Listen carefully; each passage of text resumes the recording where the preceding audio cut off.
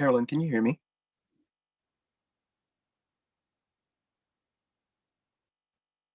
If you can, I'm not getting sound or video.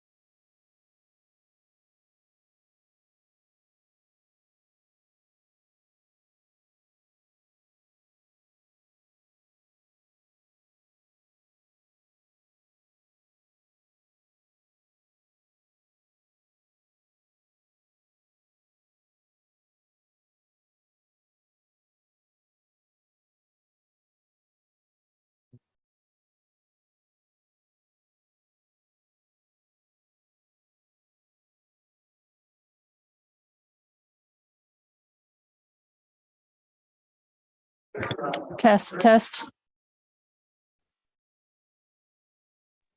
I heard that.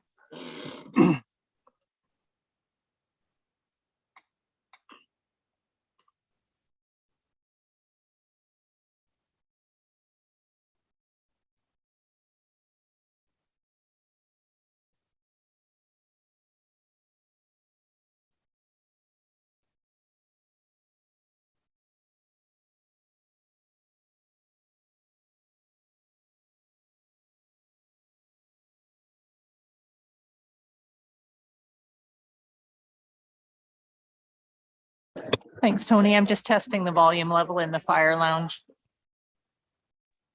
Thank you.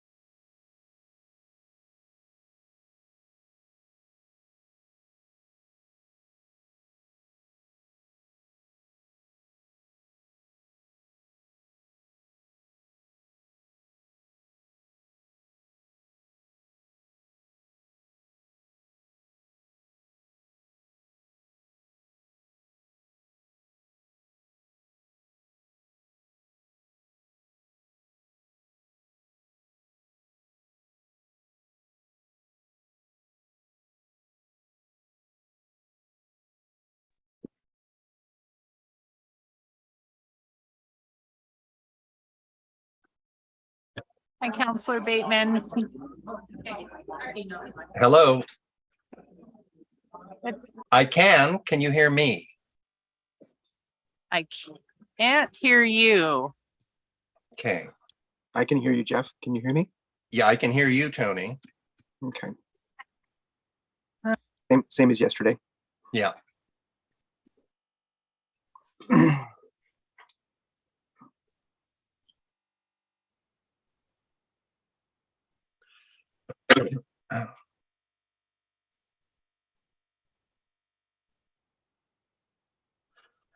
I'll try not to do that too much. How are you doing, Tony? Tired. Just really tired. But this is so important that Oh, yeah. No, I wish. still.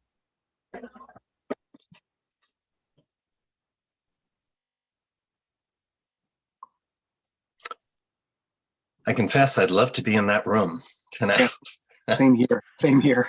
See, It wouldn't be very responsible of us, but no, yeah. It wouldn't. You're right. But I don't know. It's so much more difficult to stay focused on the Zoom for such a long period of time. Yeah. Especially with the not feeling so wonderful. It's just I don't know how you found it last night, but I found it very difficult to just maintain focus to the end of the meeting. Okay. Hello, Carolyn. Okay.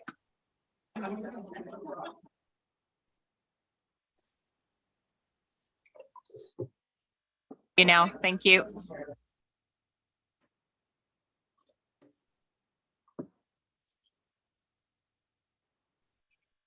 Now, Carolyn, we can only see your screen. We can't see the room.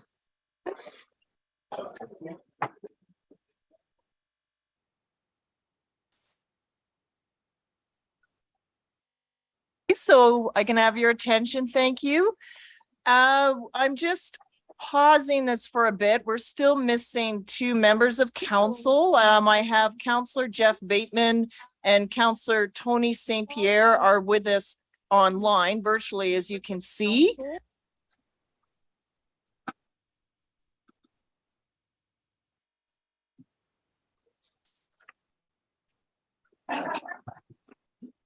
There's a tech issue and I have 2 more counselors I'm waiting for. So we're just going to wait a bit, get these sorted, and then call you back. So thank you. And please resume your conversations. Okay, sure. Can somebody online say something? We're having some Hello. feedback issues here. Testing. I can hear you, Tony. Can you hear me? Yes, I can. Jeff, can you hear me? Yeah, I can hear you, Mayor Tate. Okay, thanks. Got it. Thank you. But as Councillor Bateman mentioned, we still don't have any video except for Carolyn's screen. Yep, I will switch that over to the council view as soon as we get underway here. Thanks. How's the turnout tonight, Carolyn? We are full with some overflow in the fire lounge. Wow. What a night.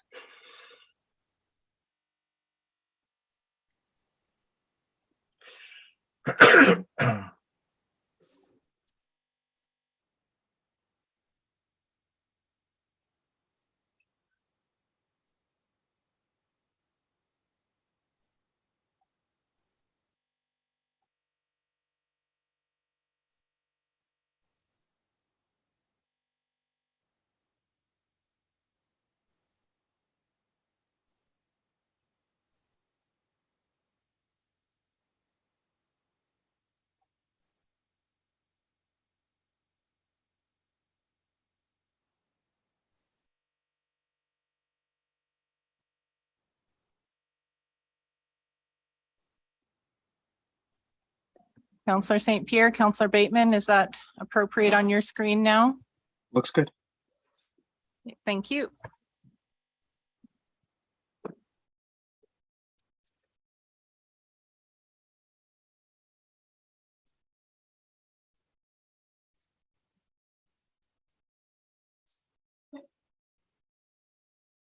Okay,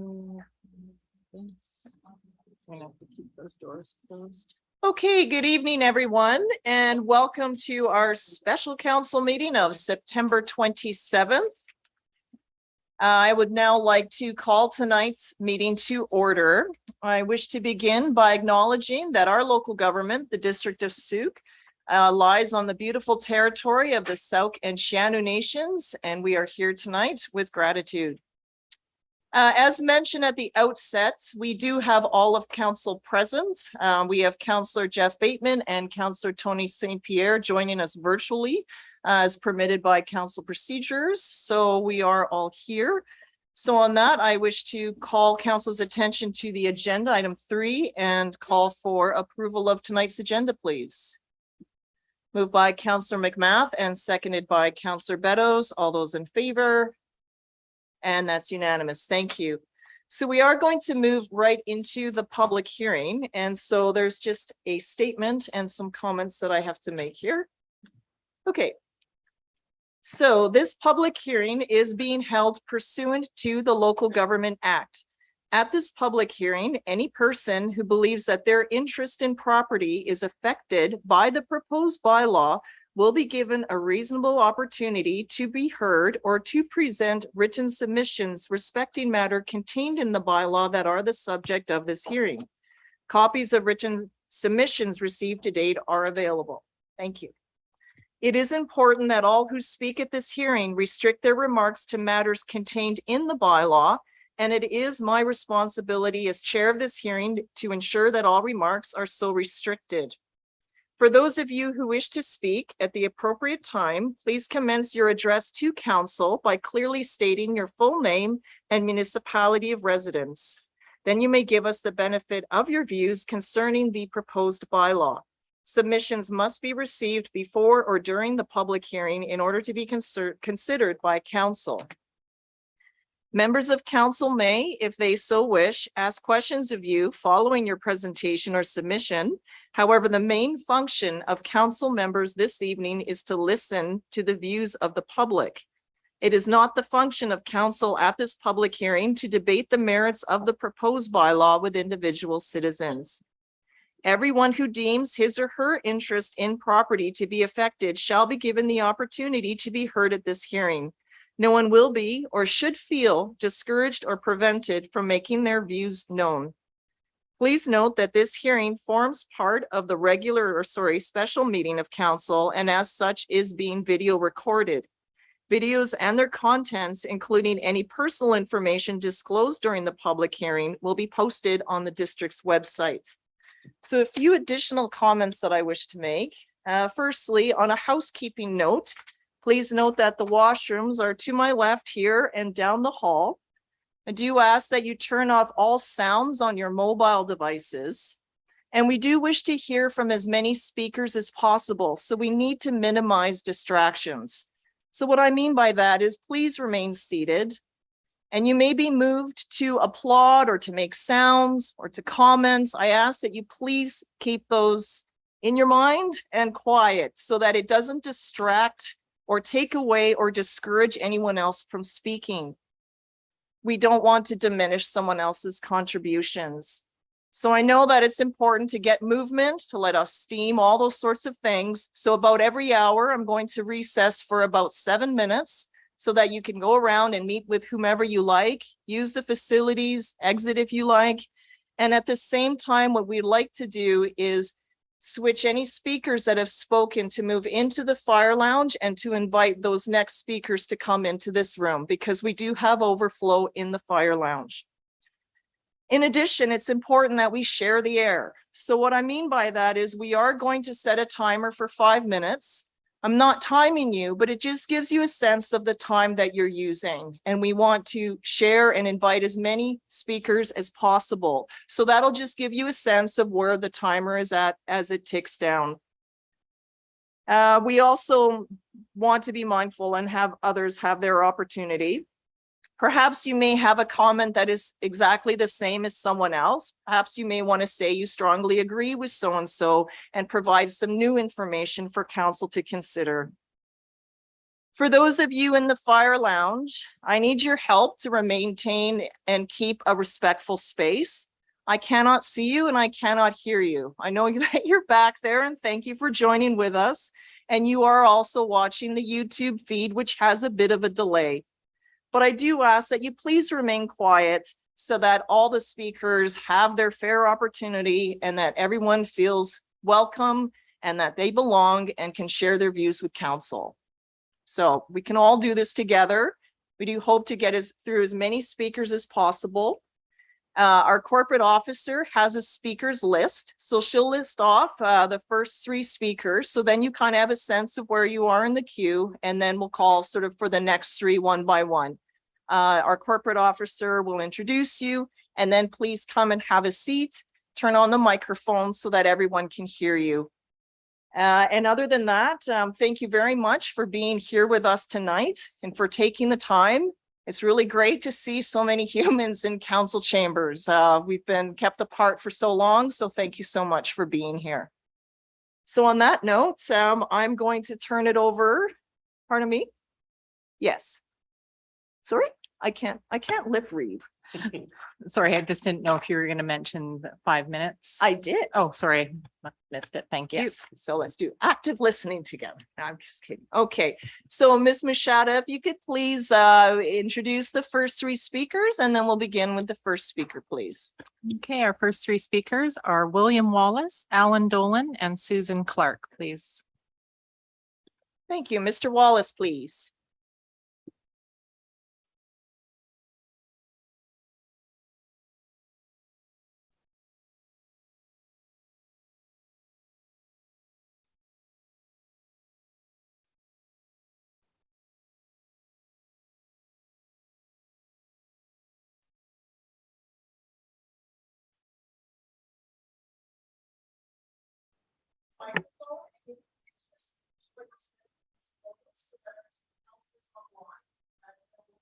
See, now I don't have my microphone on.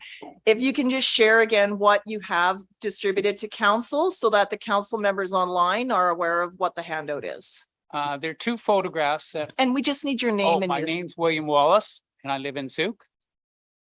The photographs are one of Souk in 1948 and the other is Souk in 2022. And I'll reference them in my presentation.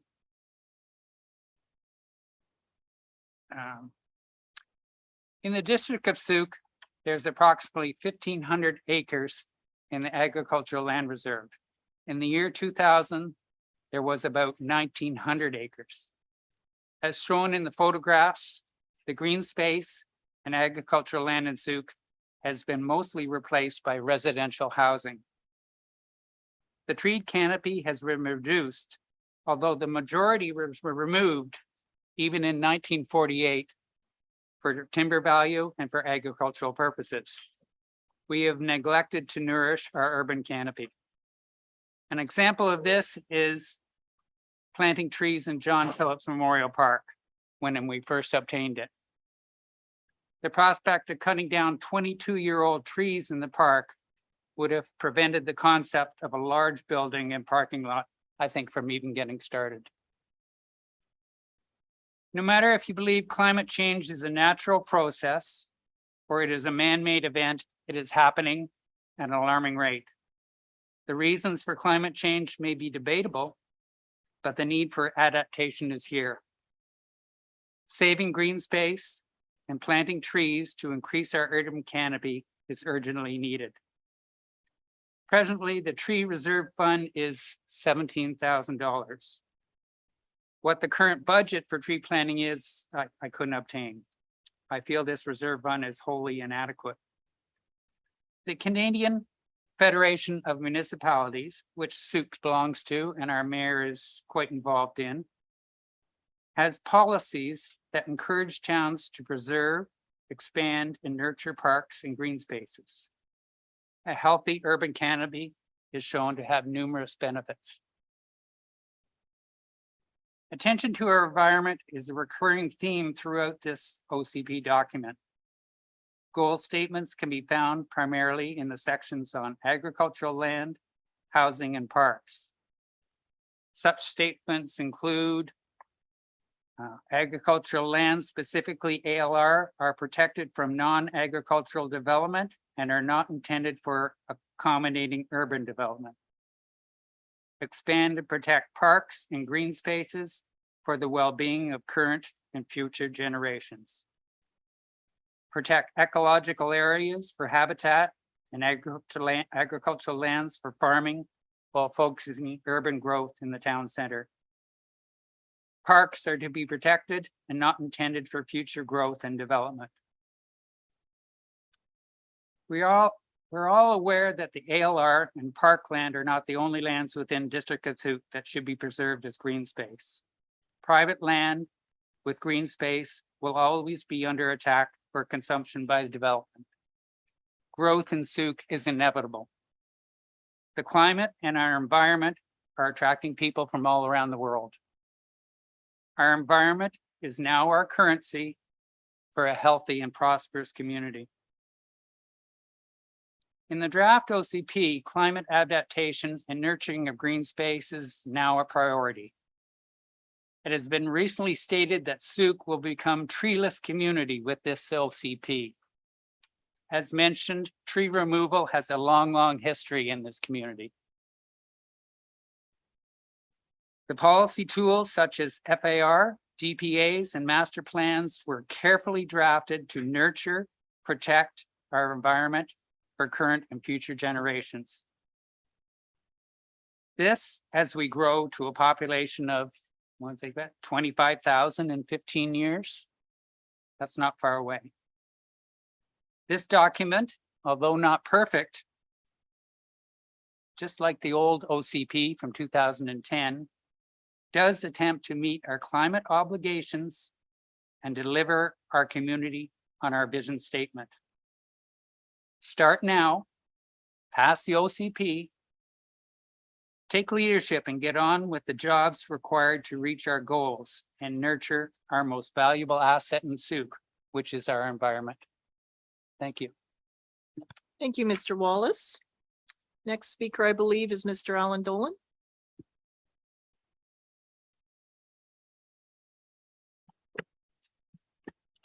Good evening, Alan Dolan, Souk.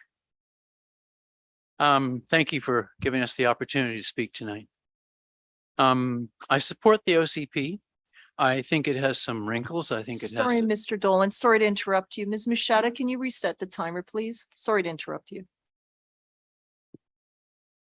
Okay, 4:59. I'm Alan Dolan from Souk. Still Alan Dolan from Souk. So I support the OCP. I think it has some wrinkles. I think it doesn't go far enough in certain areas, but I do support it. I think it's a good start.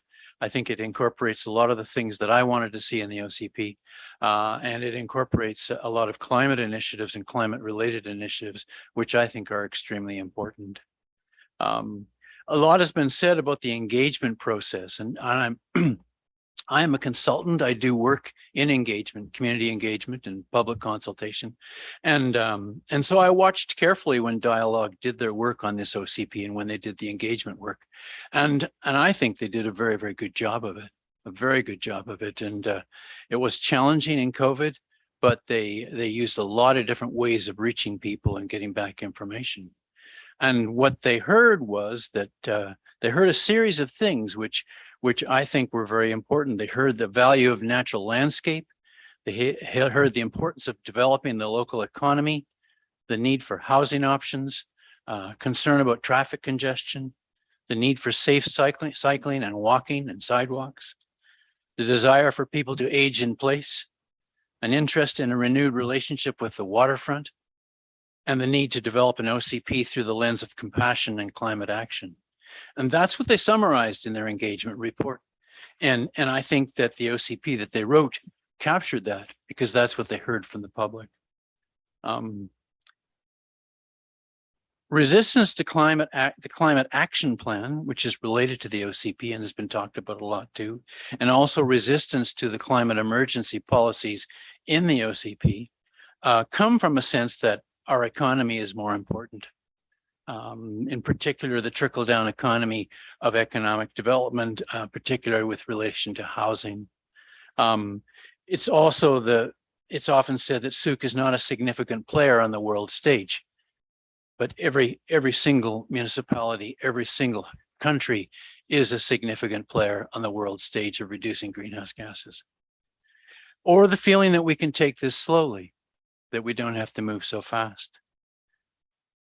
I don't think this is possible. Climate emergency is here now. We've seen it all around us. We see it happening every day here and in other parts of the world. Delaying is denying, and Souk has to do its bit. The people of Souk and the government Souk have to do their bit. Climate action should actually trump everything else. It's usually economy that trumps everything else, but I think climate should come first. Because if we don't do that, the economy will crumble. And that's the consequences of not really dealing with these sorts of things. The economy will crumble because we're not adapted and we're not doing our part in mitigating climate change. The good news is that if we implement the OCP fully and get a handle in particular on reckless and out of control growth in Souk, then we'll have a more livable community for everybody. Thank you. Thank you, Mr. Dolan. Ms. Machada, after Ms. Clark, our next three, please. Yes, after Ms. Clark are Keith Elliott, Malcolm McNaughton, and Patrick Marsden.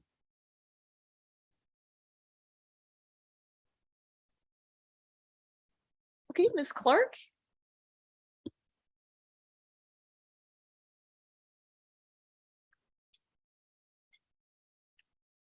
And the timer, please. Susan Clark from Souk. I would like council to pass the OCP. I would like the next council to have a free and clear path to begin implementing the many necessary actions in this OCP. The first Climate Action Committee was formed during the first year of this council. The committee at that time was handed the 2010 OCP, and there were just a few paragraphs highlighted there where climate action was relevant. The district was way behind on its climate responsibilities in 2019. Committee members had to explore what other municipalities had been doing over the preceding decade. The second Climate Action Committee proposed specific ways the district could tackle its commitment to reducing greenhouse gases. This outgoing council has a legacy of the Souk's own climate action plan. And this OCP, instead of a meager mention of climate adaptation, has climate actions throughout the document. In particular, I'm very happy to see in the infrastructure section, the actions that need to be taken in order to lessen the damage from unforeseen storms and weather conditions. It is critical that we fast track our readiness, because the cost of not doing so far outweighs the investment in resiliency. In every section, there are actions that need to begin as soon as possible, as soon as the new council is sworn in. This council can make the new council's first year more productive by passing this OCP before you retire. Thank you very much for your service to Souk and to climate resiliency. Thank you, Ms. Clark. Mr. Elliott.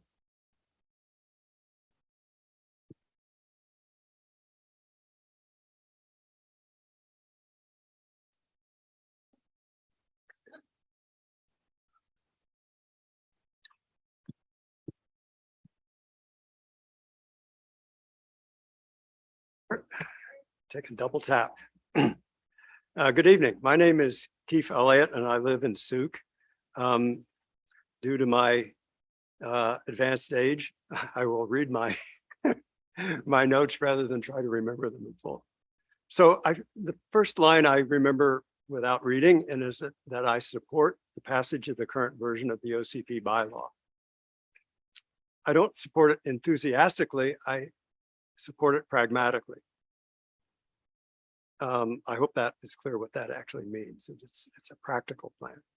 Having participated as a concerned member of the public in most aspects of the OCP planning process, I am satisfied that adequate time and effort has been expended. The work of Dialogue, which is a respected community planning firm, the OCP Advisory Committee, which had public membership on it, and the very competent district staff has resulted in a solid, workable foundation for guiding Souk through the turbulent times ahead. But there are big contentious controversies. There are controversies throughout the entire planning process. These controversies will remain no matter how long we're around. Big controversies like growth versus no growth. We're always hearing that controversy. Controversies between loose regulation versus tight regulation, for example, with regard to permits. These cannot be solved up front by a document like the OCP. These are big issues. The OCP needs to offer a framework in which these things can be worked through. Persistent disagreements will need to be worked through by means of active public participation. And that can only really happen until after the OCP is passed. These disagreements will arise when working through, for example, bylaws, such as the zoning bylaw, which will have to be worked through in order to harmonize it with the OCP. Other bylaws will have to be harmonized. There are ancillary plans, such as the Climate Action Plan and other plans, which need to be harmonized with the OCP. These things need to take place after the OCP is passed. And if you delay passing the OCP, you delay the necessary work on these plans and bylaws that need to happen in order for us to be successful. So there's much opportunity for continuing public involvement, and that lies ahead. And if you have a particular issue that you didn't think got fairly addressed in the OCP, nothing is ever a dead issue. If you're passionate about it, you can continue to bring it up in the means that are provided. So I say that we should pass the OCP and begin the work ahead of us. Thank you. Thank you, Mr. Elliott. Next up is Mr. Malcolm McNaughton.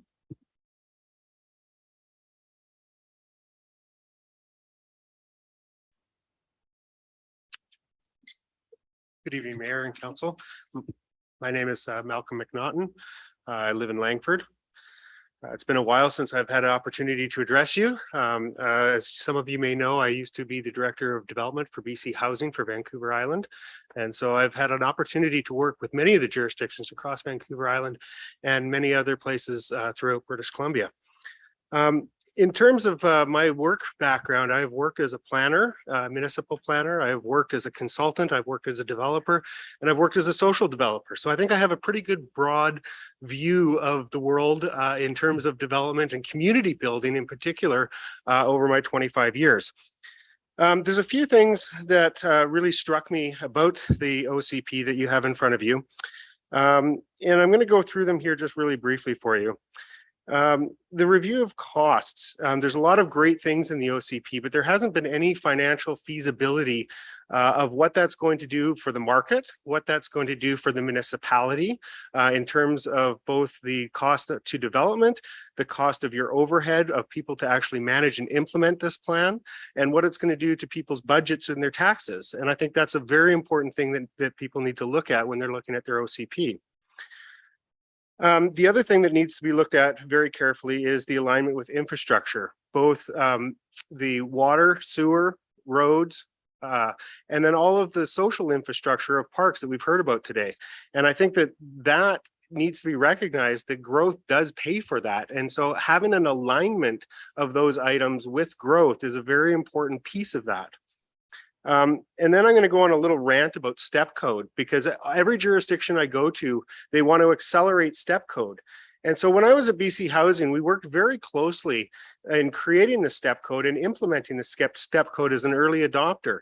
And one of the things that we found is that, and one of the reasons that they have this schedule to implement it provincially over the schedule they have, is to educate the folks in the trade that are actually doing the work, both on the design standpoint and the people in the field that are implementing it.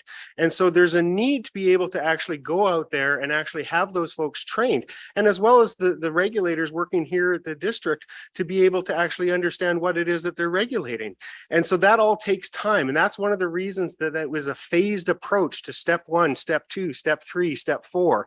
And so I have a hard time when I know people want to, their heart's in the right place and they want to do things better, faster, but there's a reason to follow the step code. I've done a passive house up in Nanaimo, and it was very, very challenging because the trades weren't there. The designers struggled to begin with, and we got through it. But the trades aren't there yet to do it. And so I think that's just a real challenge that we have in trying to accelerate those things. And I think most of all, I think the thing that, you know, I've heard a little bit about today about the consultation and that, and, you know, putting my public planning hat on, there was, you know, 3 main folks that I didn't see respond to the consultation. One was CRD planning, and then the other was the 2 First Nations. And one of the things that I've learned in my time in BC Housing is working with First Nations and doing real meaningful consultation, not just sending out a letter and going, oh, I hope I get a response, but actually sitting down at the table and engaging them on their time frame. And so I think it's very important from a consultation standpoint to have those 3 particular bodies engaged. It's not just about the people, it's about those other government to government interactions that are also very important. And then just I want to leave you with, you know, communities are built not just through their OCP, but by the people working together. And that's the business community, the social aspects of the community, the service clubs, the leaders in the community. And this document has to be the basis of that so that those folks can work together to build the community. So thank you. Thank you, Mr. McNaughton. Next up is Mr. Marsden, please.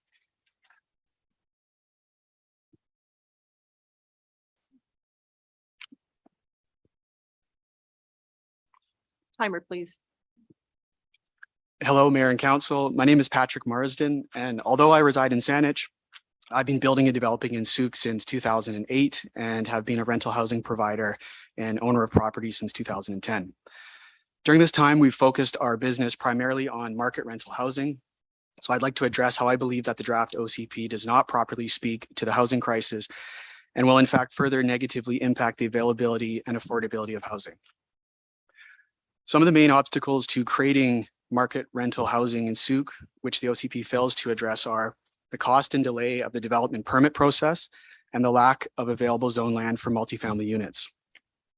An OCP is meant to be a guiding document, yet the development permit areas, the DPAs in the draft OCP, contain too much detail and read like a zoning bylaw, not a guide. An example would be DPA 1 that says a minimum of 10% building electricity shall be provided by a combination of solar, thermal, or solar photovoltaic technologies. The word shall is a requirement, not a suggestion. Further to this example, by having specific requirements on properties where solar is not an effective method for generating electricity, we run the risk of eliminating other potentially more energy effective methods of achieving the same goal, such as the installation of EV chargers for vehicles and/or heat pumps. Market rental housing can only be possible when a project is financially viable. If you add something to the budget, something else is removed. The restrictive nature of this and other DPAs in the draft OCP must be further examined and reviewed, as they are currently missing the mark. We need meaningful incentives for rental housing in the OCP. Rental housing is hardly mentioned in the draft OCP. We need incentives to create more rental housing quickly. The province and federal government cannot on their own provide enough rental housing. There simply are not enough tax dollars. There has to be room and incentives for market rental housing to be built. As more market rental units are built, they become affordable over time as they age. Rental homes that we built 10 years ago are now rent for affordable rates. One of the key differences between our affordable rental stock and the new subsidized rental being built is that we are generally building what is being called the missing middle housing stock. One definition of missing middle housing is housing which provides a lower cost alternative to single family homes while meeting needs condos can't. There is very little missing middle housing being developed in the region, let alone as rentals. As far as I know, we are one of the only development companies building rentals for this segment of the market, but there needs to be more, much more. Market rental housing is a vital part of the solution to overall housing affordability, and the OCP should reflect this by setting out meaningful incentives that promote the creation of market rental housing. Two of those incentives could be expedited process times for permits and a reduction in DCC fees. A few ways in which the DPAs could be improved to promote the creation of rental housing include the following. DPA 1 needs a complete rewrite to be relevant to Souk. It's written for a city like Vancouver with multi-story concrete buildings that have exterior glazing, inoperable windows, high efficiency heat recovery systems, and so on. It imposes too many restrictions and will slow the creation of new housing. DPA 8 needs to be simplified in consultation with developers who are building low-rise multi-unit developments. The extent of DPA 8 will deter smaller developers from building that missing middle housing that Souk needs. Exempt duplexes from DPA 1 and DPA 8, regardless of lot size. Allow duplexes and townhouses to have secondary suites, which is already supported by the building code. Create a fast-track rezoning process for rental housing. If the OCP supports a certain density, then rezone a property to that density should be simple, quick, and certain. This will reduce the risk for developers and increase the amount of available zone land. In closing, this draft OCP, although well-intended in many ways, should not be adopted. The DPAs need further and extensive consultation with the development community, something that I would be happy to participate in. Thank you. Thank you, Mr. Marsden. To our corporate officer, can you give me the next, say, 5 speakers? Yes, your worship. The next speakers are Lily Mawson, Keith Rimstad, Chris Moss, Michael Thornton, and Roland Alcock. Okay, so to our next speaker, please, Ms. Lily Mawson, please.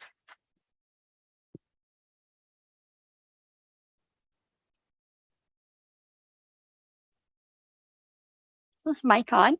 Yes, it is. We'll just wait for our corporate officer just to queue up the timer, please. Thank you. Please go ahead. Hi, so I'm Lily Mawson and I live in Souk. And I'm here, I really want to speak from my heart. So I don't know much about DPAs or all this other stuff that I'm hearing. I'd like to speak in favor of the OCP. First, I really want to thank the OCP committee for their work. I think that they've done a great accomplishment to have navigated the whole planning process to where we are now. And I especially appreciate the many opportunities that they gave us, the ordinary folks that are living in Souk, to provide input. And I really feel that my own concerns have been heard. I'm really happy where the OCP provides a blueprint for bringing my vision for Souk to a reality. And I like 4 sections in particular. One is the section 3 on land use policies. I think that will create a vibrant town center with many diverse and unique businesses. And we already have, as you know, Seaflora with their seaweed and brew pubs, and gin distilleries and coffee roasting, and we need much more. We need more of these interesting businesses right here in town so that we don't have to drive to Langford and shop in the big box stores. Section 3.7 on the town center core will bring more people to live in the downtown core. And I live in the downtown core right now. I think the downtown should be lively, exciting, and a safe place to live, shop, and play so that people, especially our youth, don't have to go to Victoria for fun and entertainment. Right now, the downtown core is a ghost town after 6 p.m. And I'm actually quite afraid to be walking around to go to place. Section 3.9 on the town center waterfront. I'm really blessed with being able to see the waterfront from where I live. And I like to see our beautiful waterfront protected for our citizens and for our tourists to enjoy. And lastly, section 2.2, that's the journey to a net zero emissions community. I am very concerned about climate change. I hear about what's going on, I hear about the fires, I hear about the drought. All these things are happening just down the road. And I think that the OCP will address those concerns. Now, there were and are a lot of specific things that have to be worked out. And there are things that need to be talked about in great detail. And I think that's what our new council could do, looking at different bylaws, revisiting the OCP in the future if it isn't quite right, because it's not like set in stone. What I like to see this council do right now, though, is to pass the OCP and make Sooke the place that I really love living in and want to continue living in. Thank you. Thank you very much. Next up, Mr. Rumstead, please.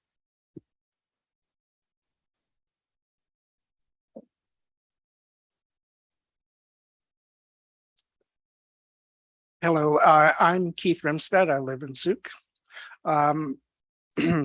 I support the OCP as it is. I have concerns about it, as I would have with any plan. Plans are plans. They set the guidelines, they set a direction, but they're not perfect. I haven't ever seen a perfect plan in all my life. I don't think there is such a case. So we can talk about it and continue to talk about the plan and revise it and do it all over again. But we won't get any further than we are today. And I think we need to move ahead.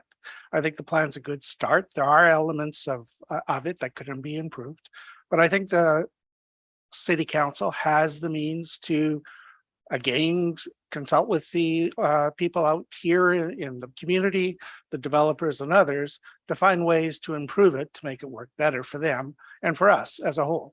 But I don't think that requires us to stop the existing plan. I would like to see this council proceed. Accept the plan as is. You're now at the point of third reading. The process has got us here. We're at a point of either accepting or rejecting the plan. And the thought of it being rejected and start all over again is just, to me, horrifying, because we're going to waste time that could be better spent on actual implementation. So, as I say, for me, it's a matter of proceeding. And then implementation is where the details can be worked out and changes can be made. And that comes next. Thank you. Thank you, Mr. Rumstead. Mr. Moss.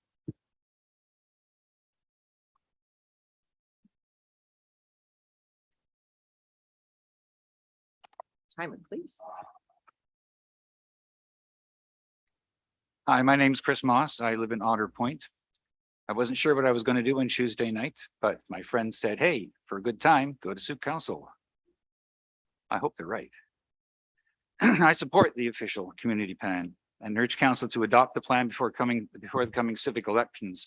I also accept that no document is perfect or envisions all the possibilities of the future. However, this plan will provide future councils with a clear path to demonstrate their leadership in enacting the policies, bylaws, and the actions recommended therein. Now, my personal concerns for any of you that know me in the Southern Island revolves around two topics, water and food security. Thus, my examples are primarily drawn from the areas which address these concerns. Now, I have submitted a letter which contains the first part of this, so I'm going to sort of skip over that, except for 2 points that came up in an earlier presentation.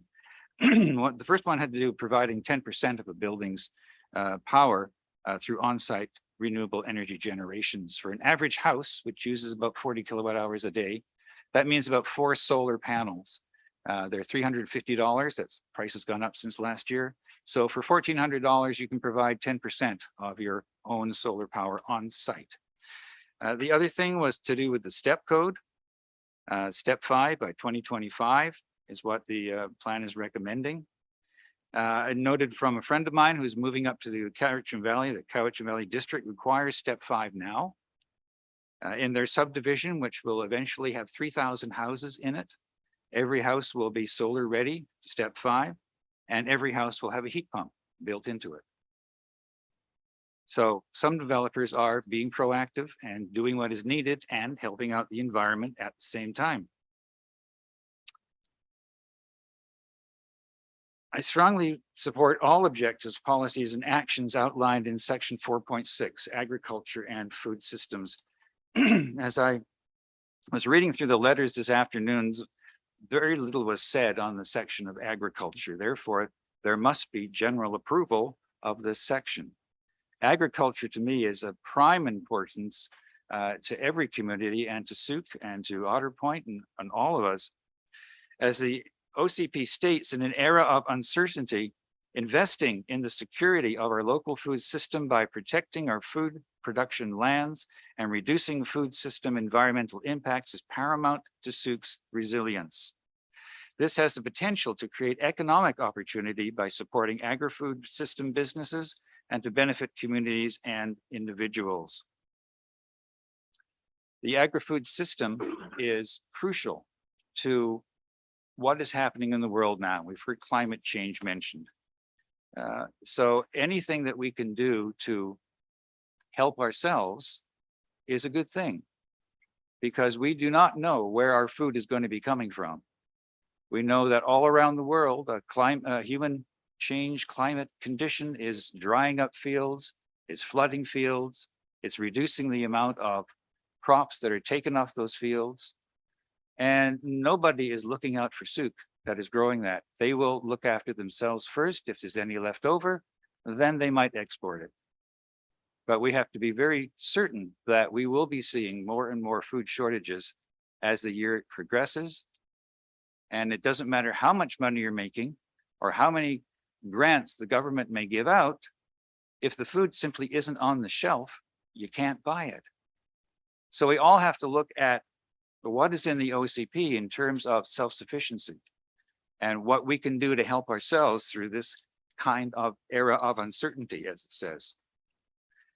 It says that we should protect ecological areas for habitat and agricultural lands for farming, while focusing the urban growth, the density, and within the town center. It wants to protect production lands, which is what we should all be thinking about. It should support a sustainable food system that contributes to a circular economy, and we can say more of that later. It should require, I like that word, require that residential developments with yards have sufficient space for gardens. What did I have for supper? Funny you should ask. We had potatoes from the garden, we had peas from the garden, and we traded some of our eggs for fish with a neighbor. So that kind of system, that kind of food security is what I'm talking about. We need to be changing our attitudes and not complain that there's no something on the shelf when I go down to the grocery store, but say, okay, how can we mitigate that climate change? Preservation of farmlands capable of sustaining agricultural areas outside of the ALR in rural resource areas. That's definitely something that we should look at. Everybody should have the ability, if they have land or if they have access to land, to grow food. And that is something that everybody has to have. We have to have food, we have to have water. There is a mention a number of times in this OCP of the creation of community gardens, of using space, vacant space, to create the garden space and to grow and produce and to provide for everybody that's in Souk. There's even some mention here that for large developments, multi-unit developments, there should be some kind of bylaw that says if you're going to put in 20 houses, you need to reserve one lot, one unit for a community garden per 20 houses, so that the people have the opportunity to have their food close at hand. Having a community garden really helps to build community spirit. It helps you to get to know your neighbor. You get to know a little bit about growing, and your kids get to know what is edible and what not in a garden, which is always a good thing. So I see the guidelines that are in these sustainable farming practices, eliminating food waste, exploring opportunities for a composting facility. All of those are, I think, very practical, very timely, very climate conscious, and very needed to anybody who wants to continue to live the lifestyle that we live. I see these guidelines as crucial to the health and well-being of our community. Global food shortages caused by human-induced climate change will soon be evident on our grocery shelves. And no matter how much money, as I said, that you have or are given, food cannot be grown, it cannot be put on the shelf for purchase. All of us will need to move towards a local, more self-sufficient way of living when it comes to food security. And I believe that this OCP states clearly the direction in which we must move. In short, this OCP, if enacted, will provide progressive development within the District of Sooke and tackle future climate change at the same time. So thank you very much, Mayor and Council, for letting me say that. And I have to excuse myself because I have to put the chickens to bed. Okay, thank you, Mr. Moss, and Thank you. good luck with those chicks. Okay, next up, please, is Mr. Michael Thornton.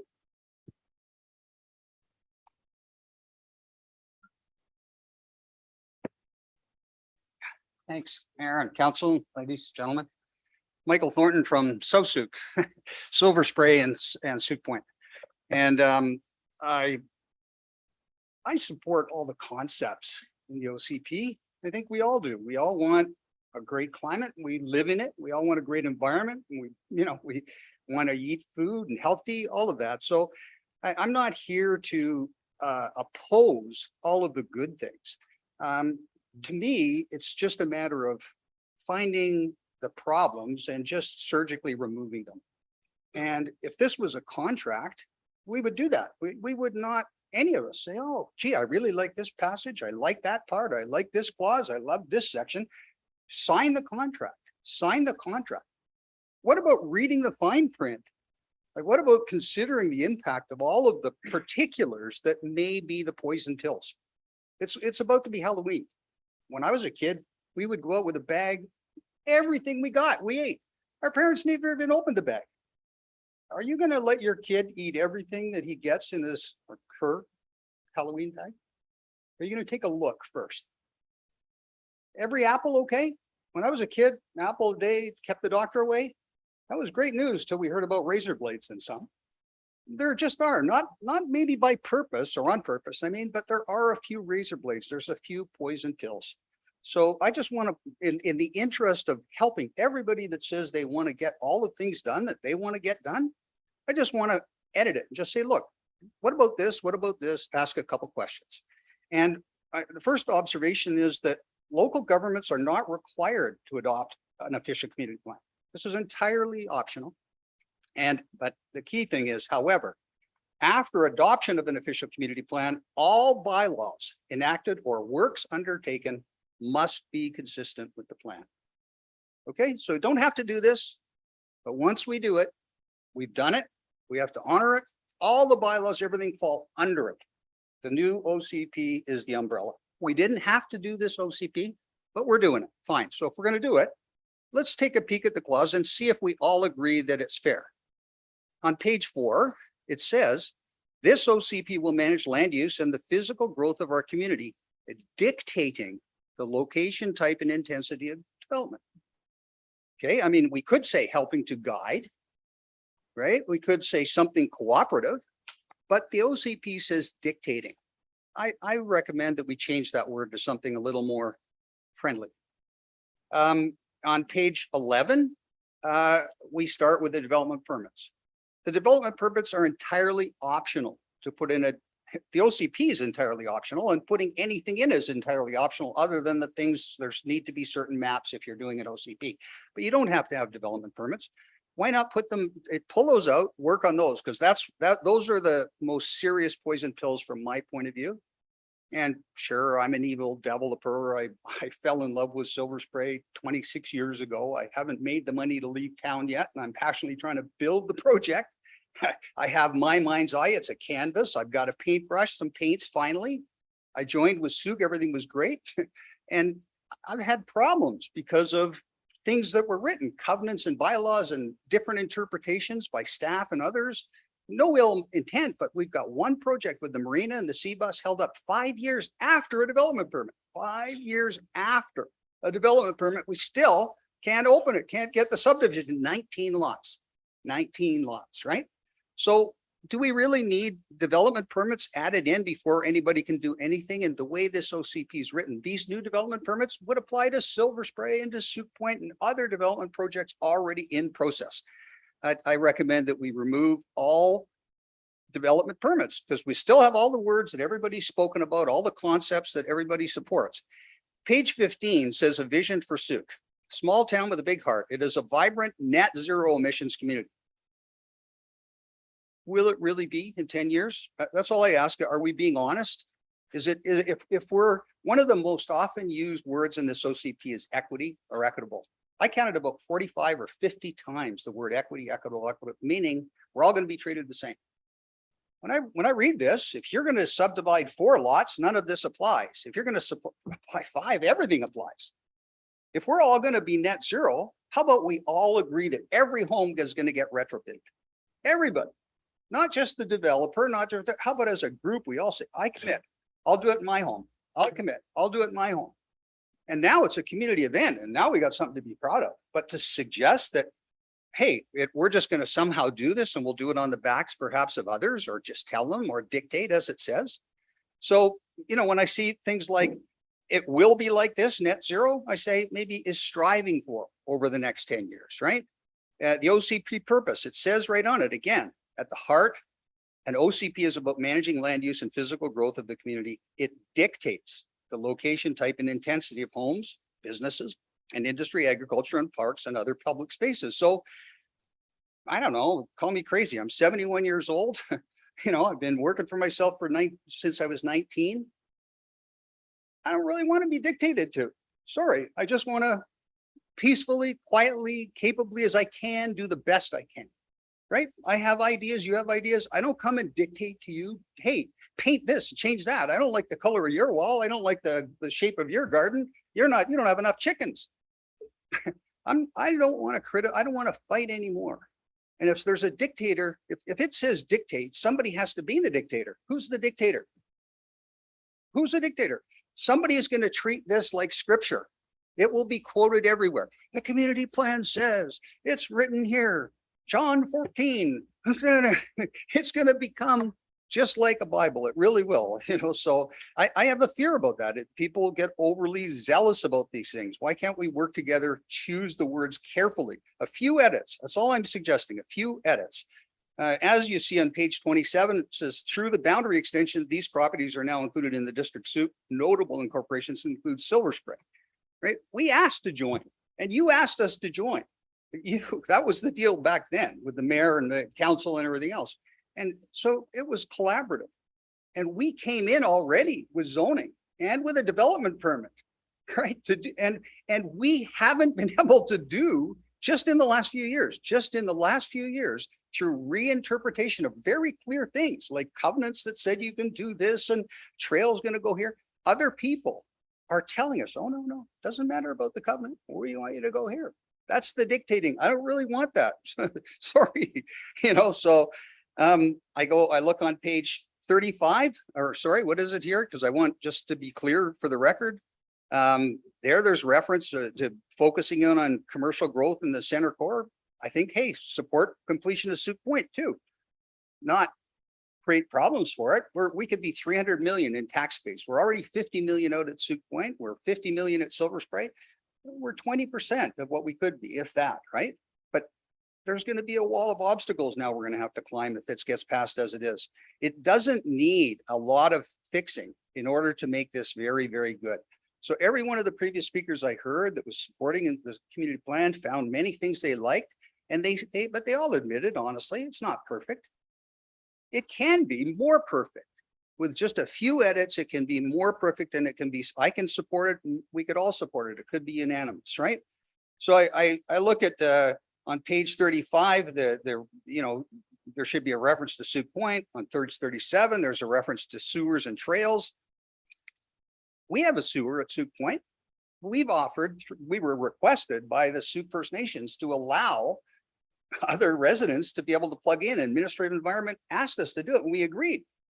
We've been trying to get support from staff to let sewer go, and that's been an uphill battle. Lately, it's breaking a little bit free, but it's been years of inquiry to try and let people stop flushing toilets in the ground and plug into a sewer that's as good as Souk's in that we don't have any of the problems associated with storm sewers overflowing or industrial waste getting into it. So it's basically what you eat, it's what you get. Why don't we all use that? There could be a reference to that in this OCP, right? So, you know, the net zero thing, I've explained that. I think the OCP vision, it would be better to say, instead of Souk is a small town with a big heart, it is a vibrant net zero emissions community. I think we should say it is a vibrant, thoughtfully planned community. And let that be our buzzword, thoughtfully planned, instead of pretending that we're suddenly net zero. None of us, you know, none of us create a carbon footprint. We want to minimize it, etc. Right? I notice on page 48, it talks about how we should connect physically and with the waterfront, the soul of Souk. The waterfront is deemed in this OCP as being the soul of Souk. So we shouldn't be hypocritical and say that people can't use their waterfront or that there's this big setback. And while we let everybody run to the waterfront, I mean, which is it? Is it the soul of Souk and we should all enjoy it and build this vibrant center on the water? Or should we, you know, pull people back and try and increase 15 meters to 30 meters? Never mind about vertical light. That's the key. That's what we should be doing. Get people safe. No, make them 30, 15, 30, you know. But hey, the public, if all of this is true, close with and spit, close the beaches. Don't let people get there. The environment's too important at the waterfront. There has to be some consistency. That's all. So the step code, I agree 100% with the gentleman before. You know, when you get into the green and net zero thing, it doesn't say you should or you shall or anything else. It says construct new buildings to net zero. So somebody's doing 4 homes, they don't have to. Somebody's doing 5 homes or more, they do. If I wasn't doing what I'm doing, passionate about creating a project, and if I was just developing, I would chunk everything into 4 lot segments, just do them 4 at a time, right? But in reality, I would read this OCP and I would say, I don't want to buy anything or do anything in Souk. Because why? Why? I mean, and you're just going to price, you're going to add all these costs to homes and no builders, developers, you know, they're not going to be here. They're just not. It's just like you won't shop downtown if Costco's got the same product for half the price. You're just going to go to Costco. It's just half hour down the road, right? And you can talk about you'd like to have the center core, great, but you got to find that, you know, that unique feature that makes people willing to pay a little more. You can't just say same house, same house, but you got to spend twice the money on it. I'm sorry, I can live comfortably other places. So you know, these are all concerns. You know, we talk about homes for all. Mr. Thornton. Yeah, I know time. Do you mind wrapping up? We do have written correspondence and just. I know. I just want to, I'm not going to be staying later and I do have other points. It just from the concept of editing the community plan. It doesn't, with the proper edits, this could be fine. It's 98% there. It really is. It's a good plan. Point of order. Just Our yes. previous 2 speakers have gone over 5 minutes, and I would like to hear from everyone, including the people in the back, and we can rotate back to anyone who has further information to share. But it is important we hear from all speakers. Since the last 2 have gone over the 5 minutes, it's just starting to set a precedent that everyone can. I don't want to start that already. Okay, I've heard you, Councillor McMath. The timer is not a cutoff. It's just a gentle reminder of the time that they're spending, just for clarity, correct? Yes, I wasn't timing everyone because we're.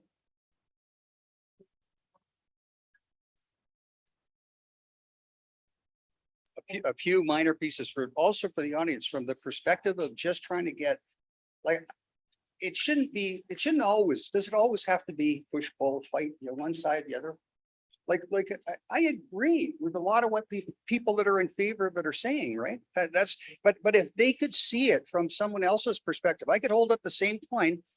Yeah, okay. Yeah. Okay, thank you. Okay, so folks, we are at 8 o'clock, so we've hit the hour. I do wish to do the health break so that we can have some movement here. I'm going to go with my iPhone, which is showing the current time at 8:03. So we will come back at 8:10. I will ask folks, if you have spoken now, if you can please move to the fire lounge if you wish to stay. And I would like to have those wishing to speak in the fire lounge come into this room. We have had a few folks leave, so some seats I think may be open and we can address that during the break. I'll just ask Ms. Machada. I have Mr. Alcock next. Can you just let me know who the next few people are on the list? Yes, the next speakers are Roland Alcock, Brian Butler, Susan Belford, Jeff Zagay, and I apologize if I'm not pronouncing it correctly, but Karini Bourdois. Okay, great. Thank you. So 8:03, we'll see you at 8:10. Thank you.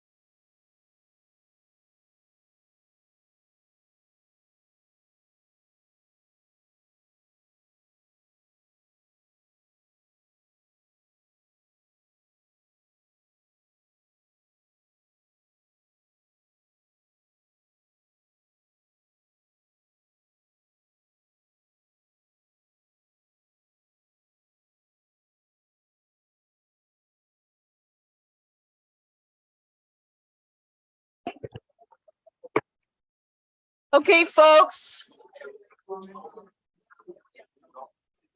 If you could please make your way to a seat.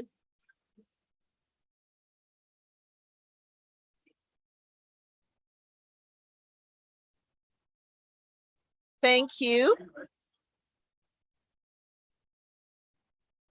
Thank you. If you can please make your way to your seats.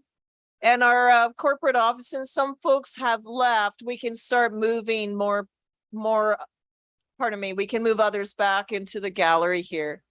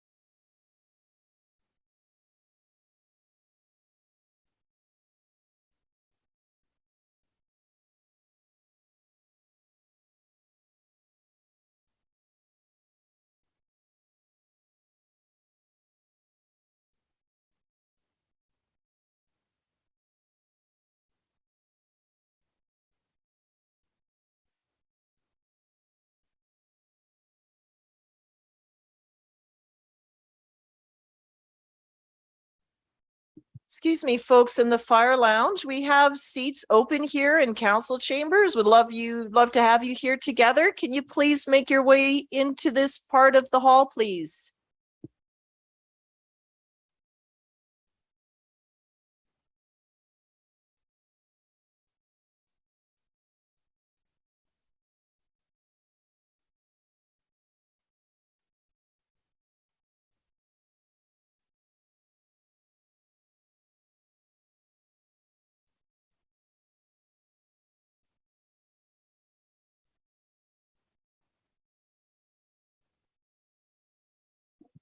There's a few seats right in the front row.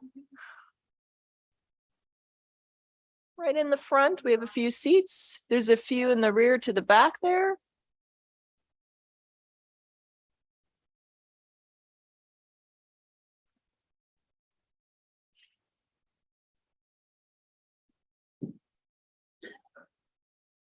Still two seats in the front, a couple in the middle in the second row.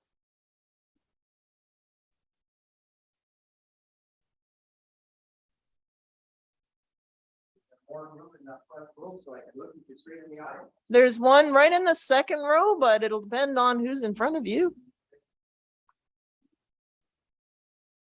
For those folks standing, is there an open seat? Did I make you move on for no reason? You're all good? Okay.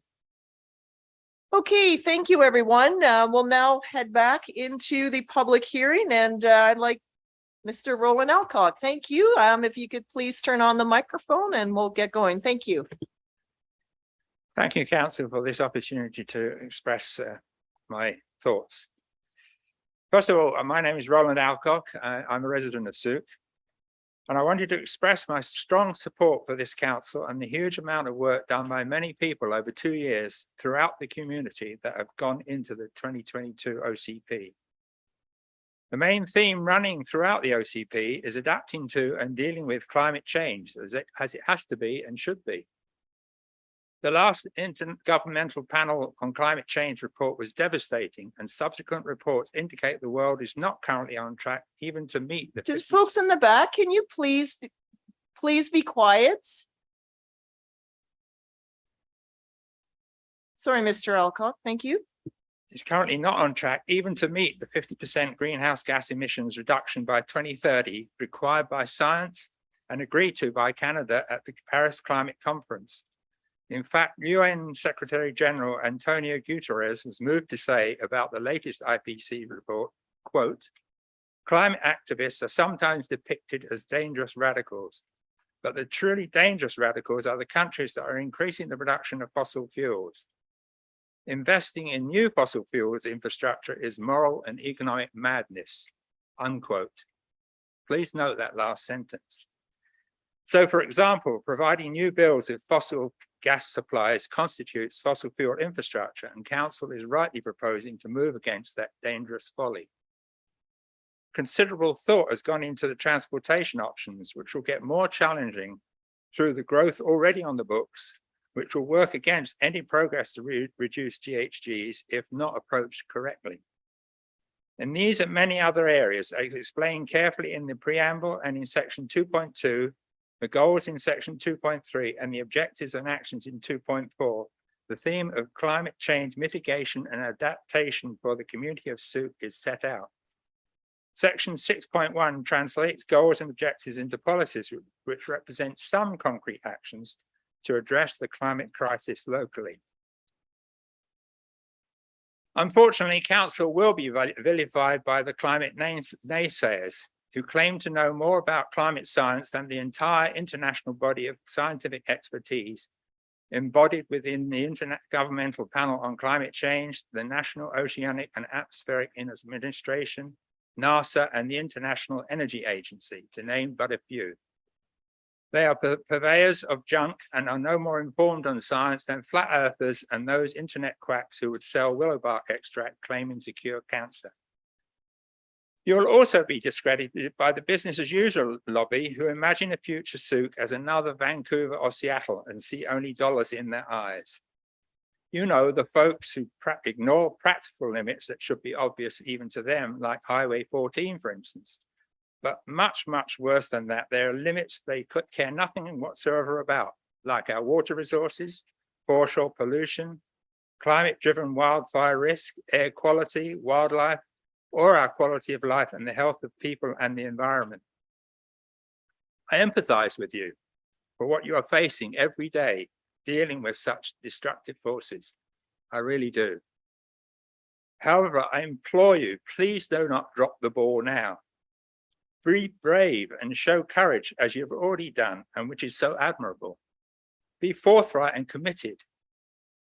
The call is going out for climate champions to step forward in every city, town, and municipality. Be Souk's climate champions.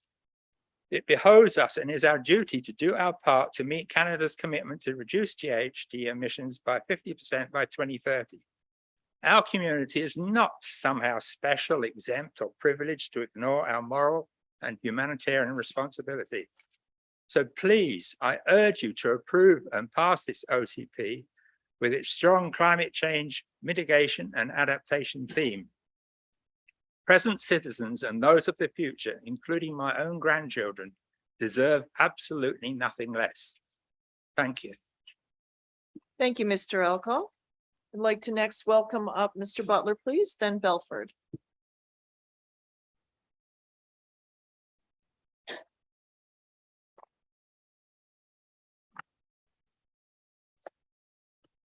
Brian Butler, Ella Road, Souk, Your Worship, Council. My family arrived here in Souk in the 1940s and immediately started a business, and we've been employing Souk people ever since. I've grown up here, went to school here, lived the majority of my life here. And when I wasn't actually living here, I was still working here. So I'm invested in Souk. I care about it. I've participated in every community plan since its inception in the 1970s. And never before have I had to take such a stand against a community plan as I am today.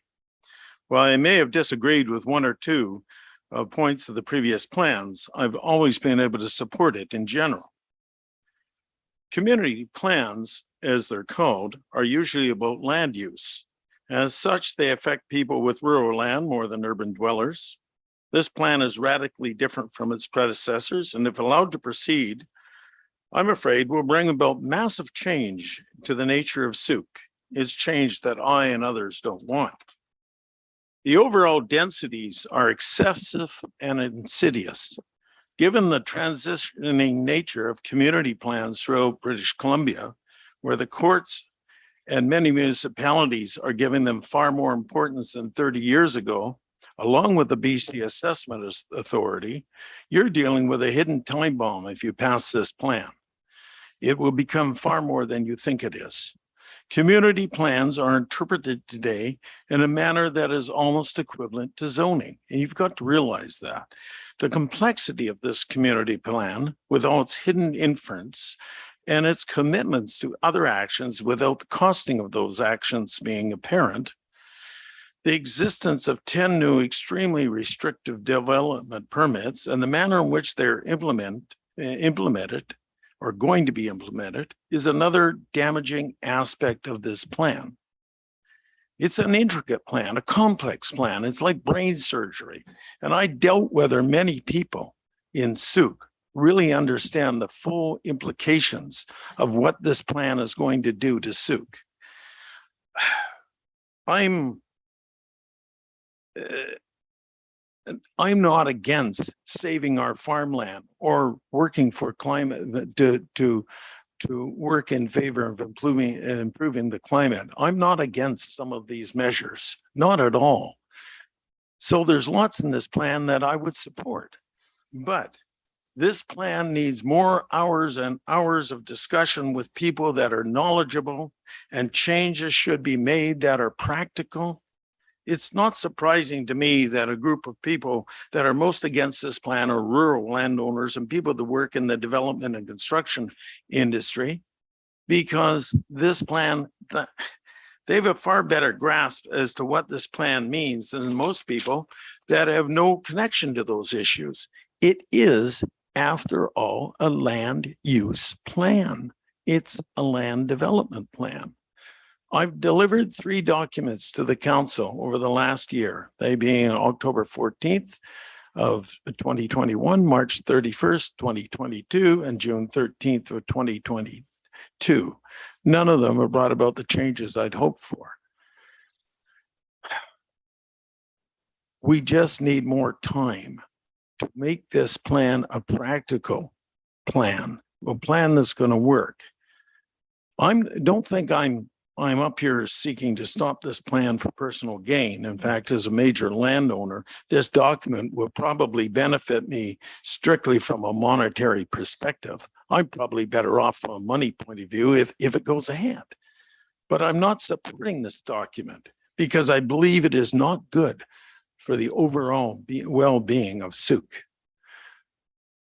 I must this last time beseech all of you not to pass this document. We can do better. I'm not saying throw it out. We can do better. We need to sit down and work with the people that have to use this on a regular basis to look at the issues you've heard tonight from other people, just as much as you've heard from people who are fighting for it on the behalf of climate. You've heard from people that are saying it's not practical. It won't work. We can't live with it. And this is a document that cannot be changed on a whim at a later date. Once it's passed, it will be far-reaching, and I believe with big negative implications. Lots of people, especially those not aligned with big money or expertise, will get hurt from this document. The development of Souk will not flourish. You won't have a happy community, and not that you always can, but you'll have a divided one. And you will cause a great deal of practical problems in the future in the growth of Souk, be it on every level. Thank you very much for listening to me. Thank you, Mr. Butler. Next up would be Ms. Susan Belford, followed by Mr. Zigay.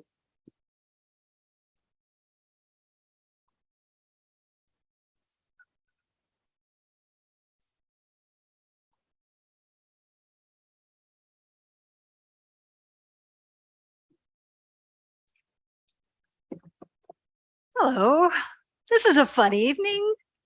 It's great to see the hall full of people that care. Can you please introduce yourself? Oh, I'm sorry. I'm Susan Belford. I live in Souk. I live in Sassinos, to be precise.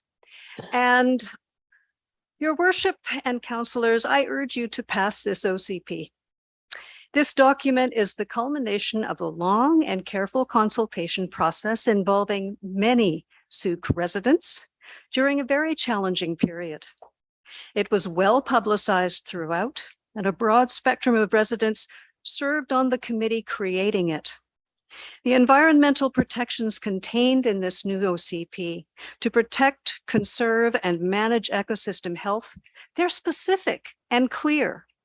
And policies to mitigate and adapt to our changing climate, they're effective, clear, and they're congruent with the policies emerging in our neighboring municipalities within the CRD. Development permit areas, somebody complained about all of the DPAs in the plan, and I feel that they're important to regulate how development happens. Regulations contained in the development permit areas of the OCP, they're very clear, and they clearly promote building methods and materials which will move development in Souk away from the clear cut and blast style, which has been seen a fair bit of late. And it will ensure that natural assets like forests, streams, wetlands are protected from incursions by building. It's important to note, I think, that there's a long list of exemptions to DPA regulations so that they don't apply to individual landowners. They are standards relating to larger developments. And this is important because the larger developments set the frame for the town as a whole. This document is a visionary one, and it's carefully written so that its goals will be achieved if it's followed. Upon full implementation of this plan, Souk will have responded effectively to climate change. Agricultural lands will be protected for farming, increasing our food security. Wildlife and habitat ecosystems will be protected. The town will be graced with parks and green space throughout. Instead of a few strip malls, there'll be a there here in the town of Souk, a center of local commerce, arts, entertainment, in which local businesses can thrive and people can enjoy themselves.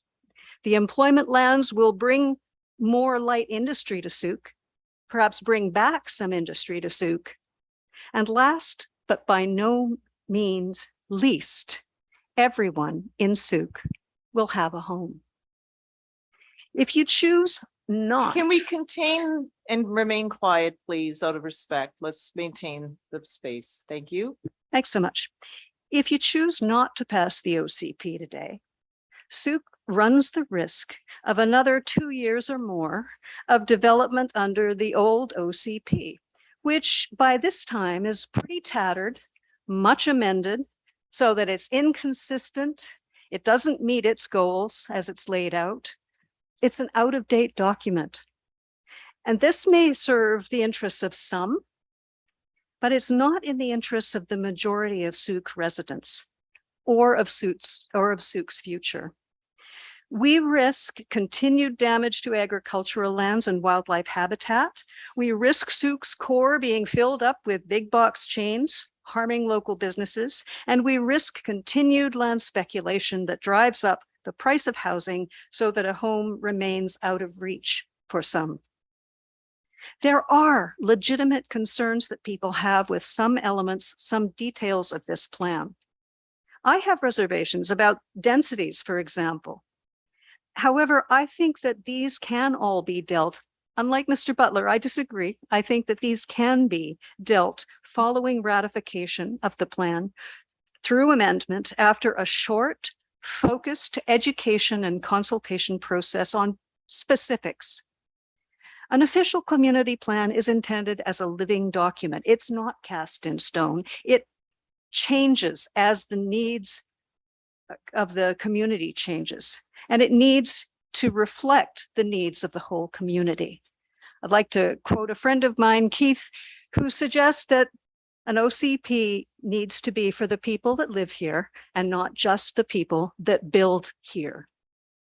I'd like to finish with a quote from page 46 of the document, the third paragraph of the OCP vision. It's kind of buried a little bit in the document. It says, Souk's town center is the hub of public life defined by a distinct West Coast character. Souk offers exceptional amenities, housing choices, diverse employment, and a dynamic arts and culture scene. It is a caring community where people and the environment are treated with dignity and respect. And I think that's a good vision to work for. And I think that this OCP lays out a clear path to achieve that vision. Thanks so much for your time. Thank you, Ms. Belford. Next up, Mr. Zige, please, then Ms. Bordua. Thank you.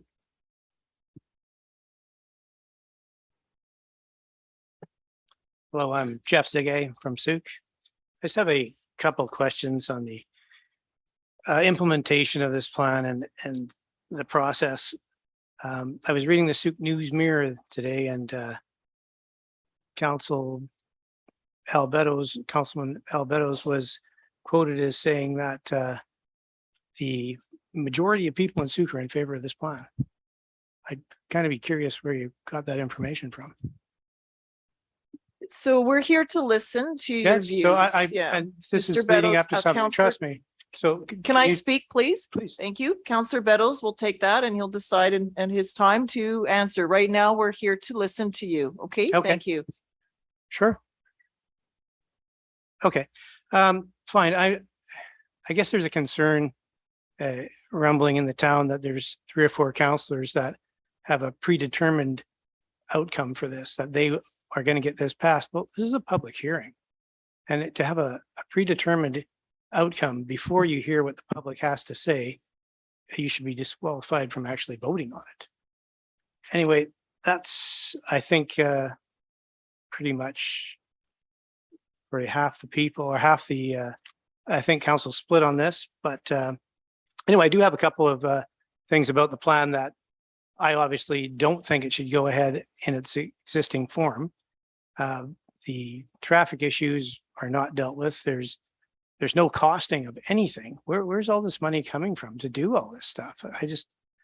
I can't see it. You know, at this point, you know, we've had a community plan in place, or a downtown community plan in place that was supposed to build this beautiful downtown down to the water.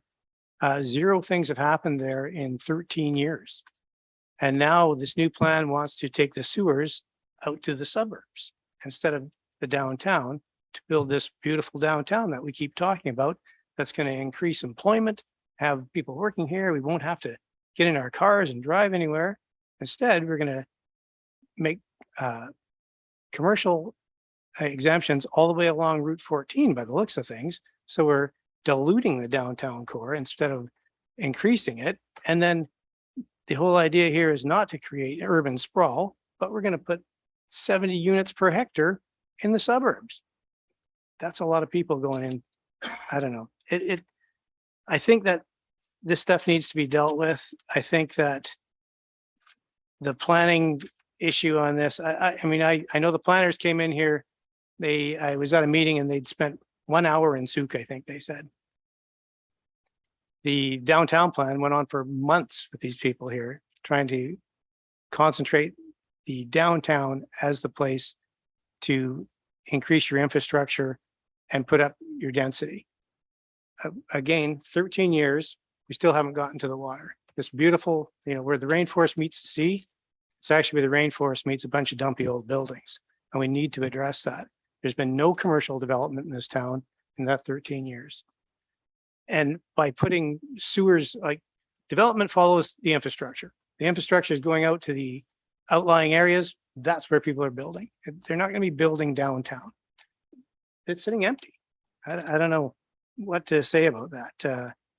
And as for the consultation process on this, I heard a lot of people speak that they thought they got to say their piece on it. Well, I went to a couple of public meetings here and no one was allowed to speak.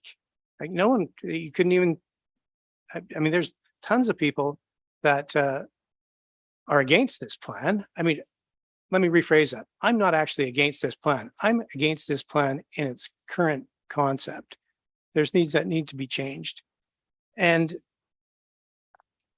the apparently there was a meeting that people were allowed to speak. I didn't even hear about it and I didn't go because I didn't think I would be allowed to speak. So now it's the 11th hour and say, okay, well, we'll hear from you now, but the rumblings are there's 4 councillors that have already made up their mind that they want to pass this thing when they haven't heard what everybody said. So I think we need to address that. I mean, people got to look in the mirror here and go, am I giving this a fair shake? I just had a couple other little points. Maybe that was it. But, like we paid big money for our downtown plan. We're still not following it.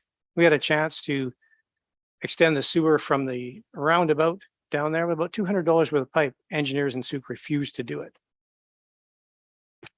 Why? I mean, it just makes no sense. It's like there's almost a conscious effort not to develop the waterfront. And I think it's key for this town getting out of cars, building a downtown that people actually want to come to and live in. I just think it's misguided to send the infrastructure out to the outlying areas. Anyway, thank you. That's all I have to say. Thank you, Mr. Zigay. So to clarify on 2 points, majority of council has supported moving ahead to get to this public hearing so we can hear the views of the public and make a determination. I see them all open-minded and listening and taking notes, and that's what we're here to do. I hope that's true.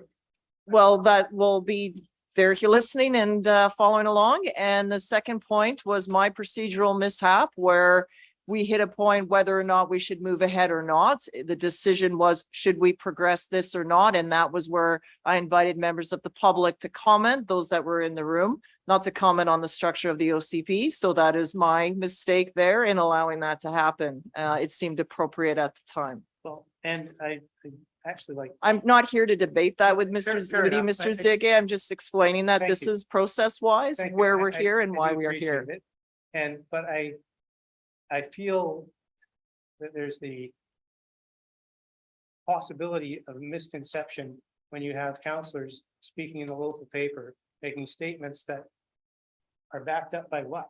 He says the majority of people are for this plan. Well, the counselor worked very hard with considerable effort on that, and he was asked to give his opinion. Okay, we're moving on, Mr. Ziggy. Thank you. Ms. Bordua, please. I'm sorry if I'm not pronouncing your name. I know that you'll correct me. Thank you. If I can just interject the next speakers after Ms. Bourdois, Doug Beckson, Ellen Lewers, also requested to read a letter on behalf of somebody not in attendance, Steve Anderson, Ramsey Milne. And Milne, sorry? Ramsey Milne. Okay, thank you. Welcome. Thank you very much for giving me the opportunity to speak today. I really appreciate it. And my name is Corinne Bordua, and I am from Langford, soon to be coming back to Souk. So just wanted to clarify that. I have 13 years working as a public servant in the realm of public safety. I also have a master in applied psychology. And so just to give you some background as to where I'm coming from. And let me start by saying that there are things that I do like about the OCP. So thank you very much for all the hard work that's been done around that.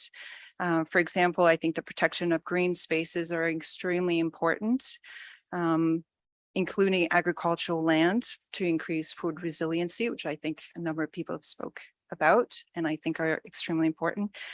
I also think that green spaces are also very good for your health and your mental health. So I think that we currently have a crisis of mental health, and I think that's really important to consider, although it wasn't mentioned in the OCP. I also believe that it is important to have safe places when it comes to pedestrians and cyclists. I think it's any time where you can have people doing physical activities also very good for your health. I truly believe that the document was well-meaning. I think that the intent was a good one. I'm very mindful that the work you do is potentially sometimes not really understood. And anyway, I just wanted to comment on that. This being said, I do have some concerns, and I want to also clarify that I'm not a climate denier, although it's been mentioned before previously in this room. And but I do want to mention some data, and it's data that can be easily found on my Facebook account or Twitter account. So I invite everybody that is interested in looking at that data to go and look. And turns out that the Sooke emissions have reduced by 2.6% since 2017. So even though the population has increased, our emission have actually decreased per capita and decreased as a whole. I think that most people that are involved or paying attention to climate will tell you that climate has changed, but our emission have not. What is also important to keep in mind is that Canada is only responsible for about 1.5% of the world's emission. And so that gives you a point of reference because Canada is one of the biggest country in the world, as most of you know. The one thing that is good news, and I'm sharing that for everyone, is that China, who's responsible for almost 50% of the world's emission, have recently signed the Paris Agreement and have pledged to reduce their emission by 2030. So this is actually good news for everyone. And I just thought I would mention that because I think it has some implication to what we're trying to accomplish here today. So my main concern about the current plans are the following. I do think that it's limiting our resiliency in terms of energy options, especially in the context of power outages, which we know Sooke are experiencing. I think that pushing people to have an electric car is not going to work very well when we have power outages and could potentially have some impact in that realm. I also have huge issue with the increase of density. I know a number of you have mentioned that. I think density is going to increase the population. I would love to tell you that that density or that increase of housing is going to go to people in Sooke. Likely it is not going to, and it will just increase the populations, which again will increase emission, which will be, and density has actually been associated with mental health issues and increase of criminality, which is not mentioned anywhere in this OCP. It also will increase the water consumption, pressure on our infrastructure, including sewage, and may lead to water consumption restriction, which would go against what we're trying to accomplish around food resiliency. I think it would also reduce green spaces. I've looked at the map and there's a number of different pieces of property that are considered agriculture right now that are potentially just hobby farms that could be completely destroyed and gone. So just mindful that when I first read this OCP, all I kept thinking is it's going to look like Langford. And let me be clear, the reason why I'm leaving Langford is because I don't want that. So not that I have anything against Langford, but I just don't want that kind of development. I agree with, and obviously it's going to increase the traffic. And so what we know is that the majority of emission come from traffic. I would love to tell you that through education, we are going to convince people with children to take their bicycle to go do the groceries or get them to activities. They will not. So I agree with Mr. McNaughton. That's my, I would like to say the other thing is the increase in traffic is, I would love to, it talks about the fact that there's going to be some economic growth, and I don't really know how we're going to do that, because if you look at all the requirement in that OCP around building requirements, any businesses to be zero emission, it really is going to reduce our attractiveness to new businesses. So I don't know how we're going to get more people moving in, no jobs, and having less traffic. That to me doesn't make sense. I don't think it's consistent. I don't think it's going to happen. And it doesn't matter how much education you will put forward to do that. And it's unfortunate. So, and the other thing that I want to say, and the last thing that I want to say, is that I agree with Mr. McNaughton. I think that was his name. Hopefully I'm pronouncing it properly. And that is soon to be a taxpayer in Sooke. I'm concerned with the costs associated with all of the direction bylaw associated with the OCP. And, but this being said, I do believe that together we can find solution. I do believe there's an incredible amount of potential in Sooke. And I think together we can actually find solutions. So I am, interestingly enough, hopeful. And I want to thank you for the time that you took to listen to me today. Okay, thank you very much, Ms. Bordua, correct? Yes, okay, thank you. Okay, next up is Mr. Bexon, I believe. Bexon, then Lures, then the letter, and then Anderson Mill.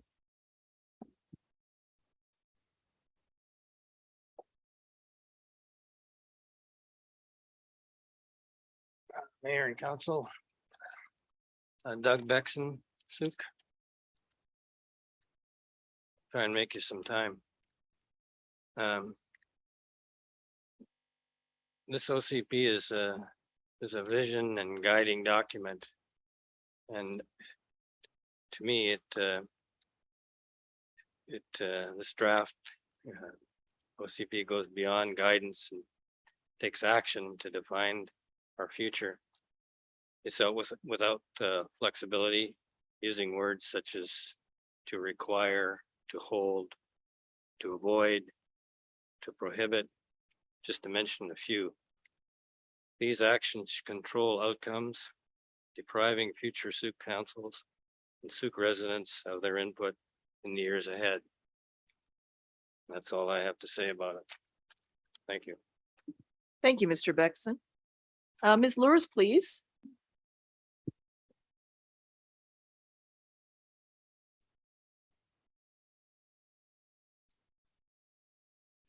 Ellen Norris, 5526 Souk Road. I first want to read a letter from Gisela Kumar on Nagel Road. Your worship, members of council, fellow citizens, Souk wild by nature where the rainforest meets the sea.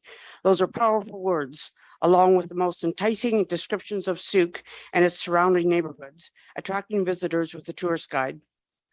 Aren't we all stewards of this beautiful area, in charge of keeping it green and attractive as a small town community? Is the OCP meeting this challenge?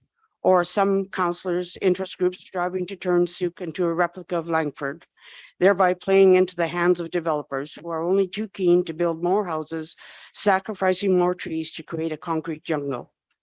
Souk is not a place for high density housing. It lacks the necessary infrastructure, and it is destructive to everything we have now: clean air, pristine water, and still an abundance of nature compared to others. In this era of climate change, our vision for the future must include the respect and protection of nature above all other ambitions. Many things about this OCP seem to have been done in secret. I just found out about plans to change the zoning of section 120, which is adjacent to our property. It is my understanding that by law, any property owner in the neighborhood of a zoning change has to be informed personally by letter. That is not the case, and it is in total disrespect of our civil rights. In conclusion, I would like to support Mayor Tate saying, I quote, "It's late in the term to bring such a significant document forward. My preference would have been to have public before the bylaw process moved ahead." Oops. Would have been to the next council understand the document and its intentions and to conduct further consultation with the public before the bylaw process moves ahead. Gisela Kumar, 54934 Nagel Road. Thank you, Ms. Lewis. We'll restart the timer. Not that I'm fully timing you, but just so we can share the time. Okay. Start over. So I served on the Sorry, you do need to reintroduce yourself. Pardon me? You just need to reintroduce yourself so that anyone watching the YouTube can go back and capture. Ellen Lures, 5526 Souk Road, Encinitas, committee member of the present OCP committee and chair of the past OCP committee. And the difference in both are significant. What we would have had, what we should have had, is round tables all around with all these people present, speaking and being a part of this committee. Now the comments are coming. That should have happened. That needs to happen with this OCP to start with. You need to hear from everyone here and sit down and figure it out because it's not working. Definitely not. There's a destruction of the environment in this OCP. Remove all the trees from the Souk River to the hotel to have the density that's required in here. Smaller lots don't allow trees to remain. In this OCP, instead that we should be planting trees. We talked about that in our last OCP. We talked about it in this OCP. Plant the trees, don't take them down. If you increase the density, that's what's going to happen. You have density going to like 1,500 square feet. That's the size of my house. That's the density of a lot. You can't keep a tree if you do things like that. Traffic is not addressed in this OCP. We need another road. We had a memorandum of understanding with highways to actually do that, to put in another road, and that wasn't discussed. Although there was a lot of discussion about how bad the traffic is. And electric cars won't change that fact. There'll still be traffic on the road. The net zero, as what's proposed, when asking staff, what does that mean? Because I didn't ever hear of such a thing, net zero, what does that mean? And they said it means no propane, no natural gas, triple pane windows, spray foam insulation, which is 3 times the cost and cancerous causing, which would increase the cost of building so exorbitantly, nobody would be able to build, let alone live here. The destruction of farmland and ag land by proposing 70 units per hectare in the gateway residential area. Our property is just almost 3 acres. 70 units per hectare, that's 2.5 acres. That would cover our property. But they do allow you to go up 3 stories, but still, that's plus the parking. That would cover that property. And how many other properties along there? And again, in this area, what's allowed in the gateway residential is promoting from the Galloping Goose all the way down to the ocean to put tourist accommodations and touristy things all along Highway 14. Now, in the present OCP, we are totally against that. It was not to put more commercial on Highway 14. In our OCP, says we want to densify and create employment in the village and make it a vibrant village. It won't be vibrant when you've got commercial all along coming in because people aren't going to get there. So nothing's going to happen in Souk. There won't be any employment in Souk. Also, and where am I? All of the OCP comments to hire and build for diversity and equity, which what does equity mean? That was spelled out in our first OCP. And I don't know why it's in here because it's about hiring. It has nothing to do with land use. But equity is Indigenous, Aboriginal, Black, and Asian. What's the difference for housing and for building? I don't understand why that's in there. So it was moved around all over the document. It's probably in there. Equity and diversity probably 40, 50 times. I don't understand why that's in there. It has nothing to do with land use. We all use land in the same way. Removal of anything colonial in our document. Removal of anything colonial, including long-standing signs depicting the Spanish coming to the island, Captain Grant's sawmill, establish a sawmill lift and spit. What is that? Remove all colonial signage. Really, makes no sense. What's that doing in a land use plan? This plan does not include extension or I can't read my writing. I'm a bad writer. My typing isn't that much better. This plan does not include extensive public participation in any way, shape, or form. There really was not. I was involved in 2 plans before this, and this was not an extensive public consultation process. Document is full of a lot of jargon and development by staff and consultants. It really isn't a document that is meant or comes from the people, from the hearts of the people that are here. It has nothing to do with how we want our community built.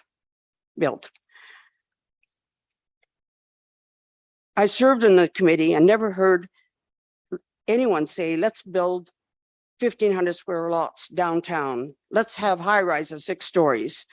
I did hear a lot of people say, and always have heard this say, we don't want to live in another Langford. Don't make us another Langford. This OCP makes us another Langford. I live on Souk Road. I've seen the increase in traffic. It's horrendous, horrendous. Our sewers at capacity which is run by electricity. And if we don't have natural gas and propane, what are we going to do when the power goes out? My eldest son lives in PEI. They've been without power since Friday. The 80% of the population has no power. They have no gas. They have no propane. And those people are really suffering. That's a terrible storm. Is that what we want to put our people into, that kind of position where we have no natural gas? We have heat pumps? Really? How many times does power go out here? Support our agriculture. Well, you're saying restrict outside watering, try farming. Try farming what it is. You haven't really listened, or there wasn't really discussion about farming. All we did is put in an agricultural plan that was written in 2014, and the ALR has changed. There's different regulations now as well.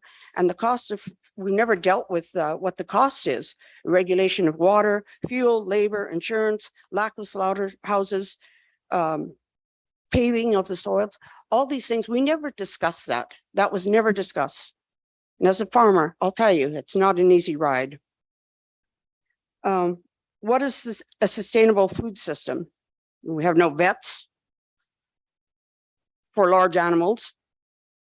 We talked about that in the ag plan, but that's never been addressed. All those issues have not been addressed, just like the downtown plan that was an excellent plan, as Mr. Ziggy said, has never been addressed. We've never followed the plan. The plan also has in there, our present plan also has that we should have community gardens put into every larger development. That never happened. I brought it up many times at council, but it never happened. The community gardens are not there. Rental housing needs discussion with developers. Rental housing needs discussion. We never discussed that. And with the developers, it was very limited. We had one session, the committee had one session with developers. That was it. And they had a lot to say, but it was all limited. We have an hour. The document, this OCP, belongs to our community. It's a community document. I don't think it's something to be taken lightly. And I think it should actually be a document that goes to referendum because it's that important to our community. It is our community and we have the say in it. It's our community. It doesn't belong to the provincial government, doesn't belong to the federal government, doesn't belong to UN agenda it doesn't belong to Paris, whatever that is, a pact. It doesn't belong to that. It belongs to our community and we decide how it grows and how it goes. Thank you. Thank you, Ms. Lewis. I'm just looking at the time, so it's time for another health break. So my clock currently says 8:58. So I'll see you back at about 9:05. 9:05. Thank you.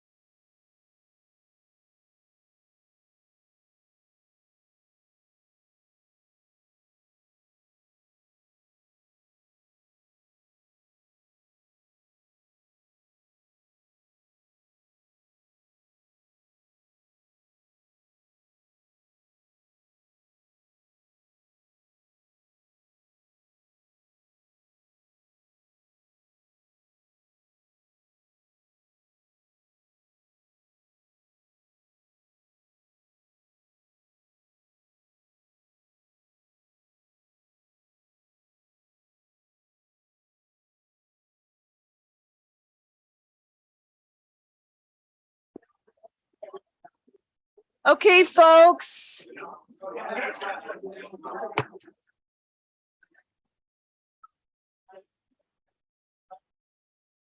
Thank you all. If you could please make your way to the seats.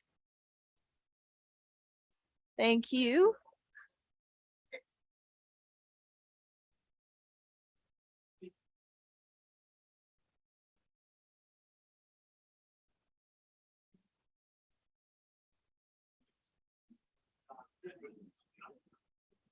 There's a seat there's 2 seats in the front row.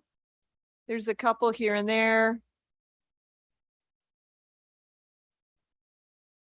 Excellent. Okay, thank you very much, everyone. So just continuing on with speakers. Next up, please, will be Mr. Steve Anderson, followed by Mr. Milne.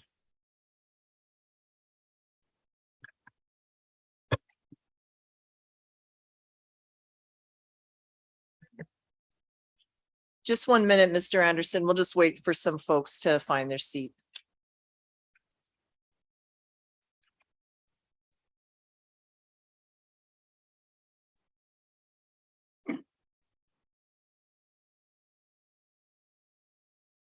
While we're getting folks settled, could you give me the next few speakers, Ms. Machetta? Yes, following Mr. Milne is Rob Anderson, Ryan Chamberlain, and Herb Haldane. Okay.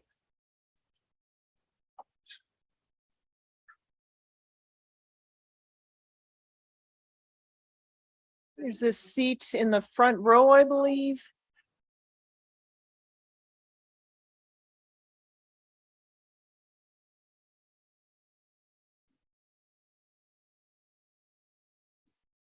Okay, excellent. Thank you. And thank you for being quiet and respectful in this space. It's greatly appreciated. Okay, Mr. Anderson, over to you. Thank you, Mayor and Council. Thank you for having this whole open public forum tonight. My name is Steve Anderson, 6788 Blanchard Road, just up the road. I'm a long-term resident of Souk, and I'll start off saying thank you very much for the whole council and the OCP committee, recent and years past, for working hard on all this. To be totally honest, I hadn't even really heard of the OCP until this last March when council first came in session together. And I was very inspired by Mike Hicks. I'm a big fan of his when he came up and he talked right away about the, I'll call it a silly 30-meter variance with the shoreline problem in the OCP. And then I started looking into the OCP and talking to people. And to be honest, I was just kind of skim reading it over the past few months. I read through it way more in depthly over the past few weeks. It's a great plan, overall, great intentions. I did hear earlier, I forget who it was, mentioned that not all municipalities necessarily have one. So it's by choice that Souk is doing one, which is good. It's good to have a plan. It makes me think of back in the 80s when I was a teenager, I heard a quote from National Geographic magazine that referred to Southern Vancouver Island, one of the top 10 places in the world to live. I didn't say to visit, it said to live. And I predicted back then that our population would be booming here, where our winters are very mild, et cetera, et cetera. So we all kind of knew this day was coming. As far as the plan itself, I do feel there has been some attempts to get public participation and input into this. But I also believe that there has not been enough and it's not been adequate. The public forum back in May at the basement at the community hall was a waste of time, to be honest. As a condensed room, I can even hear myself think. There's no room for discussion or, because there's 50 conversations going at once. I would love to see more public forums like this tonight. I'm very impressed with the people of Souk, this many people coming out for this. On the OCP overall on a whole, I do see it somewhat off balance. one thing I think we can all agree upon, everyone in this room, everyone in Souk, we're all environmentalists. We all actually care about our environment. We care about the sky, we care about the land, we care about the ocean, care about our rivers, stuff.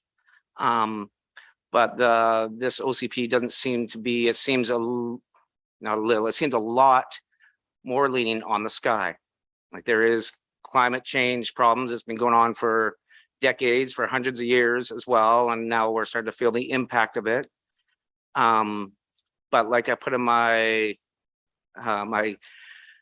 campaign platform, if we're busy looking at the sky, that's falling, but sometimes we're forgetting about the ground underneath us that's crumbling. And there's the old-fashioned word that I don't see in the OCP, which is garbage.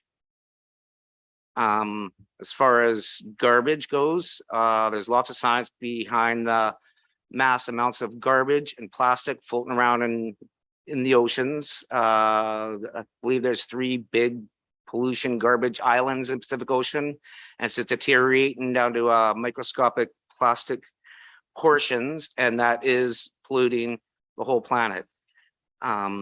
I would love to see more emphasis, less emphasis on the sky and more emphasis on our soil, our ground, and our waters as far as what Souk does. As far as what Souk can impacts the world, that's more of an applicable thing that we do. So I was looking through the OCP, and perhaps I may have missed some stuff, but I didn't really see much of anything as far as public waste programs, composting facilities, stuff like that. I have 2 parts I did find, just one sentence on each, and page 101, action 4.2.4.9, promote the establishment of a yard waste composting facility. It's like one sentence amidst all this other stuff. And I did find another one, action 4.6.6.3, explore opportunity to develop a Souk composting facility.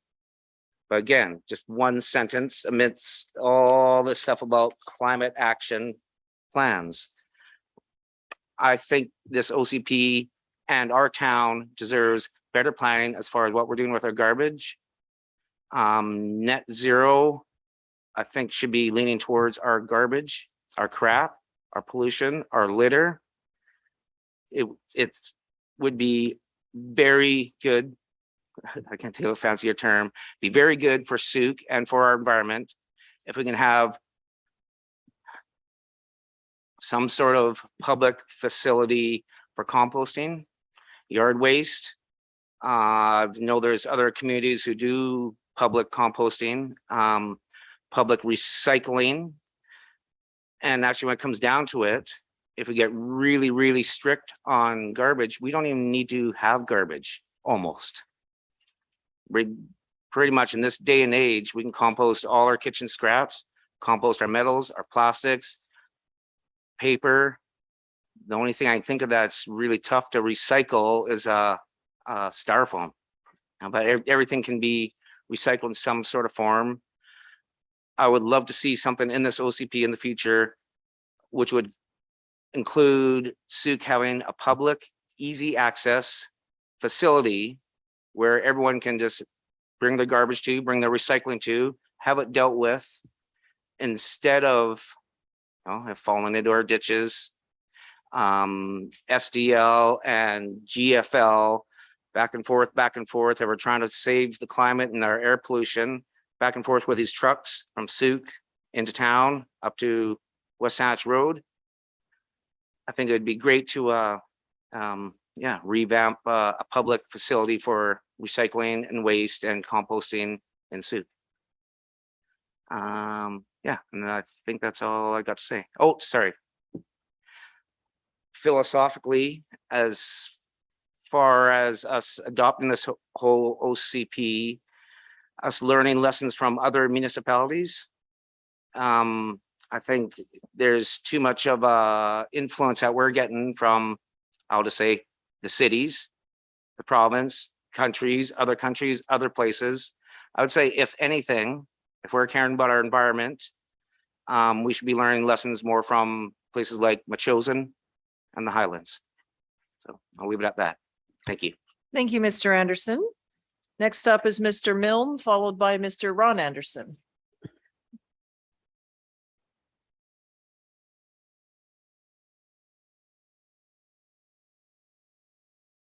Good evening, Mayor and Council. Thank you for the opportunity to speak.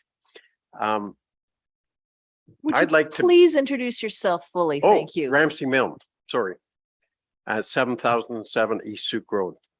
I'd just like to reiterate what Doug Beckman said about words that are in the OCP that are final. Dictator is one that is just a nasty word that should never be used in an OCP. The other part of the OCP that is troubling to me is the development permits. Right now, I have a company that works with construction. I hire 6 people from Souk, and if we got to go through more delays and delays on a project that we get started, that we can't survive.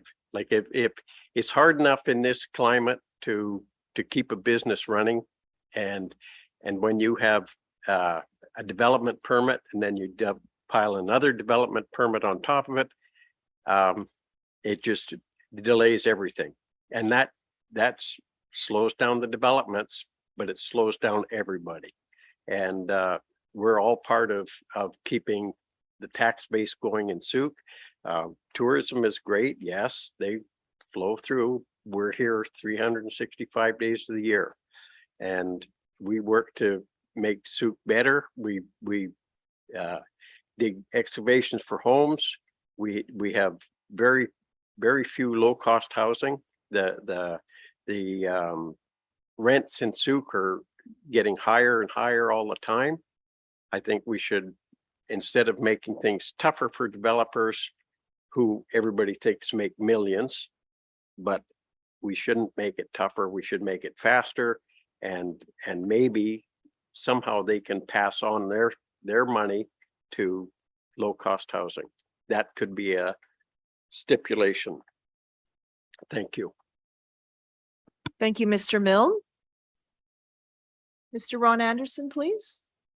And then Mr. Chamberlain, followed by Mr. Haldane.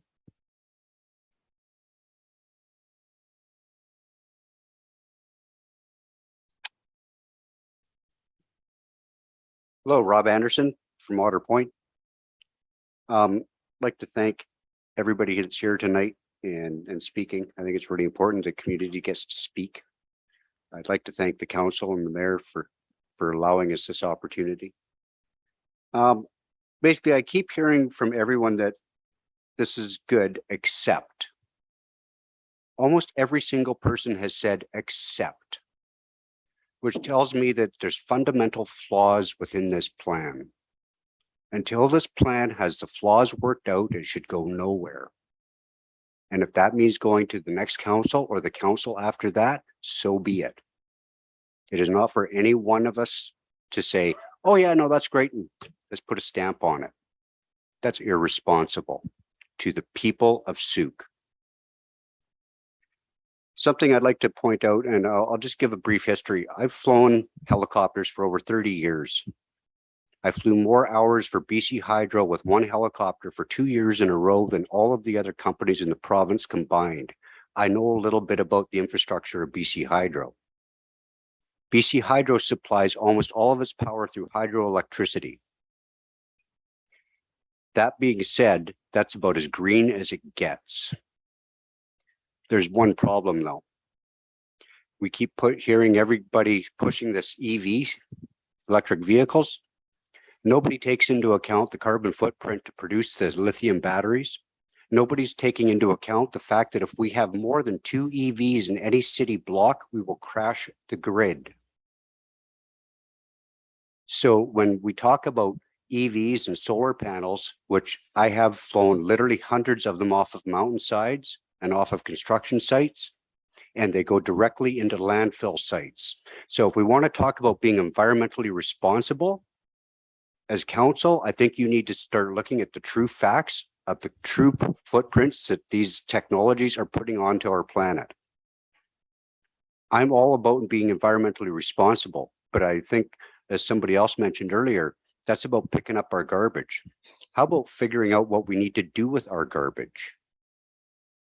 You know, can we maybe entice some business to come into our area in Sooke here and say, hey, how about we do a recycling facility and we actually produce something out of all those paper bags or the, you know, the plastic bags or the cardboard, and actually make some good paying jobs for the people of Sooke so they can afford to buy a place here, to say they can afford to pay some rent here. You know,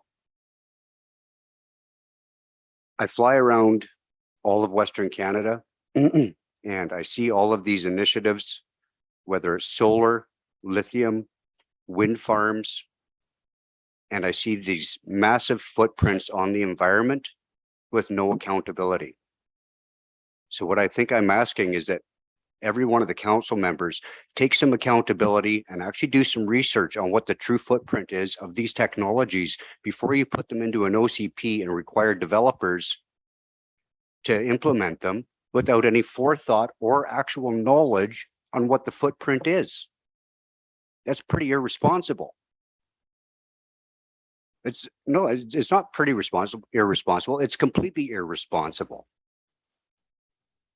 And if you think that you're appeasing to all of the global interests of saying, oh, well, we're implementing this and we're implementing this at any cost, shame on you. The material is out there to learn from it. And until we do, you know, it's a moot point. I mean, we're just, you know, robbing Peter to, you know, pay for Paul. So, you know, when you say, oh, I bought a Tesla, so I'm doing the environment good. Yeah, well, I'm sure there's some people in Africa that would really, you know, take point with that, or up in the Northwest Territories. You know, so let's be environmentally responsible. Let's take a look at this plan. Let's look at what it does for our community. Let's look at what it does for the planet by looking after our community. So let's get some initiatives to bring business in to maybe deal with some of this recycling. Let's maybe look at a waste management pickup program so that every single person isn't driving to get rid of their garbage. Just some food for thought. Thank you very much. Okay, thank you, Mr. Anderson. Next up, Mr. Chamberlain, then followed by Mr. Haldane, please.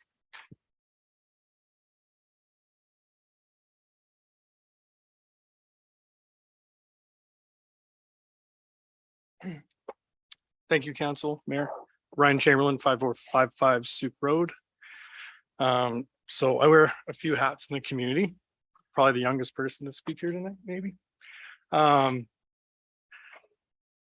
apologize to kind of the community and to Mayor and Council. I haven't had time to go over the OCP in depth as much as I should have, because the last couple of years have been tough.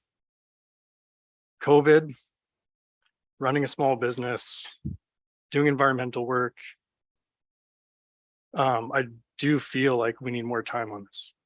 A lot of local leaders here tonight, people I've looked up to in the community for many years, 25 plus years, have valid concerns. And I believe them. I trust them. It's amazing how many people have reached out to me over the last couple of months, wanting my opinion. Wanting my opinion on the OCP. But like I say, I haven't had the time. This isn't the time. Like, we need another year. We need to get out of COVID as a tourism business. I was still dealing with people with COVID up until July, August. Looking back at being the Sooke tourism president, we had a lot of momentum going on with the MRDT, trying to get that in place. COVID hit. Like, Megan, thank you so much for your leadership on that. But when COVID hit, that whole conversation went away. And people have been asking me recently, what about the MRGT? And I'm like, I'm not ready to talk about it yet. I'm still recovering. I'm still wondering what the road's going to be like when it's done. There's a lot of questions that are come from that and how that changes our community. And I just don't think we're ready to put the final stamp on this community plan.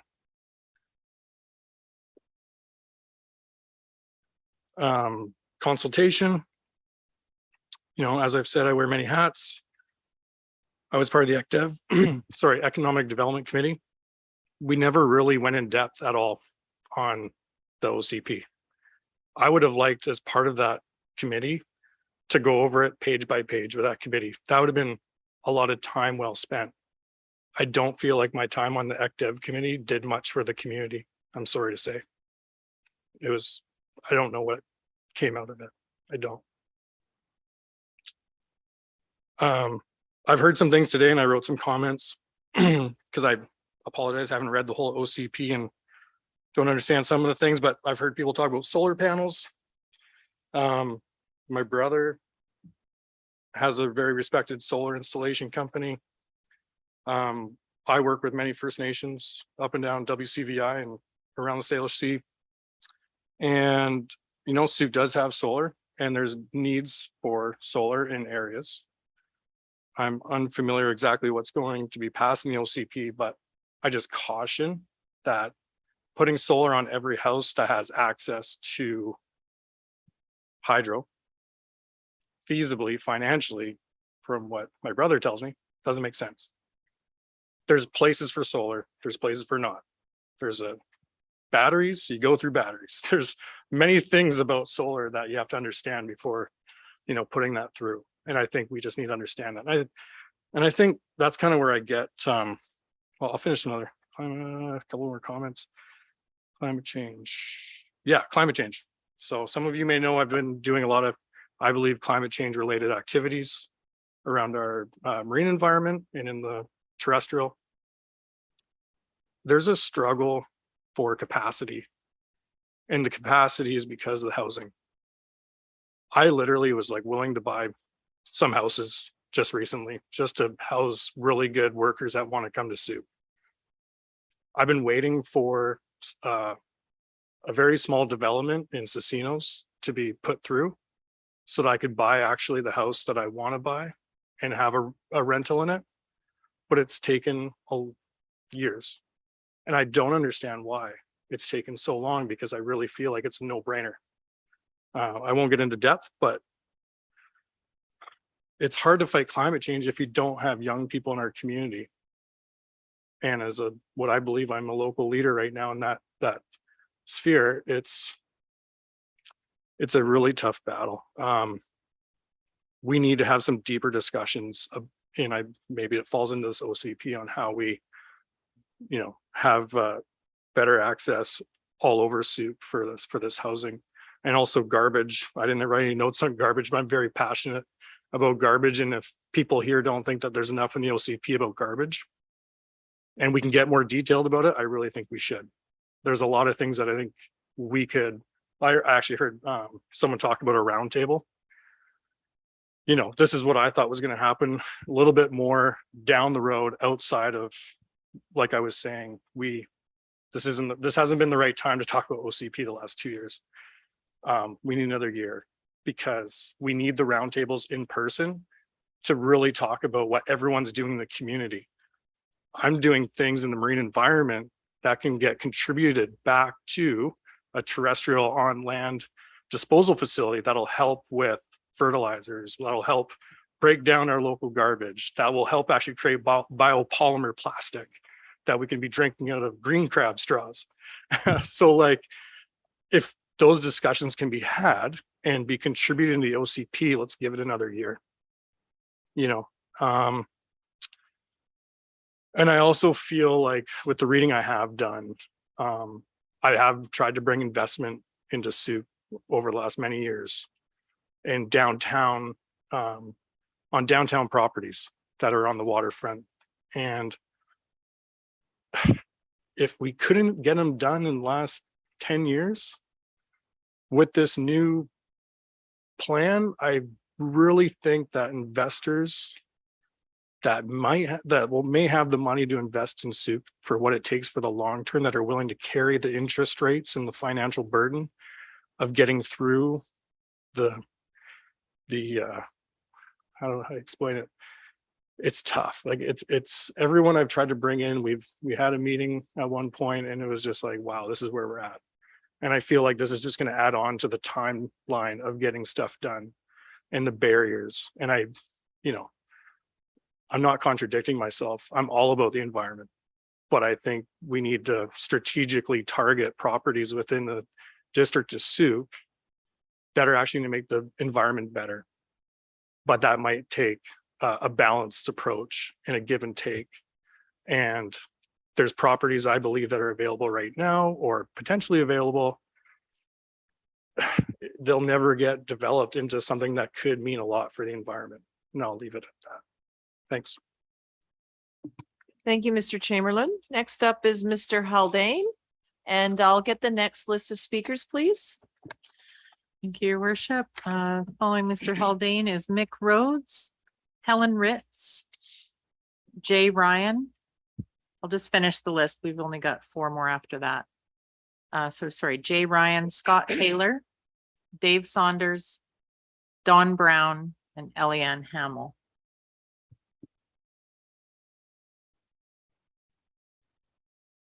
Okay, great. Thank you. Go ahead, please. My name is Herb Haldane from Souk. I'm opposed to this draft OCP for many reasons. It's an idealistic, radical document with no definitive view. It is in fact a climate action plan and a Trojan horse for an OCP. But it will only create divisiveness in our town because not enough Souk people, including people like myself, were involved in the document from its inception. You need to have both sides. And I don't want to draw any divisiveness from what I'm saying with climate action people, with people who want to do farming, people who want to build houses, or with people who think that the downtown core should be built up into commercial. What I want to do is get everybody together in a room, just like we're doing tonight here, and talk about it. We can't possibly have a document that's for everybody here because everybody hasn't been involved in this on any level. And Al knows who was part of this whole committee. He knows what it took to make this all work. And I do believe that deep down, he feels there was a process done and he's comfortable with it. But deep down, he's going to get this for the next 5 or 10 years when this document gets passed tonight. And he's going to get people saying, why did you do this? Why did you do that? You were in charge of the committee. It shouldn't go to that point because our town doesn't need divisiveness. We don't need to be divided to the point. There's a point of order. Go ahead, Mr. Counselor. You need to turn on the microphone. First of all, I wasn't in charge of it. I was the council member on the committee. I didn't even get a vote. So it's not my OCP. It's community's OCP. Well, you get a vote tonight. Yeah, thank you. Okay. The whole point being, we don't want to build this big us against them Souk. I mean, do we really want it to be a bunch of greenies, a bunch of gardeners against people who work for a living building houses or who are maybe doing gardening or roofing or whatever? There's tradespeople in this town who are young. They're trying to make a living. They're trying to get into housing. This plan doesn't talk about housing until page 207. So, I mean, action item 207, page 207 talks about housing. Housing should be near the top of the list. You know, we have all these other issues with traffic. Traffic issues should be number 1 or at least in the top 5. It's not talked about till page 212. Like, give me a break here. I mean, I get this whole climate action idea. And if you listen to the lady who talked here, I think she's even running for council, but she talked that 1.4% of all the greenhouse gas emissions comes from Canada. So just pretend for a second, you take Canada and you throw it into a little ball and you put it in the trash bin. What impact will that make on the world greenhouse gas emissions? It'll make nothing. So in the end, we're going to spend all of our time, all of our money, and put people out of homes, put people out of roads, sidewalks, out of town centers, which is what this plan should be all about. And we're going to be talking about things that we can never, ever possibly make a difference on. Canada's less than 1/2% of the world population, and we're not going to make a difference. Can we just have silence, please, so we can? Sorry, Mr. Haldane, go ahead. So the please. point is, I don't disagree that climate action or the climate action should happen on some level. And I don't disagree that the world is falling apart. Population control would have to be the issue. I mean, we had 7 billion people a few years ago. Now we got over 8 billion people, and we're not contributing to that as Canadians. So in the end, is it a problem that we can fix, especially with our little tiny town of Souk? No, it isn't. So what we should be focusing on is what we can do for our kids here, our grandkids, what we can do for our seniors and the working class people. This document is for everybody, not for one group. And one group has been the sole reason why this plan has been pushed through based on environmental issues. So this talking we're doing here tonight, it's been a whole bunch of people here. We should have been doing this right from its inception, but we couldn't. We had COVID for 2 years. So let's do it now. Let's take the next year, takes the next 6 months even. Start getting some dialogue and getting some real information. Ryan Chamberlain's right. This whole solar thing will impact huge. And to make people put in solar, the one guy talked there about being $1,500 to put solar panels on the roof of your house. You can decrease by 10%. Well, I've never found any solar panels that are $1,500. The last house that I helped people do over in East Souk there cost them $36,000. And there was some rule in place, believe it or not, that the solar panels sat too high on the roof because one of the neighbors complained that they were too high. So they had to spend another $15,000 to lower all of them onto the side of their house. So either we make rules up that are going to work or not work, but there's nothing there that's cheap with regards to solar panels. My whole point here is that somehow this dialogue got missed out on, and people need to be heard, and people need to do more dialogue and more talking about what needs to be in that plan and not in that plan. I recently did a subdivision for a friend of mine. He makes $24 an hour, lives in a trailer on a piece of property that's 1,000 square meters. He wants to subdivide one lot off. One lot being 350 square meters. He could use that for his retirement. He can give it to his daughter or build another house. That process for him to get a rezone took 2 years. 2 years to rezone for a one lot subdivision. And then to get that rezone, go through a whole huge process there. He was told that he had to sign a covenant on his property for amenity money. And I said, well, what's this amenity? Well, there's an amenity policy that says you should give $1,000 per door if you're doing a subdivision. I said, okay, well, that sounds reasonable enough, but everybody's giving $3,000 a door. So it would greatly improve your chances if you give $3,000 a door. I said, okay, I'll give you $3,000. We'll get this thing moving. We get on. Oh no, we can't take it. It's illegal for us to take the money now, but we want you to put a covenant on the piece of property at your cost, which costs $150 or something at the lawyer's office, to put a covenant on that $3,000 will be paid after the rezone or after the rezone. And then when you go to do subdivision, then that $3,000 will come to play because there'll be a covenant property. So we'll just write into the notes that trust me to pay the $3,000. Well, we can't do that. It's voluntary. I said, well, it doesn't sound very voluntary to me if I've got to go through this whole process. And in the OCP, it talks about delegating a whole bunch more authority to staff because they're going to have your interest and they're going to make this stuff go through a lot faster. I don't believe that for 1 second. Nothing's going to go through faster, but they're going to ask for a lot more $3,000 covenants to be put on properties. I get the PLA, which is a preliminary land assessment, and they give that to you because they want you to service the property.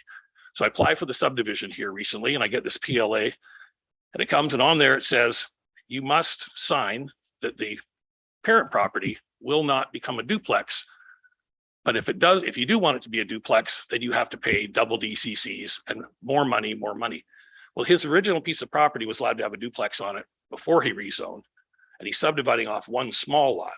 So why would it affect the parent property? It shouldn't. But in this PLA, I have to sign another covenant saying that I will not build a duplex on that property unless I pay more DCCs. This official community plan is going to have a whole bunch more Trojan horses exactly like this.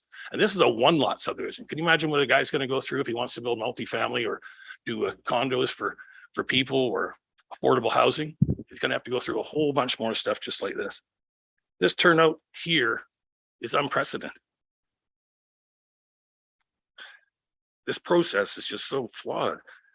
2 years, and we should be doing this same thing over and over again for the next 6 months in order for me to feel like there's been any input by people at all. And really when it comes down to it, I'm running for council and I've sat on council before, but I'm running for it again. And I'm getting a little late in my life to want to be running for council, but I can't see this town go around in circles anymore. And I feel like information that I know and experience that I have will help this situation out. And I wish I didn't get stuck in this situation, but I have no choice now. I do not want this OCP to go through where everybody on council may become brand new, and then we have a process that is already in place. And then there's going to be all these things they expect people to do that nobody on council will even understand or know about. So at this point here, I'm running for council strictly because I think this OCP is flawed. And if I can get on there, I will find a way to make sure that we go back to some drawing board if I can get there. Thank you. Sorry, thank you, Mr. Haldane. Okay, next speakers, please, is Mr. McRhodes, please. And then Ms. Ritz, followed by Jay Ryan.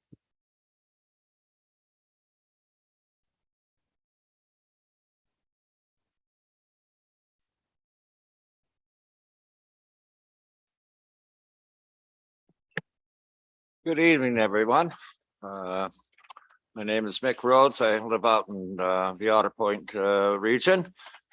My concerns with the OCP, the old OCP, there's a quote from the old OCP talking about tourism. Souk has an emerging tourism industry. Although Souk is predominantly located on the north shore of the Souk Harbor Basin, waterfront access is not abundant nor consistent. The community has expressed a great desire to increase public access to the waterfront and for creation of waterfront trails for tourists and residents alike. That's from the old OCP. I couldn't find that in the new draft of this one. So we've got the new OCP. I've read through the pending updated OCP draft copy as to what is relevant to protecting the environment. It seems like we've closed the book on acquisition of waterfront property. It talks about public access to the shoreline and continuing the boardwalk because there is no access. It's all private property. The District of Souk would have to negotiate access. Here's some examples of what I've gleaned from the draft copy. There's page 32, goal 2.2, protect and connect physically and visibly with the waterfront, the soul of Souk, keep it public. Goal 1.5, expand and protect parks and green space throughout the community for the well-being of current and future generations. I'm kind of going expand and protect parks. Interesting. Okay. And then we have on page 37, parks. This is one that gets me. I'm confused, but it's got parks are not intended for future growth or development. I'm going, are not intended for future growth and development. I'm kind of confused what that means. Not intended for future growth or development, but rather are established to help maintain important ecological characteristics, natural areas within the community, and to provide access to diverse recreation and leisure opportunities. So sort of like, yeah, okay, you know, it's nice wording, I suppose. You know, as far as the old official community plan, they do talk a lot about views in the old one. They also talk about parks, open spaces, and trail networks. So, you know, we're sort of saying, well, we want to keep that going. On page 49, it has to enliven the waterfront, improving access to Souk's Basin and Harbor for residents and visitors alike. Well, I'd say it's pretty hard to actually get access to the basin and harbor unless you know a secret pathway down, I suppose. And so I'm not in favor of the current new OCP. The old one talked more about acquiring waterfront property. It's been left out. It's watered down or reworded. There's another problem I have. The town-centered land use policies, page 49, purpose, to be the primary focus of major commercial and residential growth and home to the district's highest density residential development. And then it has here, well, multi-unit buildings up to 6 stories. This is on the south side of Souk Road, up to 6 stories. Must be nice views from up there. And then it has 125 units per hectare. Okay, well, that's probably why you need 6 stories. The new OCP envisions high-density neighborhoods south of Souk Road in the downtown core. There's absolutely no mention or plans for green spaces, you know, parks. This new draft OCP is lame compared to the old one. Let's keep the silence. Thank you. Thank you, Mr. Rhodes. Next up, Ms. Ritz, please. And then I have Jay Ryan and then Mr. Taylor, Saunders, Brown, and Hamel. Thank you. My name is Helen Ritz. I live in Souk and I was the former chair of the OCP Citizens Advisory Committee. So hard act to follow on the last speaker, but I just want to say that I really admire your patience here tonight. It's been hard to sit and remain silent because I have been engrossed in this document for 2 years. And so I just wanted to shout, I know the answer to that, or we had a huge discussion about that, or, you know, objection, Your Honor, that is simply not true. But anyway, so I admire the fact that you just have to sit here and listen and you can't actually answer some things that could be very easily answered. But one thing I would like to say, I'd like to push back on public engagement. We had, I think, nearly 2 years of public engagement. And I would say that with COVID, a lot more people, we did a lot of online stuff and so many people came forward and we had over, I believe, Dialogue said over 2,000 voices. We did multiple reach out to developers, different community organizations. I think this is like the 4th draft of the OCP, if I'm right. It's been online for 18 months. We brought it forward, the first draft to council. I mean, it's been out there and people have responded to it. And we heard all the voices that are being spoken in this room. And so the document that we helped put together is the voice of the people. It's the voice of the majority. And I know at the end, they come out and they're not happy with things, but this document is what the majority of people in Souk, this was their vision. This is what their comments supported.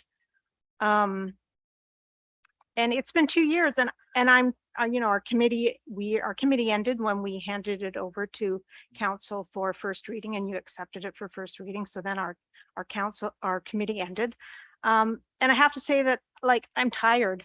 I was like, do I want to come here tonight? But I thought I should because I have been involved and I really feel like I started the process and I need to take it across the finish line. And I guess that's what I'm asking of you. Like, you guys started this process. The OCP was super important to you. You've been involved with it for 2 years. And to me, it's kind of dropping the buck to let it sit and put it onto a potentially new council who wasn't involved, doesn't know the background. And so yeah, I obviously am in support of passing it to third reading, and I would hope that you are too. Thanks. Thank you very much, Ms. Ritz. Jay Ryan, followed by Scott Taylor, and then Saunders, Brown, Hamel.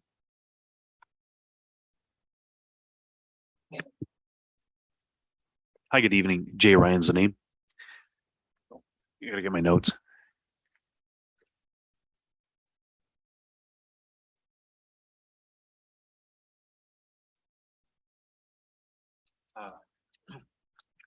I first want to mention response to the last speaker. While this process of the OCP may have been going on for over 2 years, we all know that 2020 and 2021 were pretty much write-offs with any sort of normalcy in our society within the district of Souk. You don't have in-house meetings, and while there may have been work going on over the last couple of years, I wouldn't say it was your average last 2 years or your average 2 years in a row. There's been a lot less communication, I believe, than probably could have happened if COVID didn't take place. And I kind of feel the mayor and council are pushing this forward when it's too immature of a document, not a mature enough document. I have to say, my first time I had heard about the new OCP was when I was requested to go to the Souk hatchery back, might have been around March timeframe, I'm not sure exactly. And I was told by one of the people, just mind your P's and Q's, be respectful. This is a forum to let everyone know let their views be known. To the District of Souk staff that was there, don't know who was there. You guys probably know who was there. But I was more respectful, I guess, than normal. When I say that, I'm saying I pulled some punches where normally I'm a little bit abrasive when I talk publicly. But I must say my biggest disappointment in that whole meeting was one of the male staff members from the District of Souk. Everyone else is pretty much respectful, not condemning, pointing fingers at anybody. One of the male members, younger members, I'm pretty sure he's not a member of the Souk Council because I don't see him here tonight, and he's younger than the two gentlemen that are on the screen. Made a comment, well, like, we just got to get this over with. We just have to get this thing passed. It's like there was this sense of urgency to get it done by one of your staff members, and it was absolutely disgusting to hear that. Okay, I just want to interject that I'm not aware of a scheduled meeting at the hatchery. I'm aware of an informal meeting that was hosted that some counselors may have attended. I'm unaware of I wasn't there. Right. So I So it don't was, comment on this, but I wasn't it's involved just in. until we know that, let's just back off on. Okay, pointing out I'm just this. telling you, that's the sense I get. Recently, I've gotten a document saying, yeah, it looks like there's 4. There's a point of order. Go ahead. There was no staff member present. It was counselors only. Okay, so there was only council members present. Well, I'm sure somebody here must know who was there that made that comment. Unfortunately, I don't know the people who were in the room. Maybe Dave, maybe Dave Saunders knows whose it is, and he'll be talking later. But I just saw recently a document or an email come out saying that basically there's 4 councillors for and 2 against the OCP. And okay, so it's already a foregone conclusion what's happening with the OCP. You know, when you see that in writing, it's disappointing, it's dismaying. It's like, why does this have to be pushed through?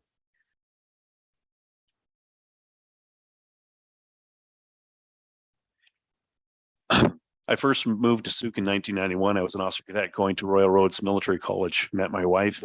And when I eventually retired, I moved to Souk. When I moved here, it was a beautiful, pristine and quiet town. Over the years, taxes started to increase, and we accepted that as a price to make our town a better place.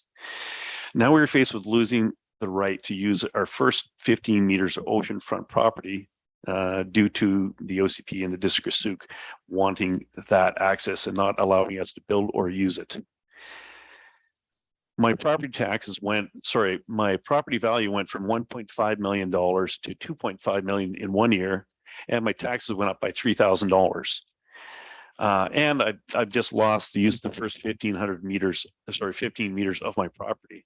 I'm not very happy with that. I speak probably for the other 300 or so waterfront owners who live here in Souk, who feel that their rights are being trodden upon by mayor and council.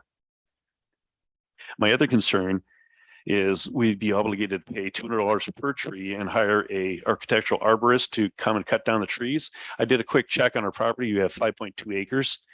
I staked off a 6-foot stretch across my property. And then I calculated that out. I estimate I got out 3,000 trees. So if I have to, I'll cut down 3,000 trees rather than pay $600,000 in fees to have those trees cut down after the OCP comes into place.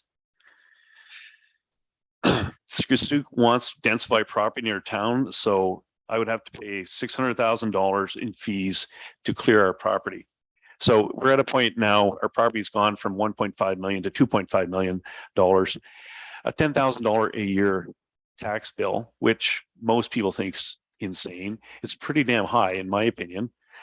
So I got a choice. Do I sell the property?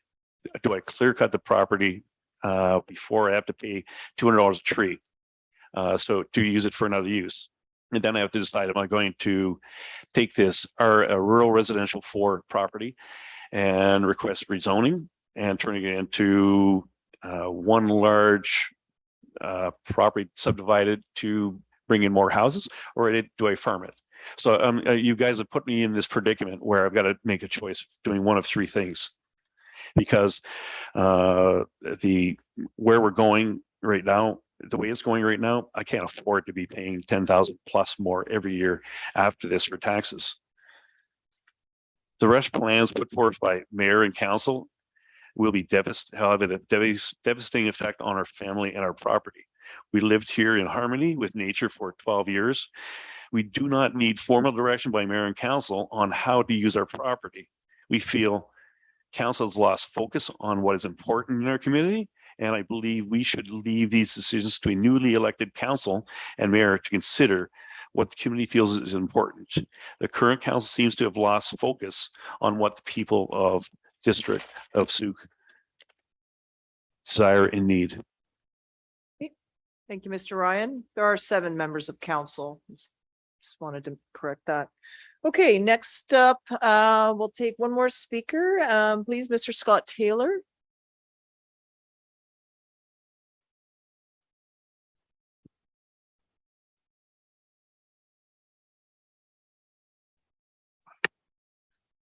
Scott Taylor, Sooke. I wanted to come to talk to you guys today. I'm a property owner, waterfront property owner. I have 3 businesses in Sooke that I've been operating for, some of them close for 20 something years now. I have a family of 4, my wife and 4 children that grew up in Sooke and are the future of Sooke. And I guess since my very first meeting involvement in this process, I guess there was the group that was involved in this mentioned that they had talked to the significant shareholders of Sooke here. And myself, and I'm assuming lots of other people in this room probably took offense to that, considering I feel like I am a fairly major stakeholder in Sooke, and I definitely wasn't involved in this process whatsoever. So I'm here to really just talk about the reasons why I don't think we should push this OCP forward today. I've heard some great points, especially around the climate, about that the OCP has some great points to that. And so I believe that, you know, we can take some of this positive energy that was created, some of the money that was spent on this process, and just push it so that we could get another look at it. Give us more time to have more discussions like this. It allows for those major stakeholders and any other people that consider themselves stakeholders in Sooke. Because I believe, you know, just talking with people owning a restaurant, I talk to a lot of people in this community. I believe that a lot of them feel either unheard in this process or definitely confused. There was a public sort of input session that was done. I think that confused more people. It definitely confused me a lot more. There were definitely answers or questions to my answers that were not able to be given to me on that day. I have some other concerns. I believe that we hired 2 contractors to come and help with the process of writing this OCP. And from my understanding, when I was in a meeting here, they said that they had only spent a total of 2 days in Sooke. So again, I have some concerns around just that process. Ryan Chamberlain brought up a very good point, which I agree that this whole process, although maybe in good timing of council and maybe staff's time during a pandemic to be able to start the process of this OCP. But I believe that, you know, just in my particular circumstance, owning businesses, I'm only really trying to survive tomorrow. And it's very difficult for me. Before 2020, I was a futurist. I would look way ahead. And since 2020, it's very difficult to do that. So time would be something that I would really appreciate. The last part, I guess I just want to mention is that this document here is very significant for Souk. The implications of what we're writing down here is not just a 10-year process. It actually will affect the next probably 20 years of what we do. Listening tonight, there was definitely many people that stepped up with concerns around things like tree bylaws, development permits, the wording of this document, OCP budgets, and definitely a special one to me is that the local First Nations consultation doesn't seem to be enough. So I asked council to have a choice here. I think you have two choices. One, it is to push this forward, which I believe will set us back at least 2 years. I believe we'll be back here in 2 years with new council in this exact same position, asking why and what are we doing? We're either going to, at that point, move forward with the documents that we have, or we're going to start over, which will again cost us a lot more time and a lot more money.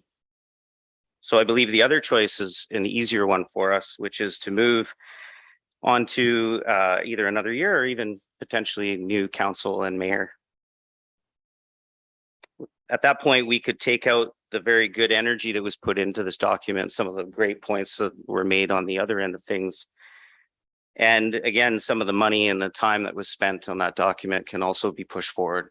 We can take out some of the negative energy that was, discussed tonight and keep in some of the positive energy that also was discussed this evening. In business, I joke with my students when I teach a business course that I'm a nerd herder, I call myself. And what that means is that I'm not good at everything. I have an administrator now running my college, for instance. He's way better than I was. And in this particular case, I don't think we've had enough consultation with those people that know enough about all of these situations that we brought up tonight. So again, I just ask that you guys take the time to spend more time to listen to those people that can give you a lot of value in this document. So thank you very much. Thank you, Mr. Taylor. We are on the hour. Mr. Saunders is up next, but we will be doing the recess again for 7 minutes. My phone is 10:03, so I'll see you at 10:10. And then we have Saunders, Brown, and Hamill.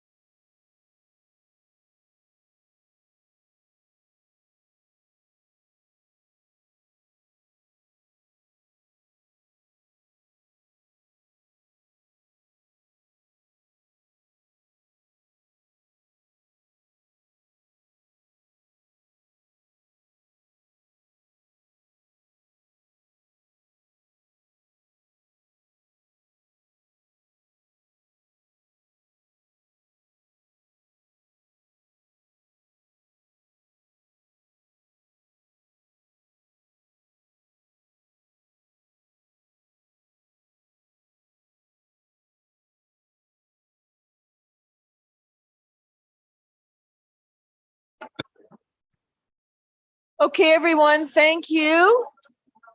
Thank you. You could please make your way to the seats, please. Thank you for not listening to me, but can you please listen now so we can continue on? Come on. The hour is getting late. I know it's late, but let's get through this. Thank you. I'm aware that a few speakers have been added to the list, so I will capture that from Ms. Mushada after we hear from Mr. Saunders. Okay, is there? What is that? It's outside. Okay, sorry. I thought there was some feedback coming from somewhere. Okay, my apologies. Go ahead, please, Mr. Saunders. Just need to turn on the microphone. Thank you.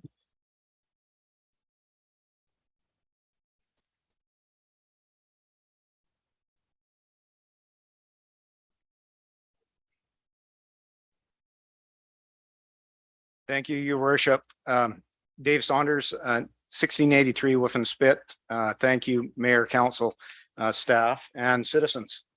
1683 Woof and Spit, my family has owned for over 60 years. We had an opportunity here with previous council to remove it from the agricultural land zone, and we did not, because we love it as farmland and we respect it as farmland, and we don't want to develop it. We camp on it. We had a wedding on it. My daughter just got married, which was pretty cool. So I'm here representing our family, but I also am here representing a group of individuals over 40 that I see from the beginning here that asked me to represent them as well in this process, because when they showed up the last time, they weren't allowed to speak. And that was the process at that time. I do apologize. I see Councillor Bateman and Councillor Tony St. Pierre online there. Councillor Bateman, I hope you're feeling better. I do know you have COVID. I do apologize for the last time I was here. I let the emotions get the best of me because I was to be at my daughter's surprise birthday party and I missed it. And this last year and a half with my parents, my dad in particular being 87, he's had some major health issues. So every second I can spend with him in that moment, it's important to me. So in that process, similar to the previous process, all of a sudden we were allowed to speak when others weren't allowed to speak. And that was reflective of, in my opinion, my emotions at the time of planning, because I felt it was poor, because I wanted to hear from the individuals in the audience, good or bad for me. So my background, I've lived here all my life in the West Shore, been through 3-4 corporations of municipalities. I've been involved in many OCPs. I've sat in the audience, I've sat as committee, sat as a councillor, I've sat as a mayor. I run a business of tree care. I'm a certified arborist, faller, assessor. I run excavators. I am a developer, and I've developed several parcels of land within our area. So I want to be very clear is that our group and my family have never said or stated, never once, that we want this OCP thrown out. And in fact, this council, mayor and council, have dealt with more struggles in your term. We lost the councillor, a very loved and dear councillor to our municipality. You've gone through the CAO now. You've gone through COVID. I've sat in your seat. I can't imagine what you've been through. And to try to get an OCP done in that process, I commend you. And I think honestly, sincerely, that you've done a good job at the very beginning. For me, where it fell off the wheels was when you delivered the draft, when the committee delivered that draft to you. That is the time when the rubber meets the road of true consultation, in my opinion. And I've been through many. And that's when, especially given what we've been through and COVID, I couldn't attend the meetings because my dad had health issues for the last year and I was a caregiver. And so when the rubber meets the road, we weren't allowed to speak. that's when community members spoke out to me and said, Dave, can you help us? I did organize a group. It isn't a small group. It's been referenced that we're a small group. We're not a small group. We're over 100 email lists long. 40 probably are here tonight. The meeting that I hosted at the hatchery was in relation to trying to bring forward the concerns within a structure that was not in council because the process didn't allow us to, but we invited council members to participate. There wasn't staff there. And one council member, and I won't name him, did reference that we need to move along. And he probably felt that way. It's not the way a council member should act, is that you have to keep an open mind and not make a predetermined decision before an OCP public hearing. That's what I was taught. So I just want to talk about the current OCP, the draft 6.1. And I've sent a lot of emails in, and I think they've been positive emails. I don't think they've been negative emails. And it's always been that we've wanted to be included in the process of consultation. And I brought forward the segment 6.1, and it talks about a new era of relationship building and partnerships and a new era. I can honestly say to council, I haven't felt that way. You haven't responded that way. There's been two members that have reached out. I met with the mayor over my concerns as well. Thank you for reaching out. But I honestly felt that our group hasn't been listened to. And this is a group of developers that are very concerned with respect to the process, but not only developers, but citizens that are concerned. So when we talk about density, and I can say unequivocally that I'm not shy about it. The density represented in this OCP is too high, in my opinion. And whether you reflect it to zoning or areas of zoning over time, in my experience, if you put something down in writing, and especially in an OCP, that density has evolved over time. That experience in Colwood alone at the Royal Bay site of 2,200 homes, which was a huge public hearing, huge outcry. It's now 6,800 homes because it was represented in OCP, not with the zoning, but the density.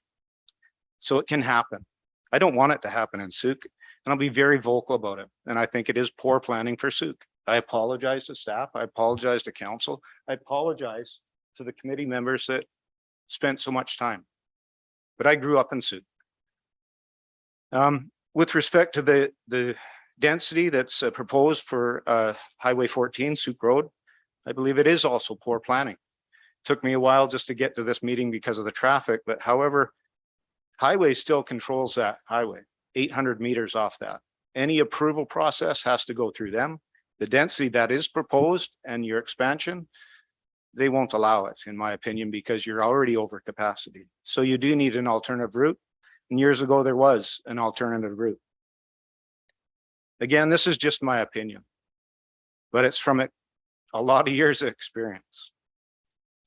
So listening to this meeting tonight has been really good because I honestly feel that everybody's heart is in the right place when it comes to the environment.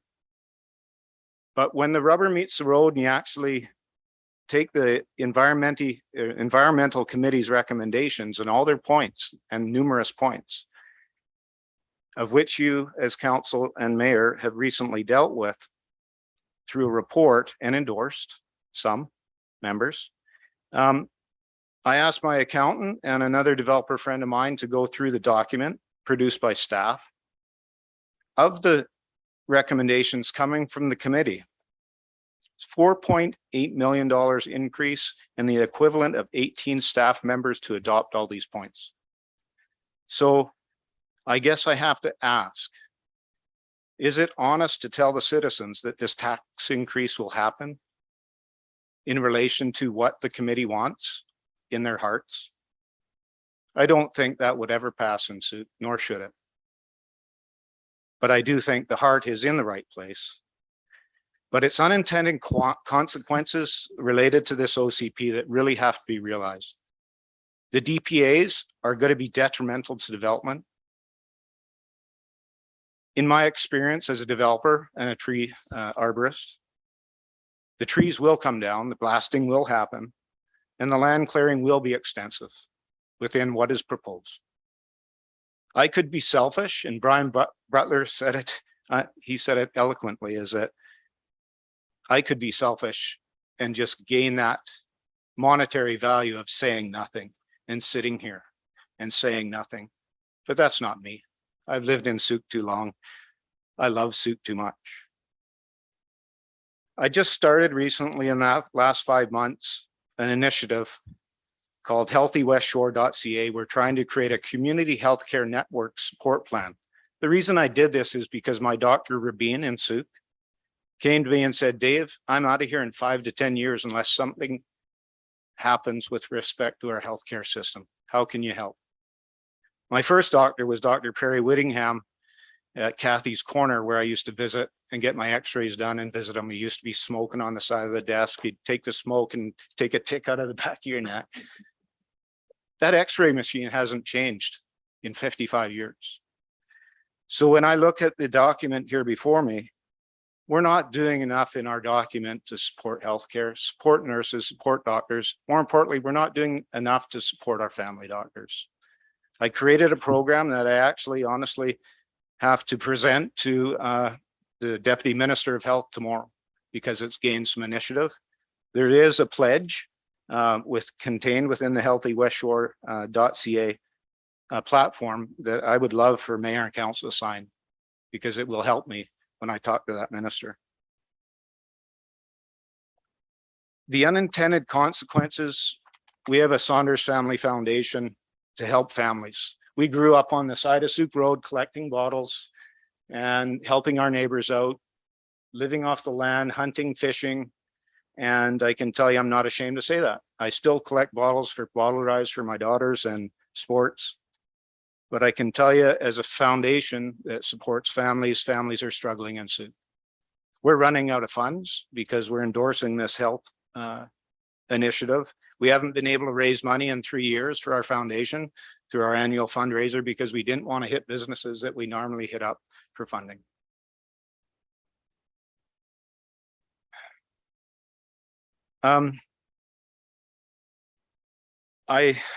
Getting back to the 6.1 of the draft.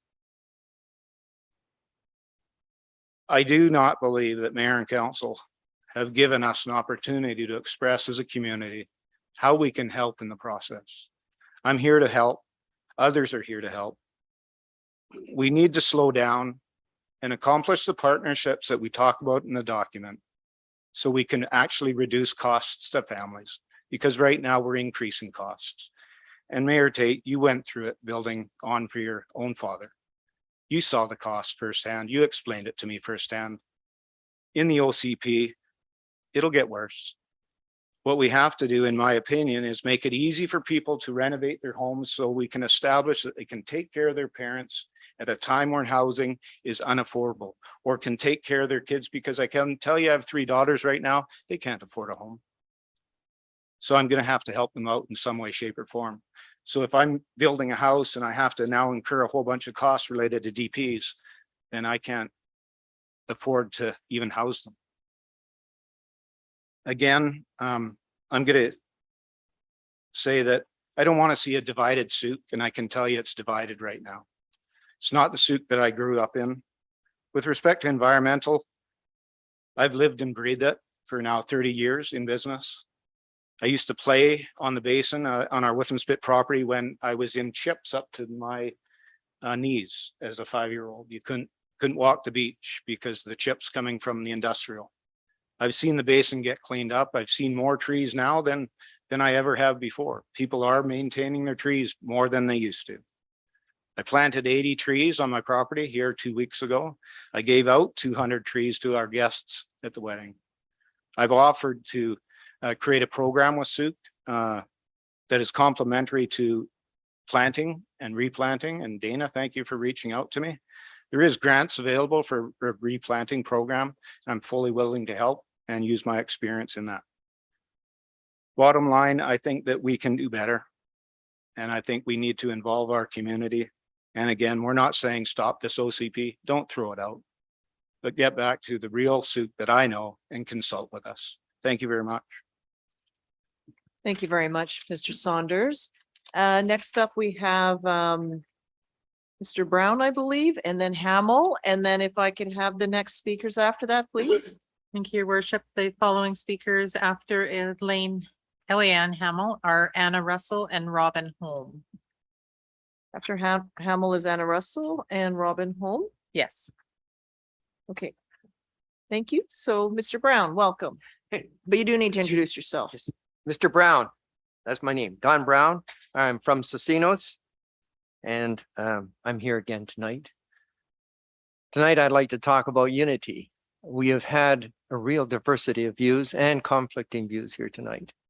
And I think there's a real need for unity, that we can come together as a community. And in looking at the plan and listening to what people were saying tonight, I think there is a real need for more, not to eliminate, not to start from square one again, but to take and look at this in a very different way. One is we need more effective targeted consultation. And when I talk about consultation, I don't mean debate, and I don't mean just people sitting around. The concept of consultation has specific rules to it in terms of how to talk and how to deal with each other. And it's an important process. As a systems professional who's presented and worked with and facilitated organizations in terms of doing this, I certainly offer to council and to this committee to offer to do this kind of thing and help you with that. Secondly, there's a real need to redesign the OCP. Not to throw it out, but find alternative ways of looking at it, so that if you listen to people, they were talking about different pages and different points and different numbers and trying to pull the OCP together in different ways so they could understand it better. And I think there's a number of ways that we can look at the OCP and bring it together in a more holistic way. And the other thing we need to talk about is sustainability. When we talk about sustainability, many people have a view that sustainability just means one thing. There's actually 5 aspects of sustainability. I won't take your time tonight to discuss them, but it needs to have a more holistic look at that. Beyond economics, beyond environmental, let's look at all the aspects of sustainability. And finally, there's a real fundamental change in the system of actually applying this, the implementation, the application, and the regulatory administration of the plan. And it's to, again, create more of a principled approach as to rules, as opposed to rules and education. There's a fundamental systems rule that says applying uniform rules and standards in a highly variable environment is fundamentally flawed. What you will face, and what you already faced with me in my application, 5 different variances I asked for. Just in this one to get 2 lots and 20 months to get 2 lots of our property subdivided. And you'll be facing that in this plan and when I'm implementing this plan. So I think there's a very different approach that's needed based on principles and guidelines rather than specific uniform rules. And in that, it does require a real fundamental change in the way you look at it. As the previous speaker mentioned, the kind of staffing that would be required would be incredible to implement this plan. I'd like to say that the other thing is that the current regulatory system is inherently adversarial. You're in a box because you have on the one hand all these great ideas, and we hear them tonight, but then you are faced with, how do we pay for them? How do we pay for them without having an increase in taxes, which everybody is against? And so there's a whole bunch of efforts to get money somehow in other different ways, which many ways hurts developers. So it places the regulatory agencies in the way it's set now with the adversarial system in a position of inordinate power. In my process through this, I never felt so powerless in terms of going through and dealing with staff in this environment. And so I think there is a basic redesign in the process that's required, a more holistic look at this. And I'd like to suggest that we come together in a consultative way and consult as equals in terms of how to improve the process and make the OCP more of a guideline, more of a guide rather than a bylaw, rather than a set of rules. And looking at this in a far different way, that we can think of a way that we can work together, first of all, to achieve unity. And secondly, to find an effective and unified way of looking at this plan more holistically and implementing it in a way that benefits everybody. Thank you very much. Thank you, Mr. Brown. Next up is Hamel, then Russell, then Holm.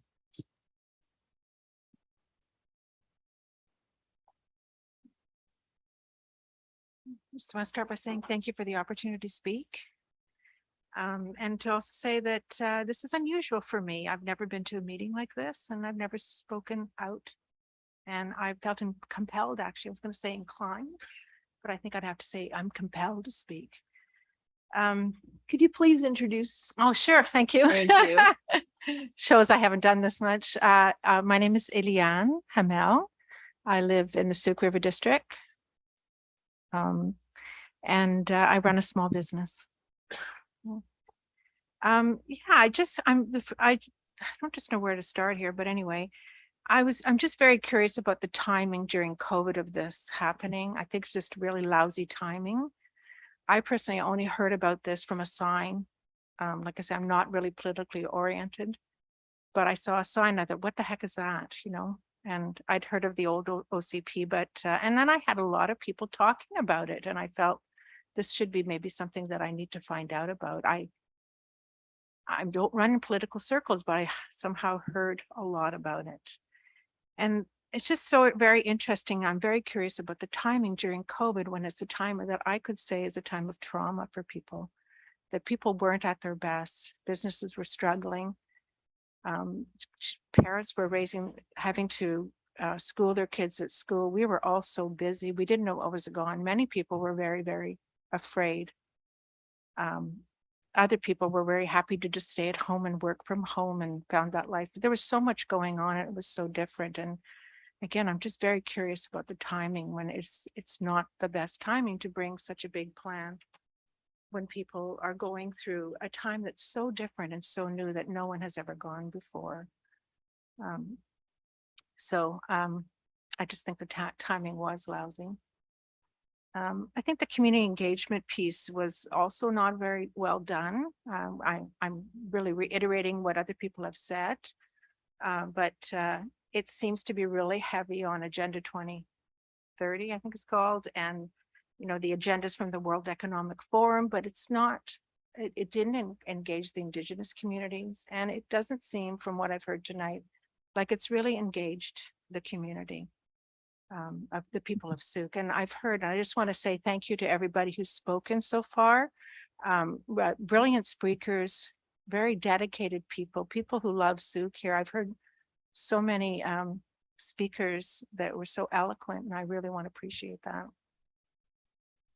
I don't want to drive home and drive through something like what there is in Duncan, where everything's all the businesses are all around. I love the Sauk Highway. I love driving that road, and I love all the trees in it. And I can back to the early 80s when I first drove the road for the first time, and the huge trees, and those trees are coming down. But I mean, that's why we live in Sauk. We love nature. That's why we're all here. If you didn't love nature, you wouldn't be here. And I do believe that I just don't want to drive through a place that looks like Duncan. I guess I've heard a lot of people say that the other OCP plan nothing happened with it. And so I wonder, is this just like a beautiful vision? That's like, talk is so cheap. We know that. Action is so much harder than talk. Anybody can come up and write a beautiful, you know, we're going to do this green, we're going to do that green, you're going to have gardens, you're going to have this. But again, what are the deliverables? How do you get to the deliverables? It's going to cost a lot of money. And I just wonder, with this beautiful plan that never gets delivered, because the last one didn't get really delivered from what I've heard, are we then just left with a lot of rules? You know, I'm a homeowner and I live on the river, and I'm going to be subject to these rules as well with the 15-meter setbacks and all that. So I don't have the money. I would just run a small business. I don't have the money to pay all the things that are set out in the plan. If I want to take a tree down, or even if I want to do landscaping, I simply just don't have that money. And I think a lot of people do not have that kind of money. So my fear is that you paint a beautiful picture for everybody and they fall for it, as people do. They fall for carrots. beautiful picture, and then the beautiful picture doesn't get materialized. The deliverables don't happen, and we're left with a bunch of rules that cost people a lot of money. And I just want to ask, what's the rush around climate emergency? Why are we even calling it an emergency? And now I look around, and most people I know, you know, we have chickens and I compost, and I know many people who do that. I, as well as many people, we've always been stewards of the environment. Most people are stewards of the environment. They, in this day and age, people who aren't, they're not the norm. So I just feel this whole climate emergency, when we call it that, we're really punishing people, normal people, when really, who creates most of this problems with climate energy are the big corporations. And I just find these plans, and this plan is punishing people who are actually doing a lot of work, if you look around, in terms of how much they care for the environment, how much they are doing their bit to recycle, how much they're doing their bit to not become shopaholics, et cetera, et cetera, et cetera. So I just think it's, you know, punishing people with not any real benefit for those people. And I just wonder again about, you know, this last, Mr. Brown spoke about principles, and I just really think that that is the best. Any plan we have in life is best based on principles. I totally agree with them, and not rules. And then we look at competing principles, and we haven't talked about competing principles as far as I can see in terms of this plan. So competing principles would be like, so we're talking about net zero. Well, what does that mean? Mrs. Lewis talked about we won't be able to use propane. Does that mean also you're going to ban us from the district will ban us from having wood fires? And then are we going to have to pay these exorbitant prices in electricity? And then if we can't pay those, which so many people here can't, we can't pay any more than we're paying. And I make an okay income, but many people here don't. But I still struggle to pay these bills. So I just wonder about the competing principles of this net zero, and what's the actual impact on people?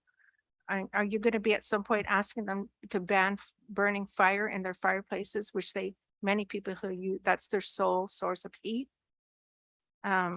just for that net zero? So again, I just think that we need to have more dialogue, a principled approach around, and looking at the competing principles. I just find there's a big craze on right now around this whole idea of let's get down to net zero, and people, and I think about whenever we call anything an emergency, or we look at things like as an emergency, people just jump on, and that's what people do when we call it an emergency, but nobody's taken the time to think it through and really be clear about, you know, what is really important here? What is net zero? Who are the polluters of the world? What are normal people like live in soup? What are they actually doing? I'm worried about the density, and what that someone before me, I think it was Ms. Bordeaux talked about the density of what it can do to people. And we know, I work as a therapist, that's my job. And absolutely, she's absolutely bang on. Anxiety, the more we push people together, and you can think of it as animals. When you push animals together and live on top of each other, anxiety increases. You will get more mental health, because all mental health comes from anxiety. So I don't want to live in a community. I live in Soup because I don't want the density. I only go to Victoria once a week to see my grandson. I have a new grandson, and I can't stand going there because of the density. Right away, because I live in a place where I have a lot of freedom, I feel already, because I'm not used to that density, that my anxiety will rise up. So I really think this density hasn't been thought through, and the impact on people. I look at this plan and I say, we haven't really thought about people in this plan. People are missing out of this plan. It's a lot about, let's, you know, let's bring in the, you know, the climate stuff, diversity, all these kind of pop words, but have we really actually thought about people? and the impact, the cost. We thought about what it's going to cost to people. And I think that's all I have to say. And I just want to, I think the last thing I want to say is that, again, thank you so much for having this meeting. I look forward to having more and actually joining more. And I'm respectfully requesting that you keep this conversation going. Thank you very much. Thank you very much, Ms. Hamill. Next up is Anna Russell, please, and then Robin Holm.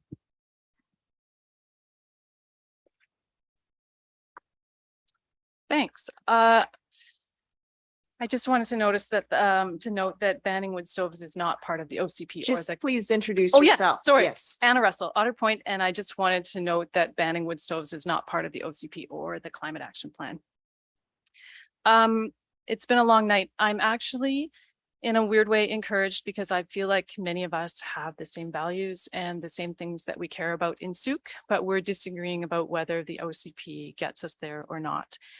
I think the question of whether there's been enough consultation on this OCP is an important one because the document is so critical and because it was developed during a pandemic.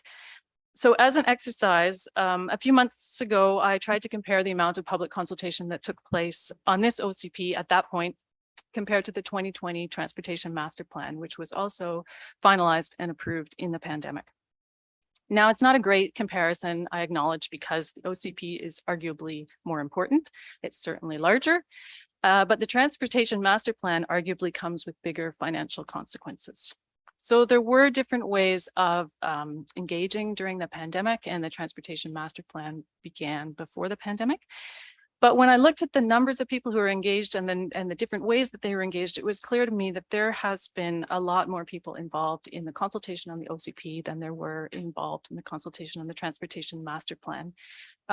So I think council should feel comfortable that there has been significant consultation on this plan, as Helen Ritz has said. I want to comment briefly on the DPAs because they've been a source of debate in this meeting. For me, the DPAs acknowledge the clear and present need that we have to live differently in nature.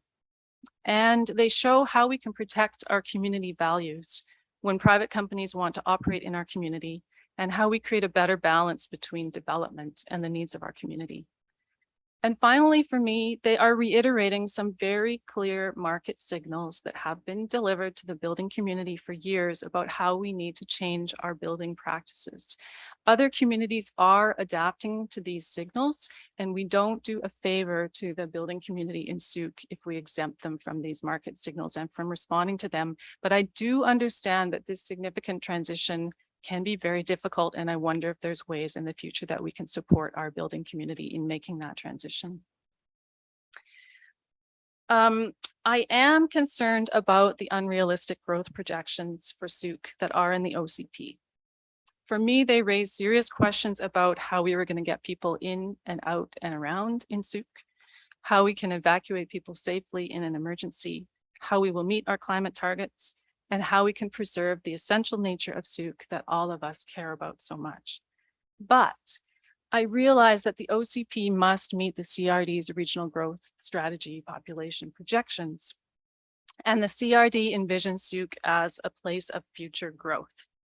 So I am comforted by the fact that Councillor Bateman was successful in inserting language on, I think it's page 29 of the OCP, that says, if I can find it, that the district has the right to challenge, reject, or re-envision these population projections for Souk.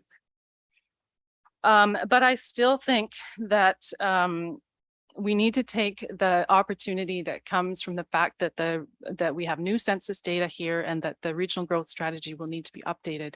And I think we need to take that opportunity to challenge the growth assumptions for Souk, which I don't feel are realistic. And then finally, I want to note that in the preamble to the OCP Advisory Committee made a really important statement, in my opinion. They said that many of the developments that are currently in the works in Souk fall outside of the vision of this OCP. Souk has moved on from our 2010 OCP, and the longer we talk, the more developments will be approved under an OCP that doesn't reflect our current values.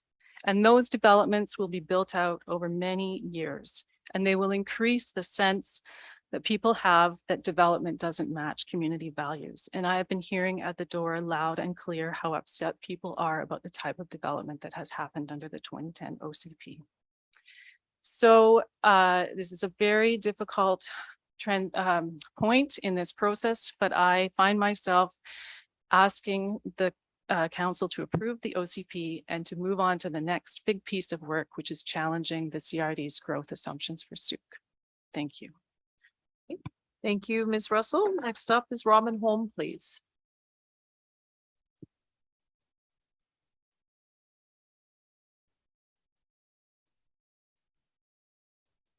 Just turn on the microphone. Perfect. Perfect. Hi, my name is Robin Holm. I live in Cicinos. So I'm fairly new to Sooke, but this is the first place that I've deliberately chosen to live. And I've done so because of the natural character of Sooke. And I'd like to challenge some of what's been said before about minimizing the climate emergency, because it is an emergency. And like the previous speaker said, we need to, there's a critical and urgent need for us to change the way that we live and the way that we develop. We can't avoid growth because the population of the world is growing, and there was the previous stated thing about the CRD. And while I don't want to live in a dense area, the alternative to urban density is urban and suburban sprawl, which degrades habitat for wildlife, and further degrades our environment and develops more natural spaces, which decreases that natural character of Sooke that we all value so much. So because we can't not grow, I feel that density is the best alternative, because people need to live somewhere, and people are going to be moving to Sooke. It is going to be growing. Let's see. I think that the intention of this plan is fantastic. I think that the environment is what we need to be focusing on critically. I think that there are some details that might be problematic, such as there was mention of the solar panels. I think that all of the regulations need to be based on science and evidence and actual results. So solar panels, for example, won't be appropriate for all developments. There are some places that don't get very much sun, for example. There are some places where you'd have to remove trees to get proper sun access for your solar panels. There was also a comment that this document is only for environmentalists. It should be for everyone, but I think that past considerations have been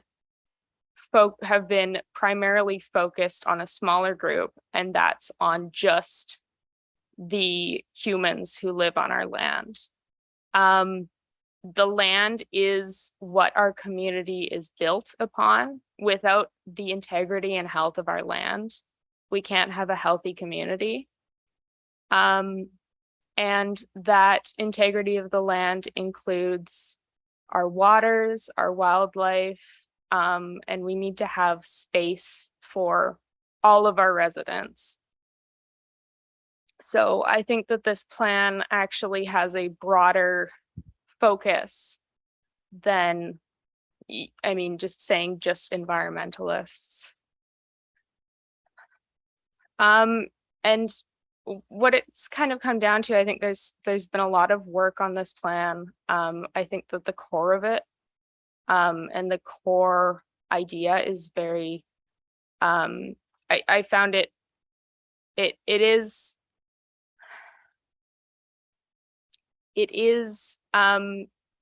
idealistic, but shouldn't we focus on ideals and not put up with how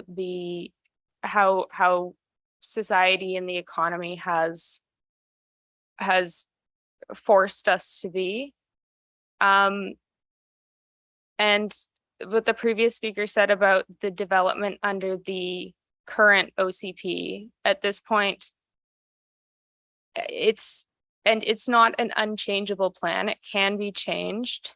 But is it better to have a old plan that's not, is this plan as it is better than the old plan? That's not in line with our current values? Or is this one a step forward and something that we can build upon and that can be modified by council and through public consultation? I think that's all I have to say. Sorry, I got really nervous. That's okay. Thank you very much for speaking, Robin. Ms. Machada, I believe that takes us to the end of our list of speakers tonight. That's correct. Okay, do we have other members of the public who would like to speak who have not yet spoken? Okay, could you please come forward, please, and introduce yourself? Hi, my name is Cindy Ross. This is my husband, Michael. I wasn't going to speak tonight, but after sitting here for 4 hours, I feel compelled to. We had 9 members of our family here tonight that have had to leave, but because of their heartfelt attachment to our property in Souk, they attended. We're also business owners here in Souk, and your council has assisted us in starting up the childcare, one of the childcare centers here in Souk. We did it during COVID, which was a real push, and thank you again for council for being so cooperative in getting that going for our first responders and our essential workers, because we opened in a hurry. It's been a tough go. My head has been in the sand for, well, our head's been in the sand for, still is in the sand for 3 years, as we still continue to struggle with COVID. It's not over and it's bad. So, you know, you watch the news, families are busy. They're coming from all other parts of the country right now. They're getting away from the suburbs. They're moving to places like Souk that they're finding on the internet. We have 7 centers in the city of Victoria in 4 different municipalities. So I deal with all the different municipalities on a daily basis, with developments, with building. It's a process. We've learned lots. The one thing we're finding is the families that are coming here right now and moving to Souk are looking for housing. They want to build, they want to set down their roots for their families, and it's not happening. They're coming, our enrollment is terrible. And I'm not just speaking our center, I'm speaking for other centers in the Souk community as well. Our other centers are running at capacity in every other municipality. I have a short-term turnover here that I've never seen in any of my other municipalities. And I don't know how to explain it, but they're coming, they're moving here from larger cities like Vancouver. They're like what they see in Souk. They get here, they have short-term housing, or the house they're renting gets sold. They then want to build, they're excited, they go to Souk, and they're being told it could be 2 years, could be more, right? They don't have that time.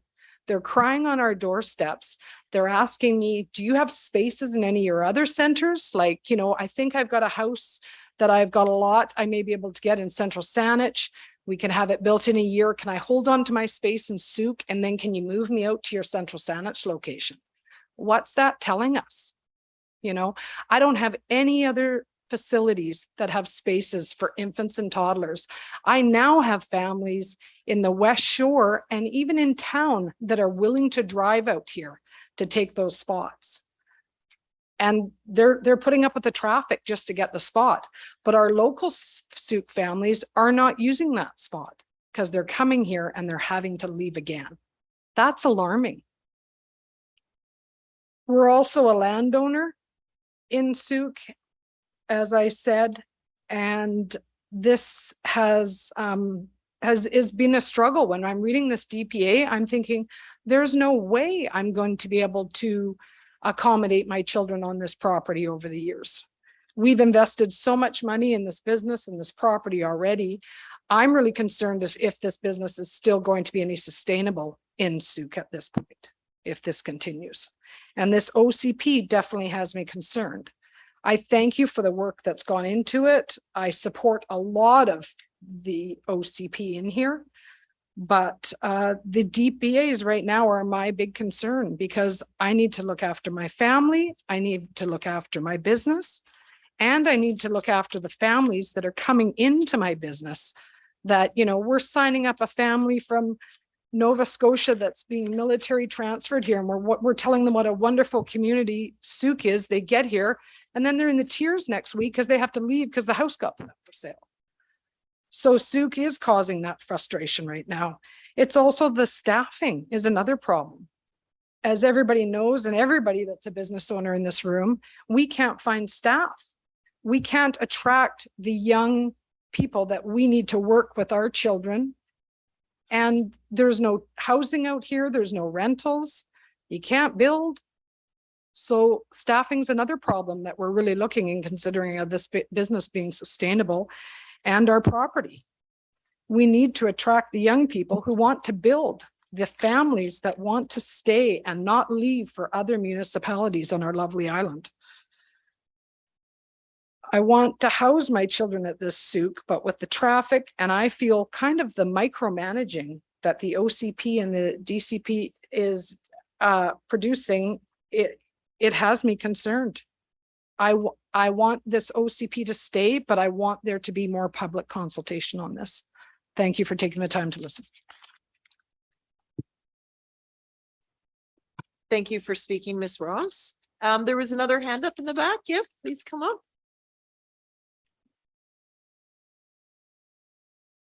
Actually, sorry, just before you speak, we're reaching 11. Our procedural bylaw has a completion at 11 o'clock unless majority of council members agree to meet past that time. So rather than interrupting you, I don't think I'm going to need the whole 5 minutes. in that moment, well, I'm going to ask council to pass that resolution first because we're going to need to still meet after. So just bear with me for a second. So I'm looking for a motion for council to continue meeting past 11 o'clock.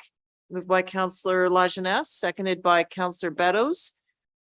Any discussion, Councillor Logans?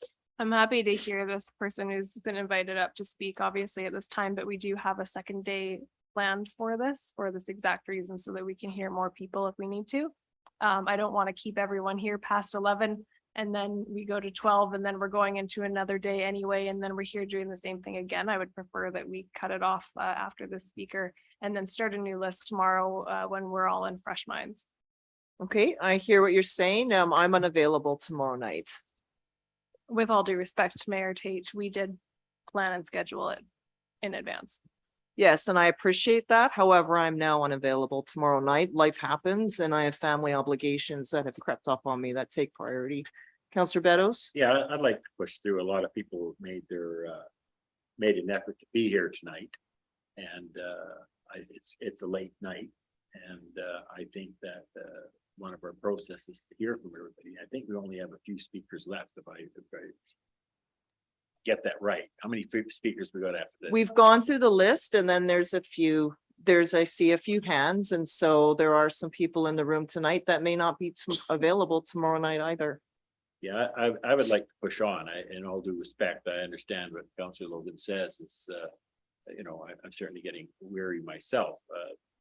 Also, there's some things that I'd like to clear up. And I had somebody bring something to me and I would like to respond to that sometime this evening. Okay, very good. I'll call the question. All those in favor? Any opposed? Councillor McMath and Councillor Logans is opposed. I can't see the councillors online. Councillor St. Pierre was opposed. Councillor St. Pierre is opposed. Councillor Bateman is in favor. I am, yes. That's a 4-3 4 in favor and 3 opposed. Is that correct? The motion carries. And it's the majority of council. Is that correct? The majority vote? Okay, very good. Thank you. Thank you for bearing with us here. If you could please introduce yourself. Thank you. My name's Natalia Saddington. I've lived in Souk for about 16 years. My biggest concerns are the cost, the environmentalism aspects to it, and the fact that if this gets passed, it kind of kneecaps us into the future, which I don't think is necessary. Bit of background about myself. I'm the primary breadwinner for my household because one of my family members is medically incapacitated right now. And in terms of, net zero and go green and ride the bus, I can't do that. I have a $1,500 car right now that we had to get, and we had to scrape the money together for that when our last one broke. I work in the trades, so sorry, I'm not about to cry. I'm just like, I really don't like speaking in public. I work in the trade, so I have tools, I have equipment to pick up, I have materials to pick up, and the bus doesn't get me to most of the places that I have to go. I do carpool as much as I can, but I'm also all the way out in Souk. So not that many people in my particular job, well, my particular group are doing that. So I can't afford an electrical car. I would never be able to afford a house with all of this environmental masochism, like heating and this and the solar panels and stuff. Like, the only reason that I have a house now is because my husband is several years my senior, and he had a lot of help from his friends and family and employer at the time to help get him into a house 15 years ago. We would never be able to afford a house like this now. And we have a young child that I can't take care of because I have to be at work, and he has a medical issue, so we're paying for daycare to have somebody else raise our kid. And we're not even the people that I know that have it the hardest. So I want to know how you think people like me, which is a lot of people in Souk, all that traffic is people going to work, people just like me who can barely make it by right now. And you guys want to put this on us. Where's this money going to come from? And part of the reason why I'm one of the younger people here, and there aren't that many of us, is because all the people, the reason we didn't hear about this kind of stuff for the past 2 years is because we've been busy trying to make ends meet and keep our families together, and that we haven't had time to look up. The only reason I knew about this was because of a cardboard sign on the side of the road. I didn't see anything from Souk. I saw it from concerned citizens. So I don't feel like anybody in my neighborhood knows that this meeting's even happening tonight. Nobody I know is talking about this. Nobody I know knows. So I feel like I've been left out of this, not only as a participant in the conversation, but that my interests are being thrown on some kind of sacrificial altar to this net zero environmentalist masochism. And nobody seems to care about what my family's going through. And that's all I have to say. Thank you very much for speaking. And I'm sorry, was it Addington? Pardon? Sorry, I missed your name. Is it Addington? Saddington. Saddington. Okay, pardon me. Thank you, Saddington. There is another hand. Okay, there it is. Thank you.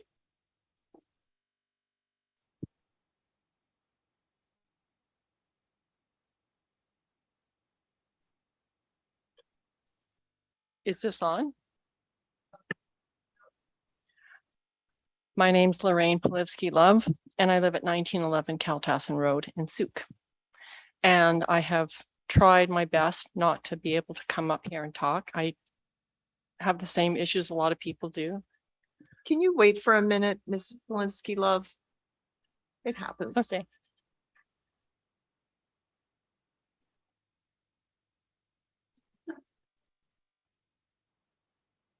Okay.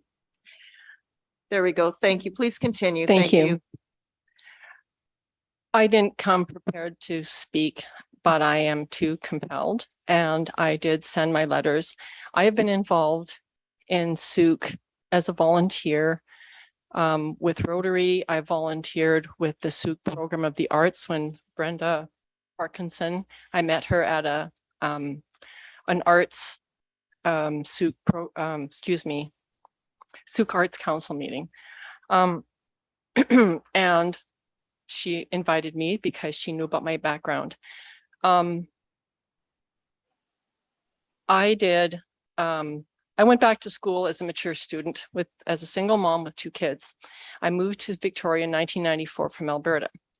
When I went back to school, prior to that, I was in publishing. So I have a long history in journalism, investigative reporting, graphic design, et cetera, et cetera.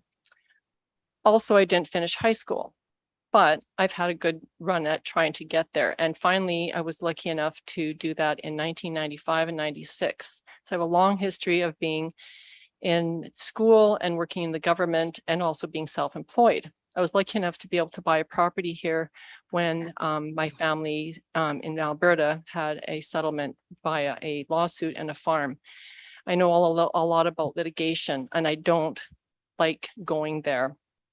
One thing that I did was a master's degree, and I wrote a thesis, and I had to do a project, and it took me 5 years to do it because I had to do a lot of research and I had to take the time to do it.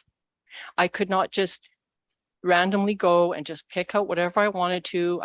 I wasn't able to, I've been on the SUC program of the Arts Committee with Brenda, and then I was on when Dana took over the portfolio, and I agreed to stay on after a conversation with yourself in the chambers.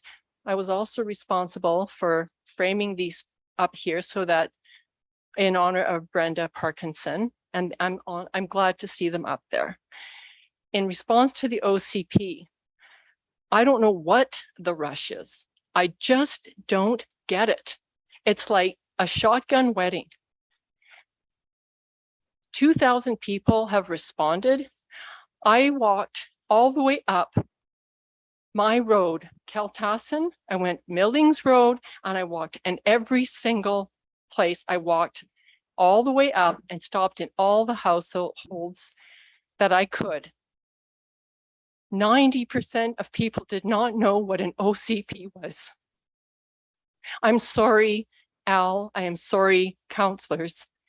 90% of the people on my street did not know what an OCP was. And I don't think they know what it is now. And I took the time as a volunteer, as a citizen, as a person who's concerned. I feel privileged to be able to own a property here. Don't punish me and the rest of us by trying to shove something on us that most of us don't understand. I'm lucky enough to have Randy Clarkston for a neighbor, and I'm also one of his clients. I've learned so much in the 2018, August 31st possession date that I mean, that's a PhD in itself. And I love this town. I love all of you. I think you're doing a phenomenal job. But COVID, March the 13th, 2020 was Armageddon. We were shut down. That is the worst thing that's happened to us since World War II. People, come on, why are we shoving this thing on people when they don't know what it is? Online, I'm a techie. I do tech, big time tech. I've been doing tech since 1978.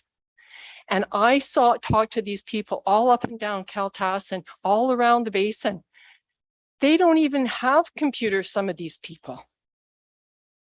They've been living here all of their lives, retired butcher, retired school teachers. And when I asked them, I said, do you know, are you aware of one of the gentlemen that was sitting back here with Ryan, and he was also at one of the meetings that was at Charters that I was at, and I was taking notes for on the invitation of Dave Saunders and a few other people, Mike Hicks, because I'm a waterfront person. And guess what? I was just shocked and beyond disbelief to see all these things that were coming down and coming down and coming down, and trying to learn, okay, what about this? What about this? Zoning, DPA, what frontage, this? And I'm just going, what is going on? And I've got a master's degree, folks. How do people that, that are just every day they wake up and like the previous person, she gets up, she goes to work, she's on the road. 73 or how many % of people are driving out of this town every day. And Mayor Tate, with all due respect, you hit the nail on the head. There's a lot of people that are raising families. I was a single parent. My daughter's 34, my son's 29. I want them to be able to live here. I want them to, I have an acre and I feel blessed, but I don't know how they're going to do it. I really don't, because the zoning, everything changes and the OCP is coming up, and we have been combing through it. I've gone through it with Randy. I've gone through it with different people with different things. We're not a bunch of naysayers. We don't hate the OCP. I want planning. I love planning. I'm a planner.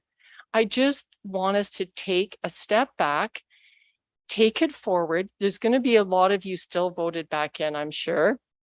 And we can continue on. When I was with the Souk Program of the Arts Committee, we couldn't even get together. We were on Zoom meetings and we didn't even know each other. When we finally did get together, we had to be masked up. We had to be apart. We couldn't even, and we couldn't get anything done.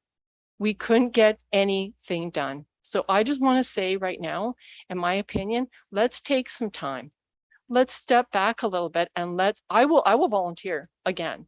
I will be on the Souk Program with the Arts Committee, whatever committees you guys want to do, I will put the time in, but we can't do this and push this on. I'm a landowner too, and we can't expect people that don't even know what an OCP is, and you're just going to pass it through, and it's legislation.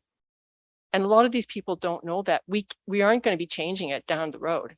I don't know where that's coming from, because people don't know what it means. They don't know what an OCP is. So I've said my 2 cents worth, and thank you very much for listening. Thank you very much, Ms. Polinsky-Love.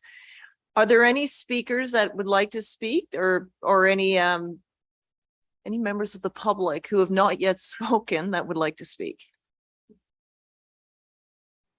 Is there anyone that would like to speak for a second time or offer something new that has not been said yet? So I'm looking for anything that's new that has not been said.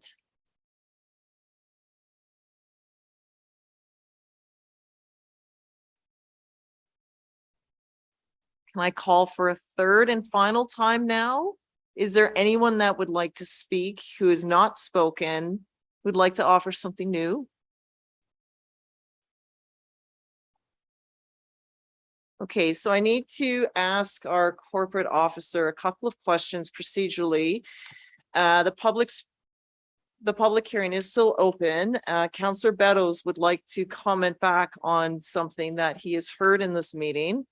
So just procedurally looking for some guidance on how he can do that. And also just wanting to understand process-wise, sort of where we're at, given the hour, council meeting schedule and the like. If Councillor Beddoes is responding to a comment made during the public hearing, I think that's appropriate to do that before the public hearing closes. Once that's done, I have a slide with 4 options of the direction that council can take in considering third reading or not.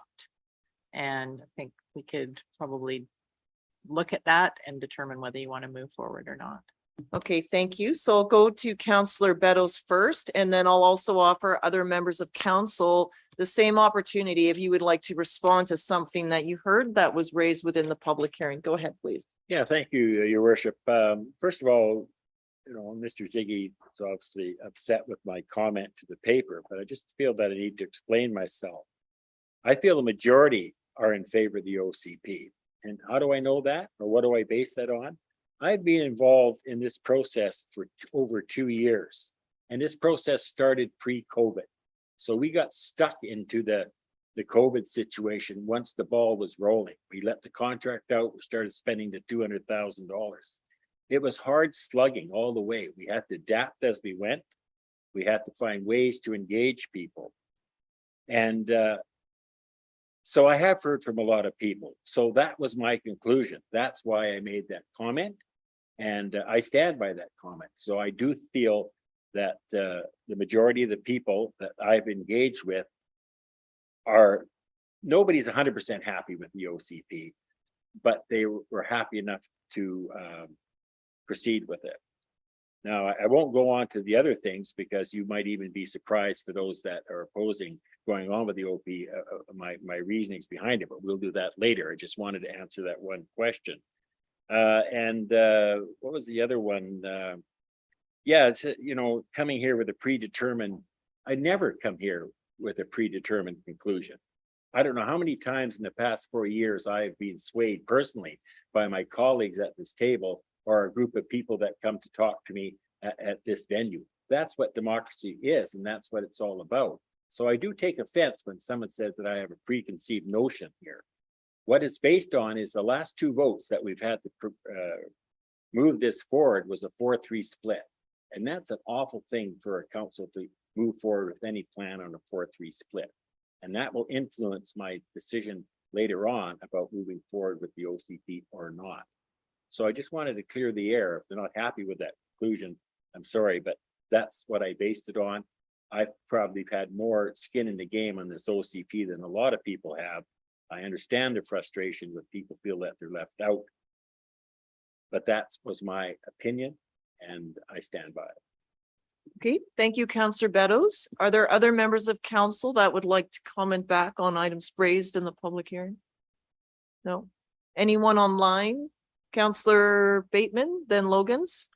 Yes, thank you. I'll just echo what Councillor Beddoes said. The comment that 4 of us came in with a foregone conclusion for tonight. The 4 of us voted to have this public hearing this evening. And thank you everyone for contributing. Okay, thank you, Councillor Logan's, then St. Pierre. Yeah, I thought there were a couple things that I should bring up. One being that this plan would cost us $4.8 million and require 18 new staff. We discussed that that was not true at a previous meeting, and we talked about the reasons why that wasn't. So I feel like that has been addressed. Same with homeowners being subject to the 15-meter setback to garden on their property. That's not true. That's one of the exemptions. This is not subject to every homeowner, and it usually is just about larger developments. Discussing how traffic isn't dealt with. I mean, that's for the transportation master plan, which deals with the traffic quite well. And again, is a living document that we keep working on, and because it's a living document that we work on, we keep getting grant funding so that taxpayers don't have to pay. And we can also get things accomplished in a timely fashion instead of the plan just sitting on the shelf. I'll reiterate that banning Woodstones is not a part of the OCP, and in regards to councillors coming with preconceived ideas about where this is headed, we all have our strong opinions at this table. We all agree and disagree all the time, and all 7 of us respect each other extremely for those opinions. So we listen to each other all the time. We listen and respect where we're all coming from. And the reason we have differing opinions is because there are differing opinions in the public realm. So I think this council is an excellent representation of this community, and the back and forth conversations that can happen between our citizens happen at this table as well. That's all I have to say at this time.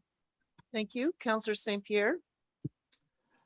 I'd just like to, excuse me, I'd just like to reiterate some of what Councillor Bateman was saying, mostly with regards to anything predetermined. Councillor Bateman mentioned that the decision was actually to move forward with the public hearing so we could hear from the public. This was not a decision to move forward with the OCP. This was not a decision to ratify the OCP. In my mind, that was very much a decision to make sure that we could actually hear from the public, which all of council realizes is really part of the process and what's needed at this point in time.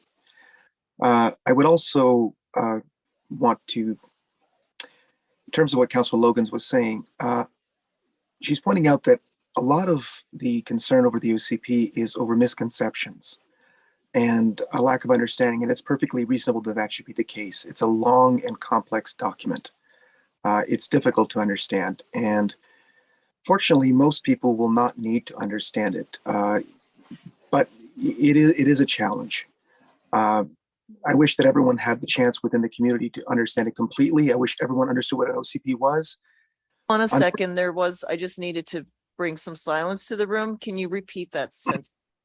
I was just saying, I wish that everyone actually understood what an OCP was. I wish more people understood what council does. But realistically, in a pandemic, in a housing crisis, in an opioid crisis, with everything else going on, we have so much going on that most people just don't have the time to spend on it. And that's unfortunate, and it's troubling, and it doesn't help anyone's mental health, but it is what we have to deal with. And I think that's pretty much all I want to say at this point in time. Just to know that we will deliberate this. No decision has been made. Okay, thank you. We're still in the public hearing, just so that was just some feedback. I'm not seeing anyone else have any comments to make on from council. Okay. Over to Ms. Machada. I still have the public hearing open. So I'm looking for your slide and just the options that you had put together. Yeah, I think it would be appropriate to close the public hearing, and then the options are for the deliberation of the bylaw, which we will do at the close of the bylaw or the public hearing. Councillor McMath? Just so I'm clear, once we close this public hearing, we can no longer receive any information new from staff or from the community. Can you confirm that, please? Yes, from the community, you can request a clarification of information from staff prior to consideration of the bylaw for adoption or third reading, if that's your desire. It really depends on the degree of the new information as to whether or not we would have to reopen a public hearing, but. Sorry, how would you decide the degree of the new information if I can't receive it? If you're asking for clarification of information that has been discussed and using that to make a decision, then that is likely not enough to open the public hearing. But if it is new information that has not been discussed during the public hearing, council can at any time reopen or call a new public hearing to discuss that new information. For now. Yeah. Sorry, Councillor Beddoes? Yeah, no, I understand that right, is that we'll close this public hearing. But if we have a discussion and decide that we want to have another public hearing, the council has that ability to do that. That's correct. And that's detailed on the slide I'm going to put up in just a moment. Then I've got it pretty clear. Thanks. Councillor McMath? Sorry, it's the issue that I have right now, which is what we've done to ourselves, is that the easiest way to work through these pieces would be if all parties were at the same table. So now we're going back to it's just us and staff again. And so I'm just trying to understand how we're going to progress with these discussions to open a new one. We're still not cultivating that engagement, that piece that we're missing. So are we binding ourselves once we close this? No, I think that's going to depend on what majority of council chooses to do. So that's where I don't know that yet, because we're going to have a slide of options. So this will close. However, it'll then be the will of council, majority of council to do, and that's the discussion we're going to have next. If I may, Your Worship, that is one of the options. So I think it would be appropriate to close the public hearing and look at the options. Yeah. Okay, so I'm going to say that the public hearing is officially closed for tonight. I thank all of you for attending and for presenting your views and for sharing. The meeting is not yet adjourned though, so you may not want to leave, but that's up to you. And then because depending on this next part is going to depend on, I don't know, you may want to stick around. If you need to leave, of course, please note that the meeting is recorded and you'll be able to follow the recordings on the YouTube channel. So let's just look at the options that are in front of us here. Okay, there's been a request for a health break. That's likely a good idea. So it'll be 5 minutes. However, remember council, the public hearing is closed.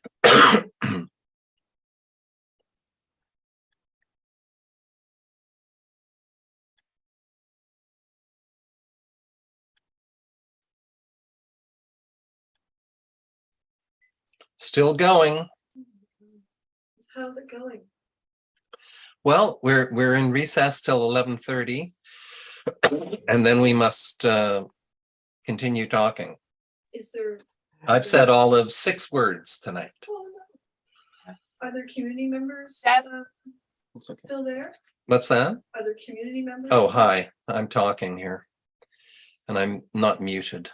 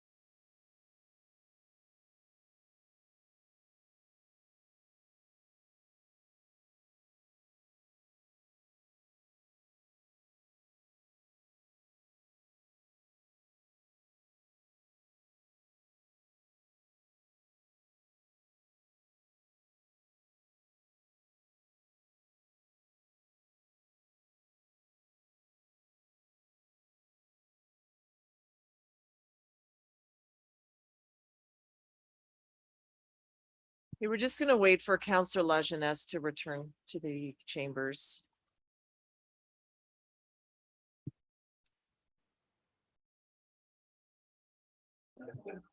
Okay, Councillor Lajeunesse is back in the room. I believe Councillor St. Pierre and Councillor Bateman are still with us online. I heard someone, sounded like Councillor Bateman. Yes, we are. Yeah, here we are. Just checking. Okay, thank you, everyone. So options. Okay, so I'll turn this over to our corporate officer, please. Thank you, Your Worship. So yes, there are 4 options that council can consider.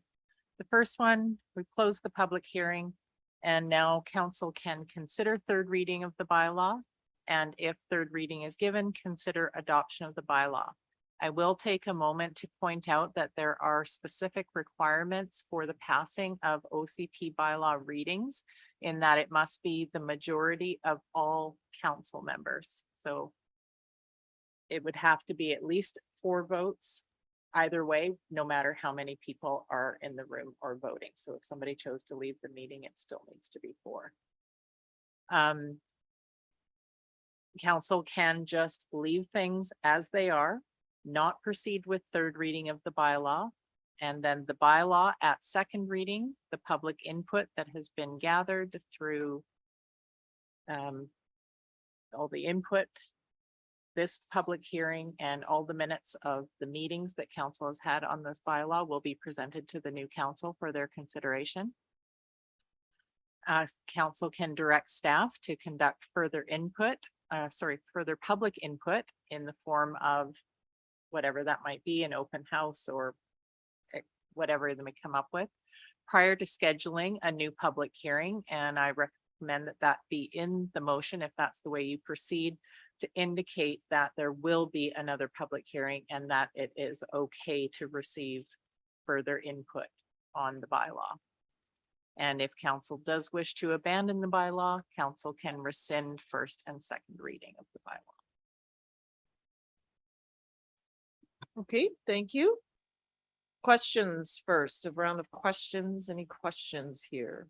Everyone's clear on options. There is a legislative route that that needs to be followed. So that's why I did ask. There was a question as to how these options came about.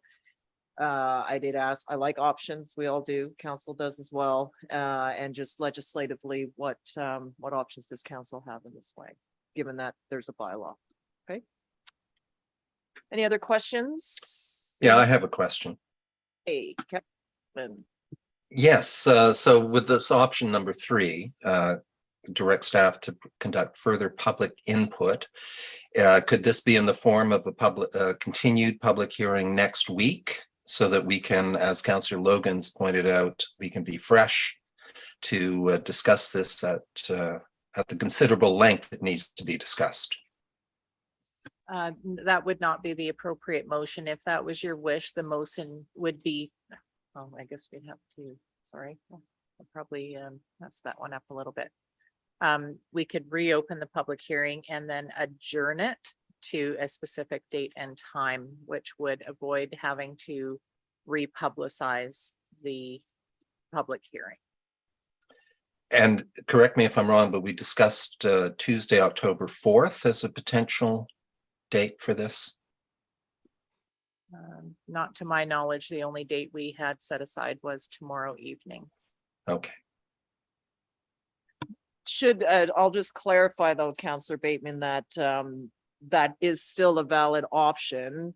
Life changes and schedules change, so that still could be an option that council would deliberate over. So there is another option there if you chose that or someone chose that on council. Okay, is that clear? Yeah. Okay, thank you. I can't see either of you because of the screen share. So Councillor St. Pierre, did you have a question? Because I can't see you if your hand is up. Yes, I do have a question. This is a question, given that we're at the point of third reading, I do have some elements of the DPAs that were brought up that do seem to need changes in language. Otherwise, we're almost certainly going to be looking at amendments very, very quickly.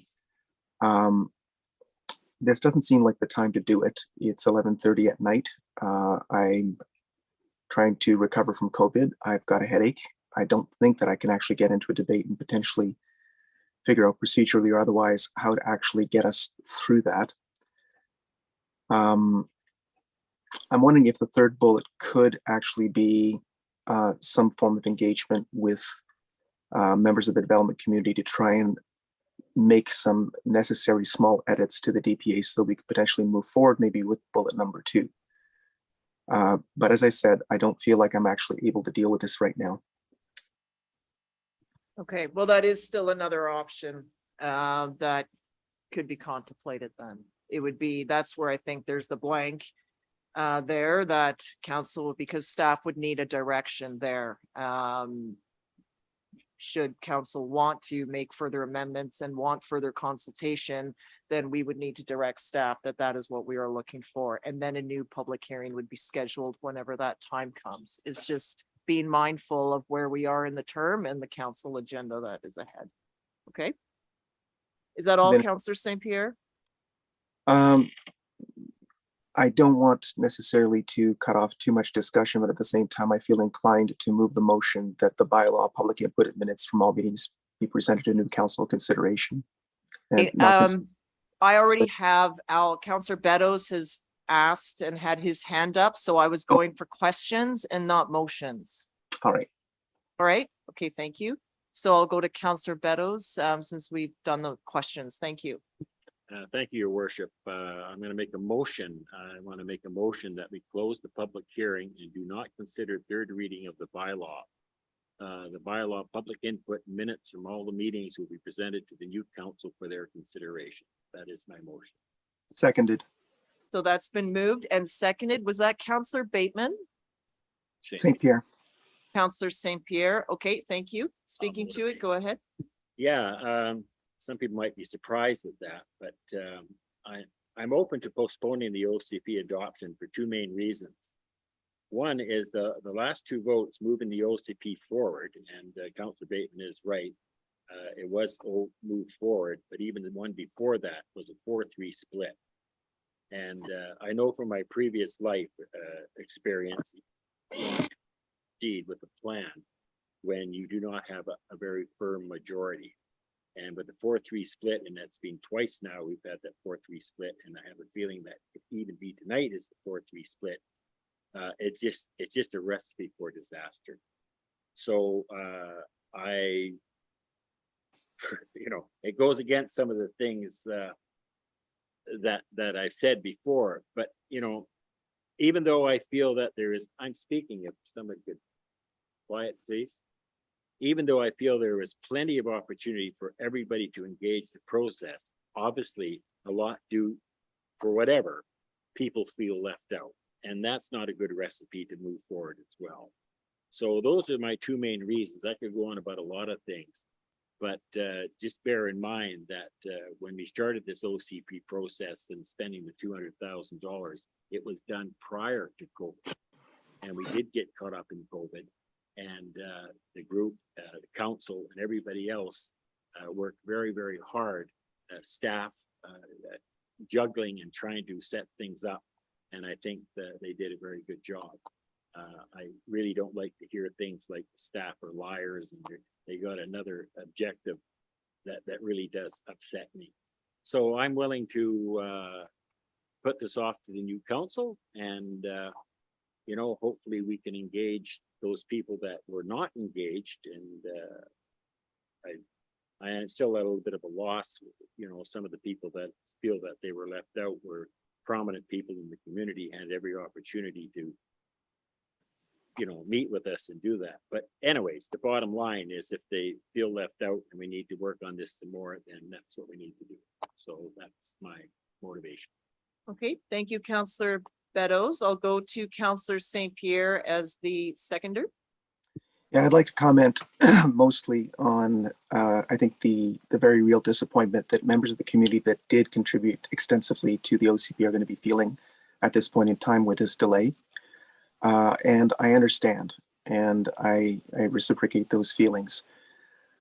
Certainly, this is a document that represents a very real need to move forward with climate adaptation specifically. And I think there was a lot of misunderstanding misunderstandings in terms of the difference between climate adaptation and climate mitigation. Certainly our emissions may not change everything, but this plan is also for actually figuring out how we're going to deal with things that could impact us. And that's extraordinarily important to move on as quickly as possible. But I think that we can move on it better by not making any mistakes and by moving together as a community. I think that, as Councillor Beddoes was pointing out, moving forward divided either as a community or as council, I don't think is necessarily our best route. I do think that we can actually do better by simply making sure that more people are brought along board, and that we also, quite frankly, just make some small edits to the DPAs. We're spending $500,000 on trying to improve our development process. We potentially have a land use committee that the next council can utilize. I think that we can just fine tune the DPAs and make sure that the spirit of, making the appropriate steps in climate adaptation mitigation are kept within the document, but that the development processes are actually appropriate. Okay, Councillor St. Pierre, other members of council on the motion, Councillor Lajeunesse. Yeah, I attended most of the virtual meetings of the committee as a bystander. I wasn't a member of the committee, but I was interested. And I know that a lot of the discussion for the first year of the committee meetings was about the lack of engagement. How are we going to engage the community, and how are we going to get people involved? And I think we heard that again tonight. I was keeping score, and we heard from, I believe, 34 people. Nobody spoke against the plan, the vision contained in the plan. Everyone kind of agrees that it's on the right path, but I think some of the technical components of the plan need some work, and I think we heard that loud and clear. So we heard 11 people tonight were in favor of moving forward with the plan, and 21 were against moving forward. And I think that says a lot about where we're at, and I think we need more public engagement, and so this will allow us to make that happen. Okay, thank you. Other members of council, Councillor Logans?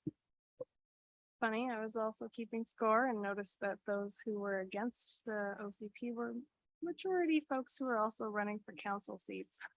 But that's okay, and that's, part of perhaps the reason why they are. But it's good to hear both sides of the story. I'm happy to support this motion. I think that's fine. I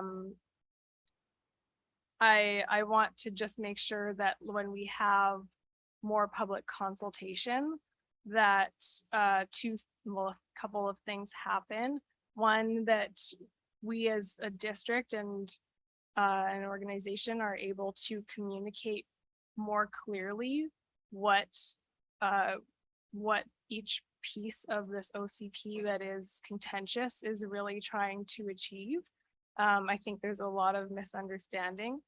At the same time, I know that I keep calling a lot of these issues misunderstandings, but at this point, the discussions that we've had with some of the people who spoke tonight, I'm going to say they're spreading blatant lies about certain parts of the OCP, and I want that part to stop too, because we're not going to move ahead until that stops. So I know that these lies are spreading in order to garner support because people are not feeling heard, but that negativity needs to stop. And in conjunction with that, we need to do a better job of communicating and listening and understanding what the true issues are with the DPA so that we can make some adjustments to them. Because I'm not in favor of taking them off the table.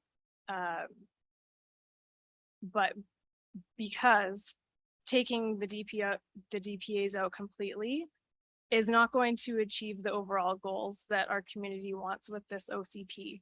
And I think that was one of the biggest things that was great to hear tonight, is no matter what side you are on the issue, in general, people agree with the overall theme of the OCP and the vision for the community. And the OCP is a visioning document. It's meant to grow with us, and it's meant to create a vision for what we want to see in our community. So it's good to know that at least we can, in general, agree on that vision. And we need to finesse the way the DPAs represent that vision and represent the needs of our community. Because right now, the development practices that we are seeing in some areas of our town, soon to be city, if not already. And I don't mean that in a pro-development way. I mean, like, literally the population is now the number of our population is turning into a number that is defined by the term city. The development practices need to change in order to meet those overall goals that the community wants. So I don't remember who it was, but someone did say that we need a bit of change management here, and that's where I totally agree. We need to be able to help folks make that change, because it's not going to be easy. Thank you. Councillor McMouth.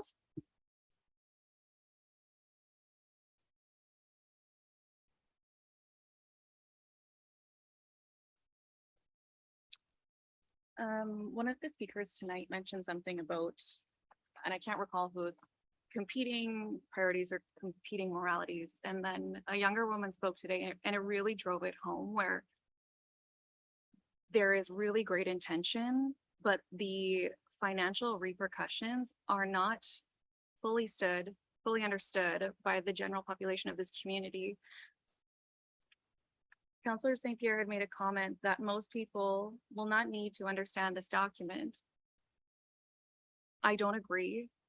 And should they not have the time, because of all of the issues that we're dealing with, whether it's an international pandemic, the cost of gas, the ever increasing taxes on everything, the provincial push to have municipalities take care of a bill that, in my opinion, we don't need to.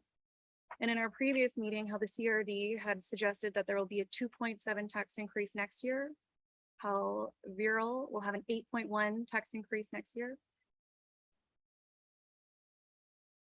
Touching on the climate action plan, it would be a $4.8 million increase, and it would be, a $4 million increase, and it would be an 18 staff hire. And the component that's also missing from this OCP are the costs associated with the staff that will need to be hired. We still, as we've heard tonight, and we've heard throughout our entire term, have issues with the development process.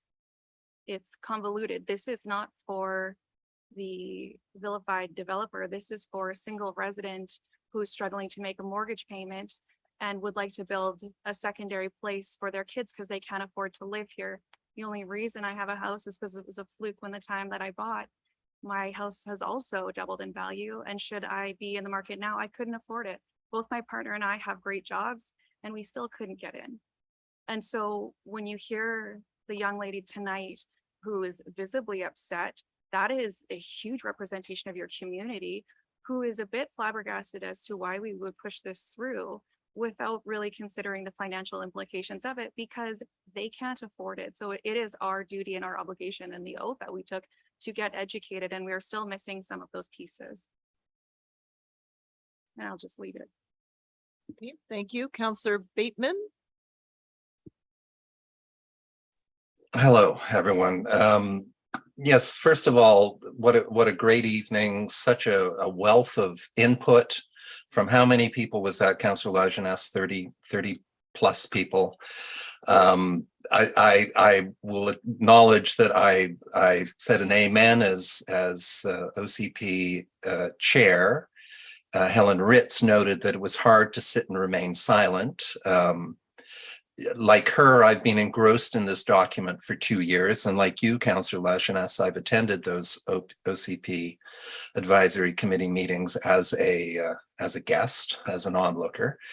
And yes, objection, Your Honor, that's simply not true, came to mind a number of times, including just moments ago when Councillor McMath again put forward this notion that the climate action plan, despite what our minutes said last night, the minutes of September 6th, which state that those are very high level estimates that in fact a community economic development coordinator and a climate action coordinator could handle most of that work.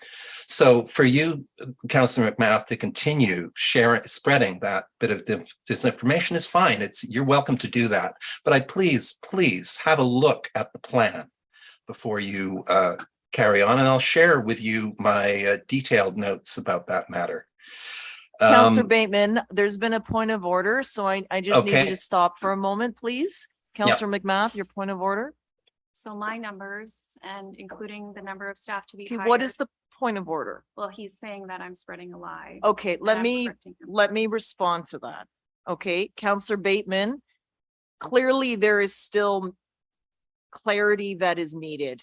And if Counselor McMath is interpreting this different, then she requires additional information, and that's totally valid. She's not comfortable and her opinion on this differs with you, and that's fine. Okay, so I'll let you finish what you're saying now, please. All right. So I'll carry on, and yes, I think we need to follow Councillor Beddoes' sage counsel here. I wanted to point out in terms of some of those points where I would have said objection, Your Honor, there has been First Nations consultation at considerable length in this process. I'd like to point out that every last Souk resident is a stakeholder in this process, including our leading movers and shakers in Souk, as well as every last resident.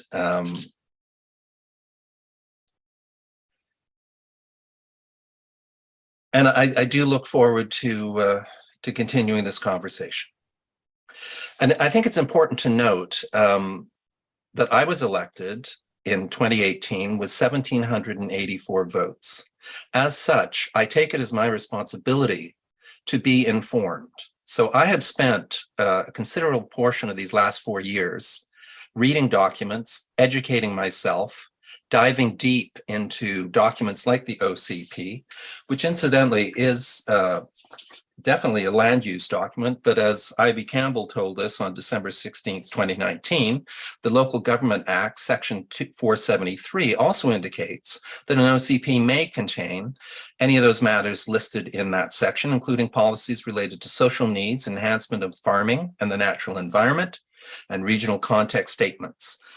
It is a rich document. It's packed with principles. One commentator was mentioning it didn't seem to have principles. Well, I'd like to thank everyone who's actually read the document in depth, and it is a much cleaner, clearer document than the 2010 OCP. And under the goals and objectives, you will see that vision of a Souk that is enjoyable and distinct and equitable and respectful and green and net zero.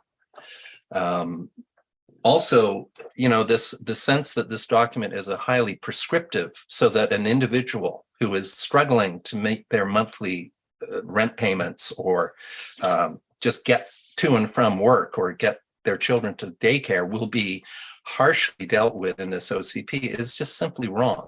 So what I really appreciate the fact we will have this break now. We have an incredibly skilled communications coordinator who can take the, I've got 16 pages of notes here from tonight, can look through the comments we've received to date and address them. And that will form a basis for this next stage of this process. So I have COVID. I'm rambling a bit here, but thank you. Okay, well, thanks for hanging in there. Just to clarify though, that what is in front of us in the motion here is that this will all be presented to the next council for their consideration. Absolutely. I will make no assumptions whatsoever. Good luck to everyone. Okay, thank you, Councillor Bateman.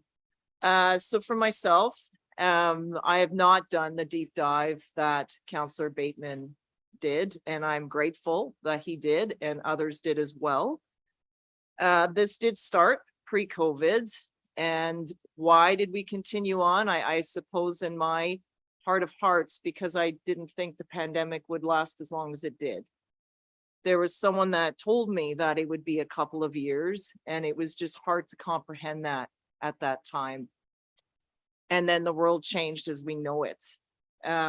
There has been a lot of grief in this community. People have lost loved ones and have been separated with them, and it's been really, really hard. We found a way to continue on doing business the best that we could. We received ministerial orders to do the best that we could. And for a while, it seems that things were going to change. We heard of the reopening plan. We all remember that. Things were going to reopen. There was going to be phases and we would come together, and then another wave hit us and all of that changed again. And people continued to suffer. The toll on families, I really respect the woman that had the courage to come and tell us what she was experiencing. It's been extremely hard. Why are families not focused on an OCP? Because they're just trying to get by right now. We're in hyperinflation and we are now flying the Ukraine flag outside. There is a serious threat in the world. And all this time, the community of Sooke has opened their hearts and homes to folks coming from the Ukraine to give them an opportunity and a safe place in this beautiful place we're all proud to call home. I remember once Minister Robinson, who was the Minister of Municipal Affairs and now our Finance Minister, said that local governments are basically designing and flying an aircraft at the same time. To me, that aircraft has not landed yet because it's one thing after another. We understand, and I don't think anyone denies that the threat of climate change is real. The first committee, by the way, was formed back in 2010. At that time, we called it the Green Team because we didn't know what else to call it. It was my notice of motion that came forward. Well, we are living that reality now. It's with the atmospheric rivers, heat domes. Never even used those words in chambers before. And then we had folks trying to get to work with 30-liter caps on fuel and not knowing where they were going to fuel up. Like, it's been extremely difficult and everything is just costing more in hyperinflation and all of that.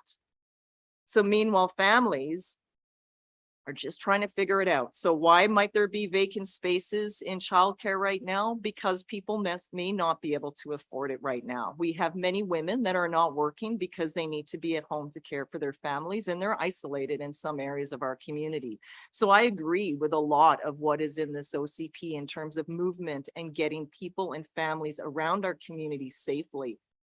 We can't all afford an electric car. The cost of living is extraordinary, and we're barely it's still COVID life for my husband, who's Zooming on our back deck in his work when he gets it. It's a reality. We're scraping by. I try to look ahead, to put myself out of this and to look ahead. And it's difficult because you try to find hope, but there's a lot of pain and it's difficult for people. So we hear all of that and we're going to address it. And I appreciate this motion. I've not supported it moving past to this point. I'll admit that. You know that. It's in the minutes. Because I felt we are late in this term. We have other demands for service. We heard a little bit about some development process problems that need to be teased out. Our staff are working extraordinarily hard. There is a hiring crisis. There is a housing crisis. We have wonderful people that would love to work in our municipality, but they can't afford to move here either. So it's just difficult. They're doing a lot of work. We've been ambitious. We've been ambitious in terms of pursuing grants and connecting roads and building sidewalks and building trail connections.